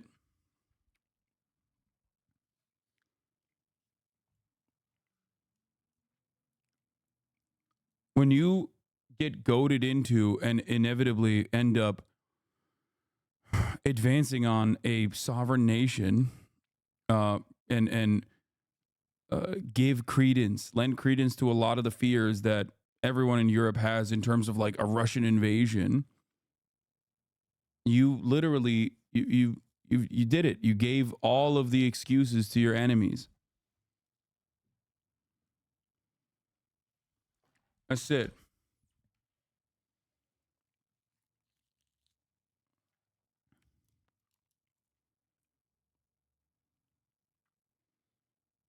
They tried. Look at the Nord Stream pipeline. That is the result. Yeah, that's interesting that you say that because it blew up after Russia invaded Ukraine. Don't you think that the international consequences for blowing up the Nord Stream pipeline would be dramatically different if Russia was not currently fucking invading Ukraine? Like, what are you talking about? You think fucking, like, at the end of the day, you think our European allies would be like, no, that was so sick that you blew up a pipeline that was, you know, sending us gas. No, they wouldn't be fine with that. Okay? They wouldn't. That's crazy. Hey, Jackson. How's it going? You're breaking up a little bit, but that's okay. Good. Here in Moscow, Russia. Yes, I see that it is trying to reconnect the internet. Now you're totally frozen. When I next spoke to Jackson, he was back in Russia. The Kremlin had organized to bring him to parts of Ukraine it had illegally invaded. Are they brainwashing you? No, I think the only people who are being brainwashed are the people paid by the military-industrial complex. Like this right here is fucking gross, okay? Absolutely gross and completely unacceptable. It's gross when Destiny does it, when he goes to Israel and dick rides Israel. It's gross when Jackson Hinkledink goes to Russia and dick rides Russia. There is no difference, okay?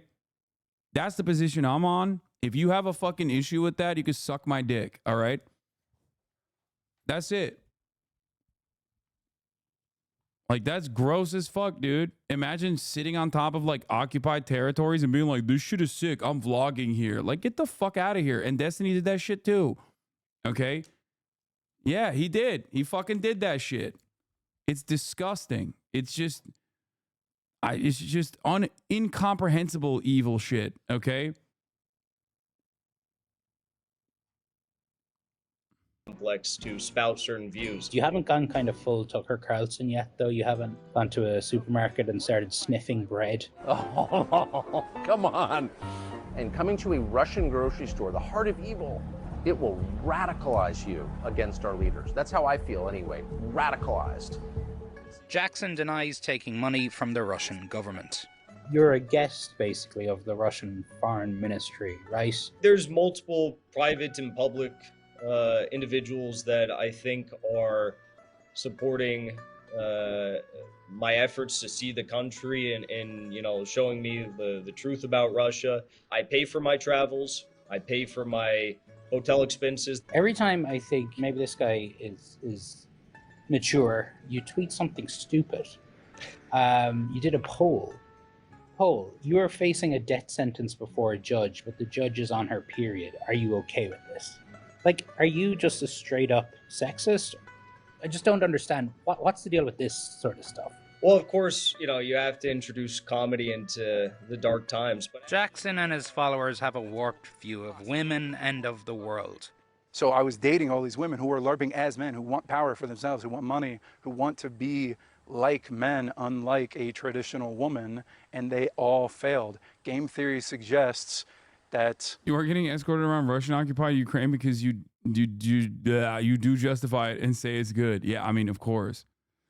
I don't know, man. I don't know if he's getting paid by somebody, okay? Because these guys, I never know. Not this guy. This guy is what you see is what you get. It's kind of a sad story, but like with Jackson Hinkledink, it's like somebody's got to be paying him. The fuck? How's he making the money?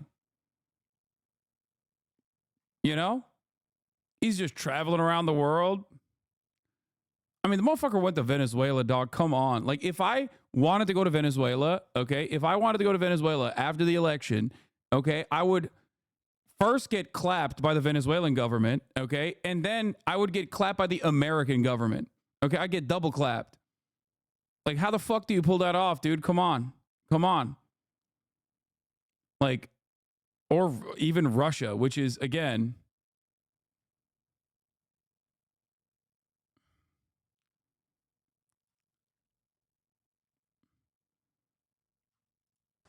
the problem is not me.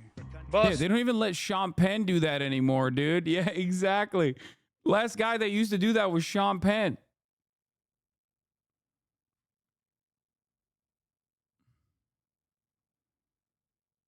To be fair, DSA does a trip every few years. No, I'm talking about when they did it. And I mean, you can go to Cuba and stuff too, with like, depending on which coalition you're going with. Like, I almost did in August. But I was at the DNC at the time instead. Me and Lolo were gonna go to Cuba.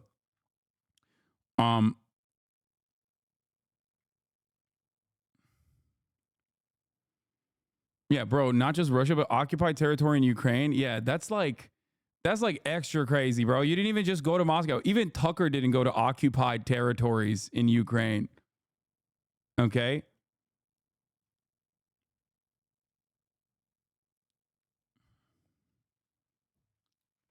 Like that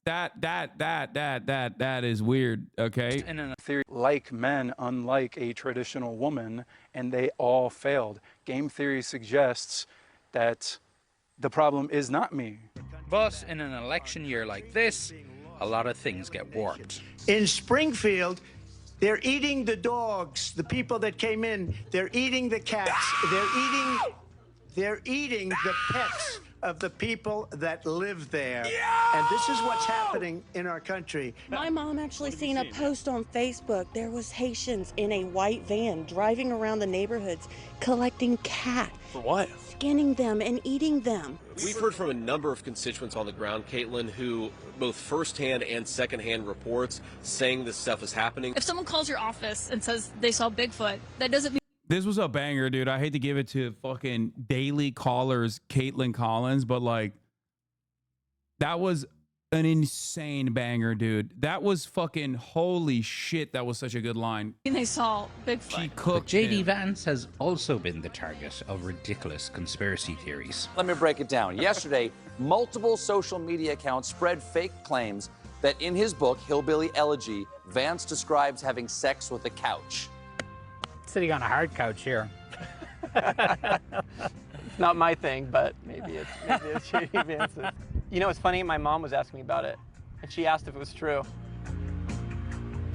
A lewd conspiracy theory about J.D. Vance and a couch doesn't quite undermine American democracy the same way as for years falsely claiming an election was stolen. But it does show how a conspiracy theory that might seem crazy or clearly a joke to some of us might not to someone else, especially if it plays into their political biases. So, but your mom, who's a Democrat? Anti-Trump, I would call her. yeah. Okay. But she was genuinely wondering, did that happen? Yeah, did that happen? Yeah. And that was after when Walz made the comment in his speech. I can't wait to debate the guy. That is, if he's willing to get off the couch and show up. So, you see what I did there? But I also think that that's our day and age with politics, right? You have someone like Trump and Vance out there saying a million things every day. So the Democrats pushing back in a funny way. It's kind of like they ask for it, right? I spend a lot of my time talking to Trump supporters, trying to understand the rabbit holes people go down. On your stream, you have a bit of fun with it sometimes. I think you also refer sometimes to Trump supporters as hogs. So you're not going to take the vaccine? Absolutely not. What if Trump came out and said, please take this vaccine? No, I don't believe he'll take it. Yeah, well, he did. Idiot. But you must feel some empathy. Oh, sorry. Oh.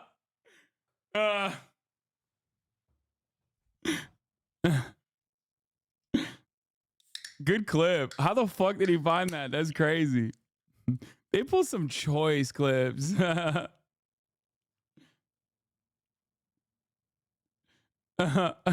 At times, some sympathy. Oh, yeah. Some people genuinely believe this stuff. I do ultimately still want to change the minds of people. I don't necessarily fault individuals for going down this rabbit hole because I understand that we're all, in some ways, victim to propaganda. We cannot escape propaganda. Rachel Maddow, she's broke my heart. Rachel, I thought you'd tell me the story.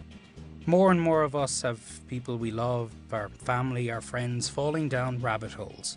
Rabbit holes that stoke fear and promote hate. Rabbit holes that can transform people from who they used to be. And rabbit holes that can even take them into war zones at the other side of the world. Are you being followed by like the Russian security services, or for that matter, the CIA? I mean, surely the American government knows that you're there. Well, I think if the CIA or the Russian intelligence is doing their job properly, I wouldn't know, and I don't know. Okay, well, bring me back a fridge magnet or something, will you? I've actually got a special gift for you. No, you'll like it, I promise. What the fuck? That was fire. Shouts out to Donny. Shouts out to Donny O'Sullivan. Misinfo Nation, The Lost Left on CNN. Shit was fire. Absolute banger. I understand why it's not really the focus of this doc, but your full interview with Donnie was so good. I wish it got its own segment on CNN.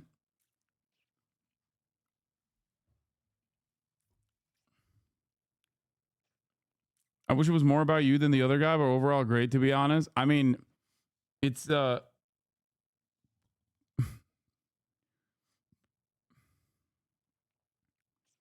friend that has helped me push left years ago has now fallen into the MAGA communist thing and refused to watch this because of the CNN hippies. I don't know what to do with him.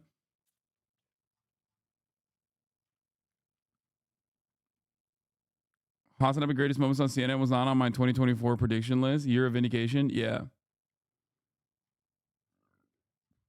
It wasn't on my list either. I mean, that's like two back-to-back very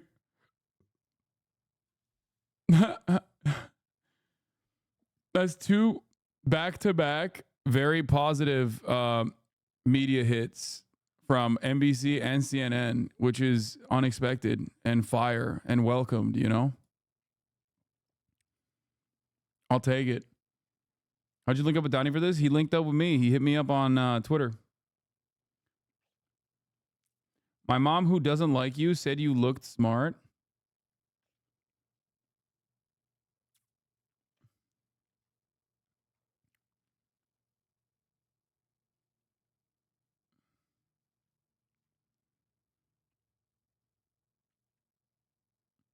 Like, they put me and the counterpunch guy on there to be like, here are some sane and reasonable left voices that are also working aggressively in pursuit of the truth, that are speaking out against dangerous misinformation, right? And that's understandable. That is my goal.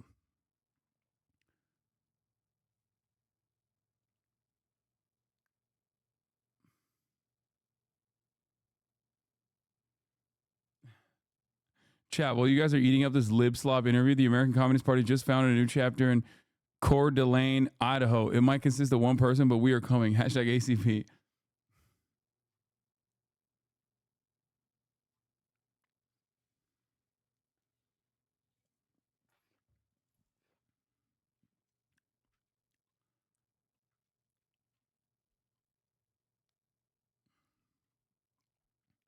Is there a YouTube link? I don't think it's up on YouTube yet.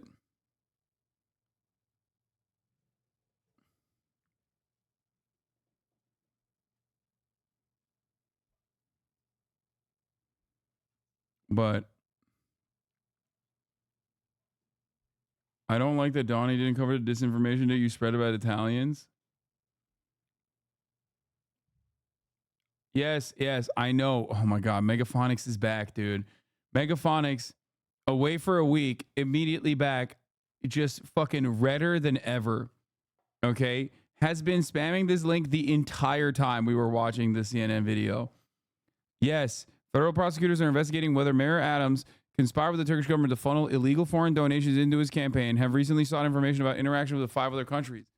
The demand for information related to other countries, Israel, China, Qatar, South Korea, and Uzbekistan, was made in an expansive grand jury subpoenas issued to City Hall in July, the mayor and his campaign.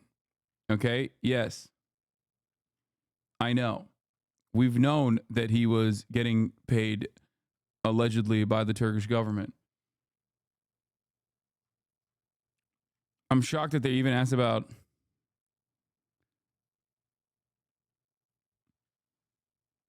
I'm shocked that they're even asking about the Israel stuff, which is surprising because Israel is allowed to do that.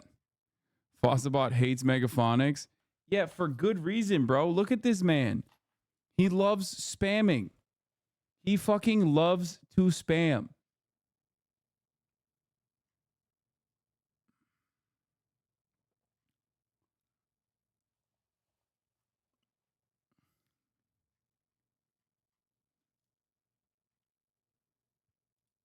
Why would the Turkish government be paying him? I don't fucking know. So we can say Istanbul, New York is the Istanbul of America. That's why.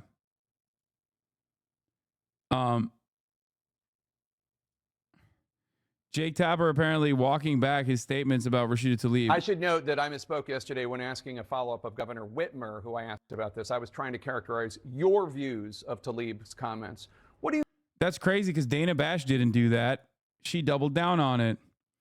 And I like that Jake Tapper, instead of like apologizing to Rashida Tlaib, is fucking apologizing to Nestle. What do you make of those today, noting that Congresswoman Tlaib never explicitly said that your bias was because of your religion, and so it's unfair for you to make that allegation? I should note that I misspoke. That's crazy, man. I mean, this is very, very cynical. This is a very cynical way to operate, where you are basically trying to, like clarify your position as a serious journalist by being like, yeah, this is something that I said that was objectively wrong. Okay.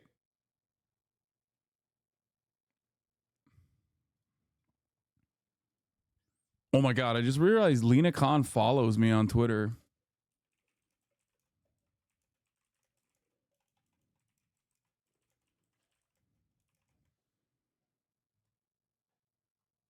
What the frick? Hold up. Instant DM. Lena Khan did a slot on 60 Minutes.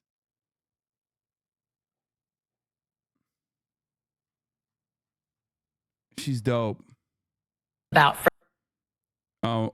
was another John Feder bitch moment. Next guy to say habba. Fracking. To the point, what do you now like about fracking? You say you're not going to ban it. You support it now. They're eating dogs. They're eating cats. you know, again, so, okay, yes. That's sick, man. That's really cool. You really did that. You really fucking did that, dude. You handled that so well, King. You handled that so fucking well, dude. GOAT.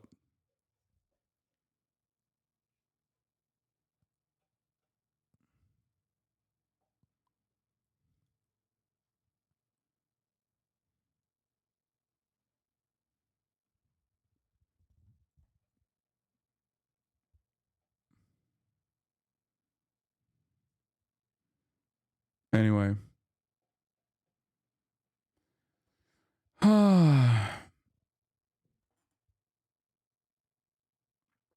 Here's one clip of the Khan interview. He named you as a commissioner, and then he made you chair.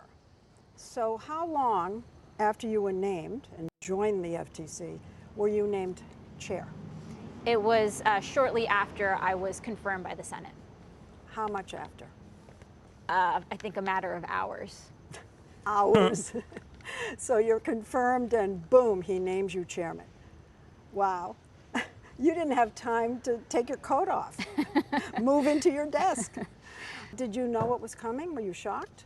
I was pretty surprised, but you know, it was a great honor, and we have a really excellent team at the FTC, and it's been just the honor of a lifetime to get to lead such a courageous and talented group of civil servants. Well, there were already commissioners there, who some had been there for years, and you were very young. I don't know if they saw you as an interloper. How has Lena Khan avoided scrutiny from the establishment media and politicians? Boring. That's it. Literally, FTC. It's like, I think that's what it is. It's just paperwork. Like, she is very, I mean, she's utilizing existing law and you know, utilizing paperwork to go after major corporations, with even the mere threat of the FTC coming after them ends up actually creating change. That's it. Good luck explaining to someone why it's like really fucked up that a federal regulatory agency, the federal regulatory agency is like operating in the ways that it's supposed to in terms of like, you know, trust busting. Good luck. That is an incredibly difficult, like, Republicans and their hyper focus on culture war unironically has had this devastating impact on their other war that they used to engage in on a regular basis, which was to consistently farm out a new crop of American loyal soldiers that would have the dumbest opinions you've ever heard of, like, Amazon has to be a monopoly in order to fucking get me all my free shit, all my cheap shit. Okay?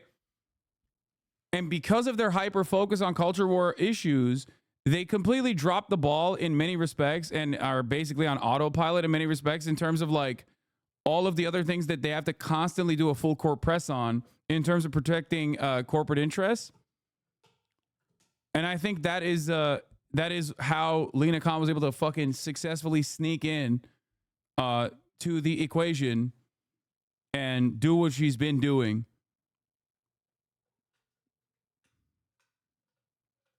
I think that's what it is. Because honestly, like, if you ask actual executives, if you ask those with real power, including Democratic donors, as a matter of fact, what are you looking at? Cutie pie? Little Berber?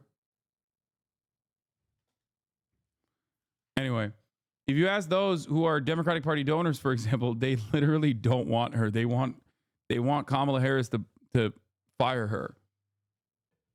Okay? They want Kamala Harris to fire her. Oh yeah, the conversation about like this is an incredible one, dude. Like, this is such a fun, fantastic fucking story, okay? It is a fantastic story about the power, the awesome power that the federal government still holds in terms of being able to get corporations to do things that they should have been doing without corporate influence. I mean, without government intervention and without government influence. Okay?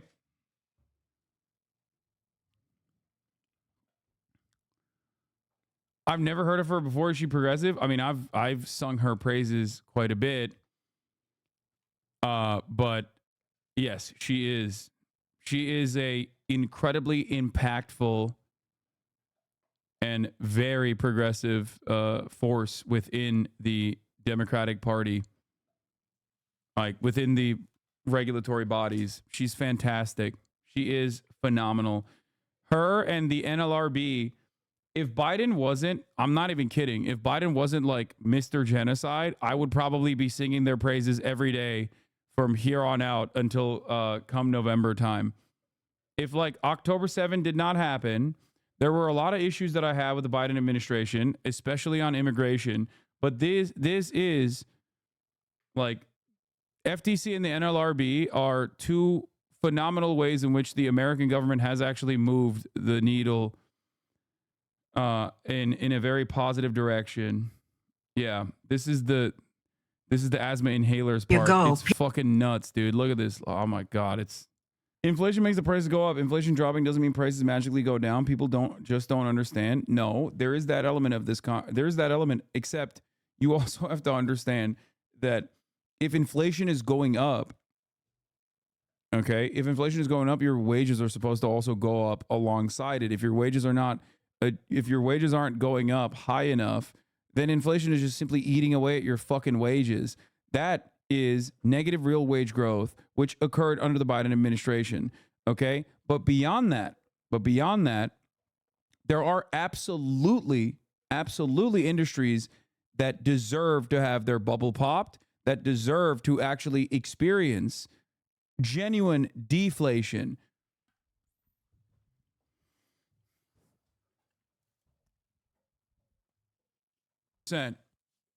Committed, firm believer that there has to be deflation in the housing market.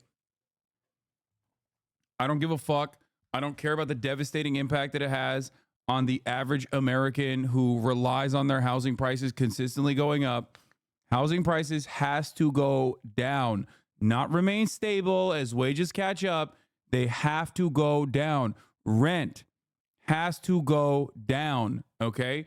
For far too long, we've had insane levels of inflation in the cost of housing, the cost of rent, college education, and also pharmaceuticals. These are things that you need in order to survive, okay? And anywhere where there is like inelasticity of any sort in the demand, you have seen these massive fucking price increases. And the government is supposed to intervene. They are supposed to interfere. And they are supposed to regulate these markets. And they completely have dropped the fucking ball, dog. It is ridiculous. It is unconscionable. It should be illegal, okay? It is unacceptable. The real reason why we obviously fucking chirp about inflation now is because another industry that has been relatively stable in its prices also experienced real inflation as a direct consequence of the issues that we talked about. Hold on, yes, competition will drive prices down. You love this argument at Hasan Abi. Yeah, I mean, competition can take many different forms, including the federal government, okay? Listen, I look at what is in front of us. I look at like the amount of change that we can engage in. And yes, I will always advocate for like pre-existing laws that are already in the books because we're not even doing fucking capitalism correctly. So yeah, no, I think that is definitely a decent argument to make in this situation. Oh.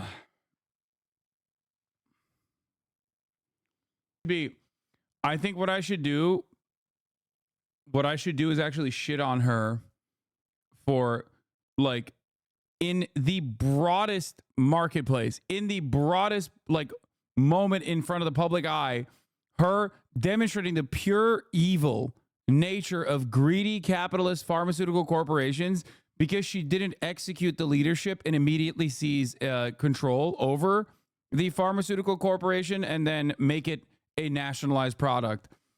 So, you know, it's really fucked up that she didn't do that and instead actively is communicating after like genuinely taking action, okay, actively communicating to as broad of an audience as possible that like this is unconscionable shit that like they get away with on a daily fucking basis. I am not so far removed from the reality or so nihilistic that I'm gonna fucking look at a gift horse in the mouth, okay?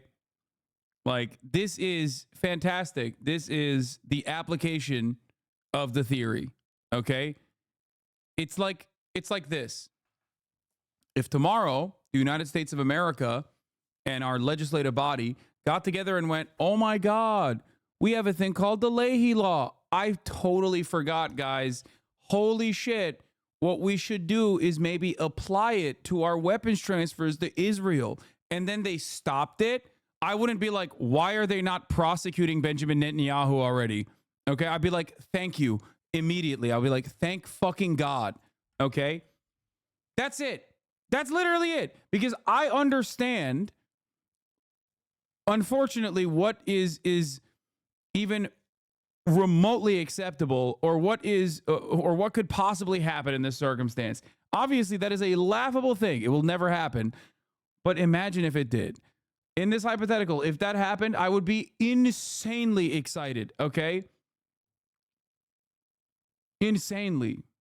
Worried, I'm not gonna lie. Like, maybe they shouldn't be prominently displaying her on 60 Minutes. Like, I don't know. I feel like on the one hand, I think to myself, this is good. Like, I'm glad that she's there. She's doing the work. I'm glad that she's like getting maybe a protective barrier around her in terms of like public pressure.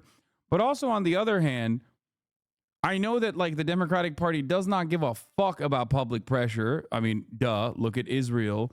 And if there's enough like corporate, if there are enough corporate overlords that go, no, she got to go, they're going to fucking succumb to said pressure and kick her out. I don't think many people watch 60 Minutes. I mean, this is a pretty big fucking media opportunity. I told you about like the Republicans dropping the ball on this sort of stuff because they're hyper focused on the culture war. Here is what I mean. Back in the day, the Republicans would have an immediate retaliation to someone like this. They would be like, they're coming after small businesses. Lena Khan and the FTC wants to fucking, break up your small business. They want to kill you. They want to kill small business owners. It doesn't have to be real. It never is. But Republicans would at least like immediately try to democratize the hurt. Right? Oh, the estate tax. Like, ooh, they're going to come after you when you die. They're going to take your Honda Civic. You won't even be able to give that to your fucking child. They have a very good communications platform to take like a policy that does not even touch anyone that isn't on the top of the fucking 1% and make it seem as though the average dickhead living in a fucking trailer park in West Virginia is going to be dominated by big, scary government. They really haven't done that with the FTC. Okay?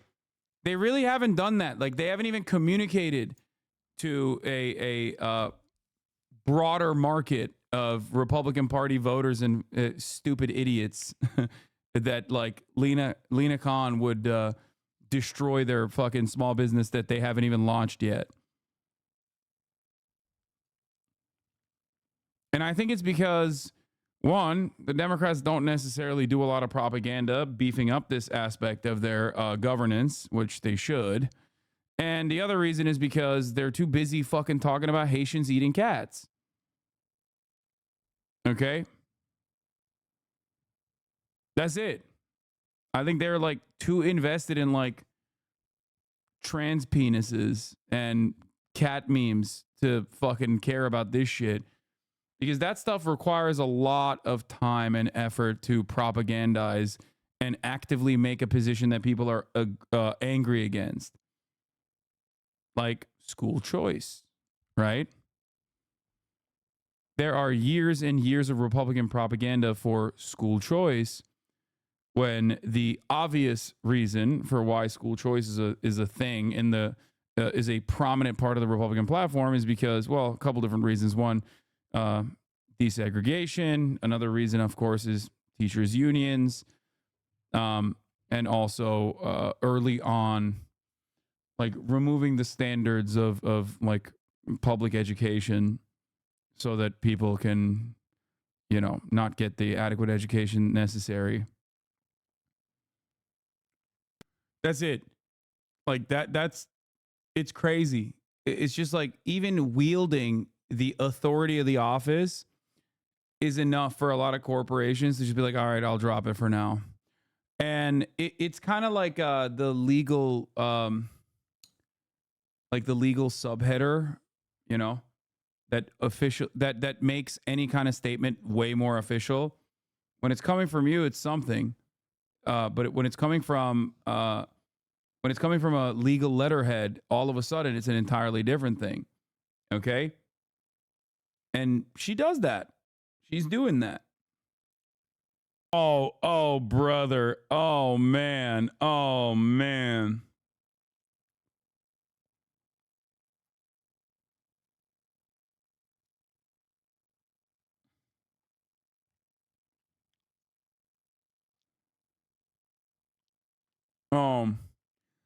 Oh, she's stifling innovation. Oh, no, dude.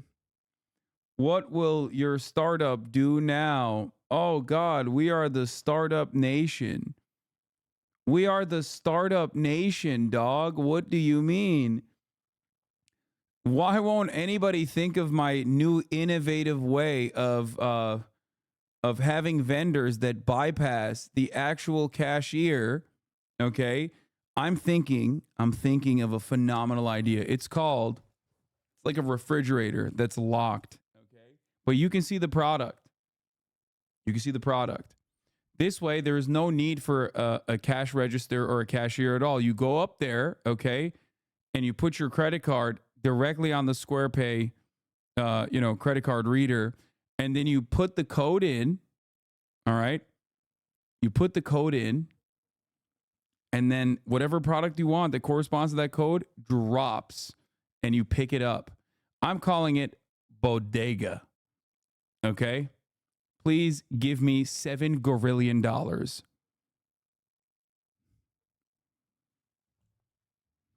I know. This is an innovative new product. Okay. Yeah, that's right. You're talking about a vending machine. Excuse me. Excuse me. This is not a vending machine. This is an innovative new startup that is going to disrupt the entire industry of groceries. Hello? Excuse me, how dare you? That's old think. What I have is new think. Yeah, oh, this is even better. Yeah, call it vendor. Yeah, VENDR.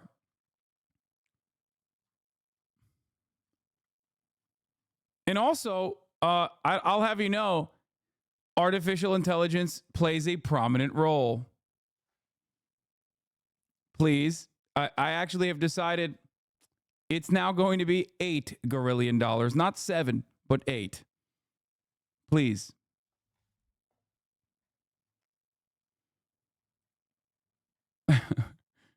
Next week, they're like, wait, your vending machine systems are actually your vending machine systems that you developed in Indonesia are actually causing actually causing people to get throat cancer. Okay, it turns out that like the mechanism that the machine is using is using like a weird gas. It's emitting a weird gas that like immediately gives throat cancer to people that purchase the product. And it's like, well, you know, I've already exited out of the company, so too late. Can't punish me for it. Others fear that I am now an angel investor.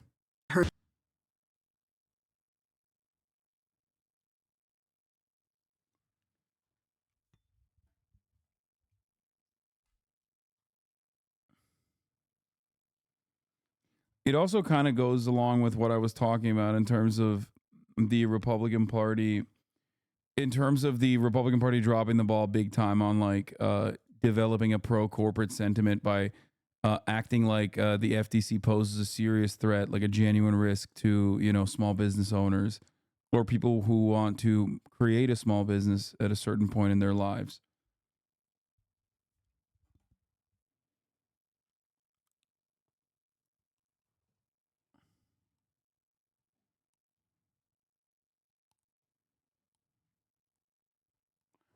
Anyway.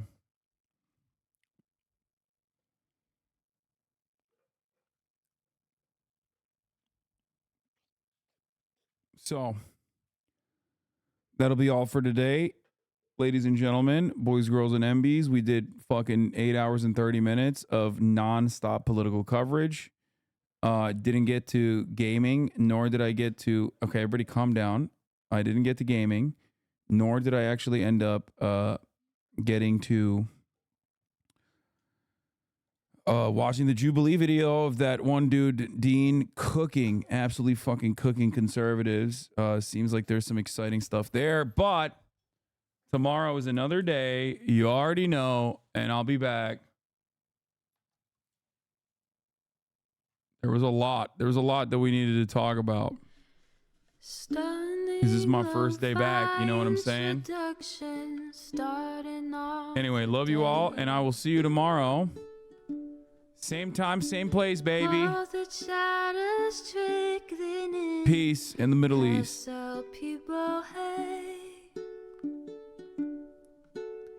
Sunny Los Angeles, California, says Hasan. The starlock to the starlock to the topic just begun. There he is again, Hasan is streaming. Hasan is streaming. There he is again. Hasan is streaming. Hasan is streaming. Reviewing the P.O. box, Uncle Uyghur's face. Sat in Discord at your prop. Great names take embrace. Tiny Bernie Sanders, LGBTQ Air Force. The whole left at your fingertips, Ane at your door. H3 crowded debate, the Young Turks online show. 3 full fucking years of this, plenty more to go. 90-day fiance talks of champagne bourgeoisie. A Trump rally live reaction, a mass riot at DC.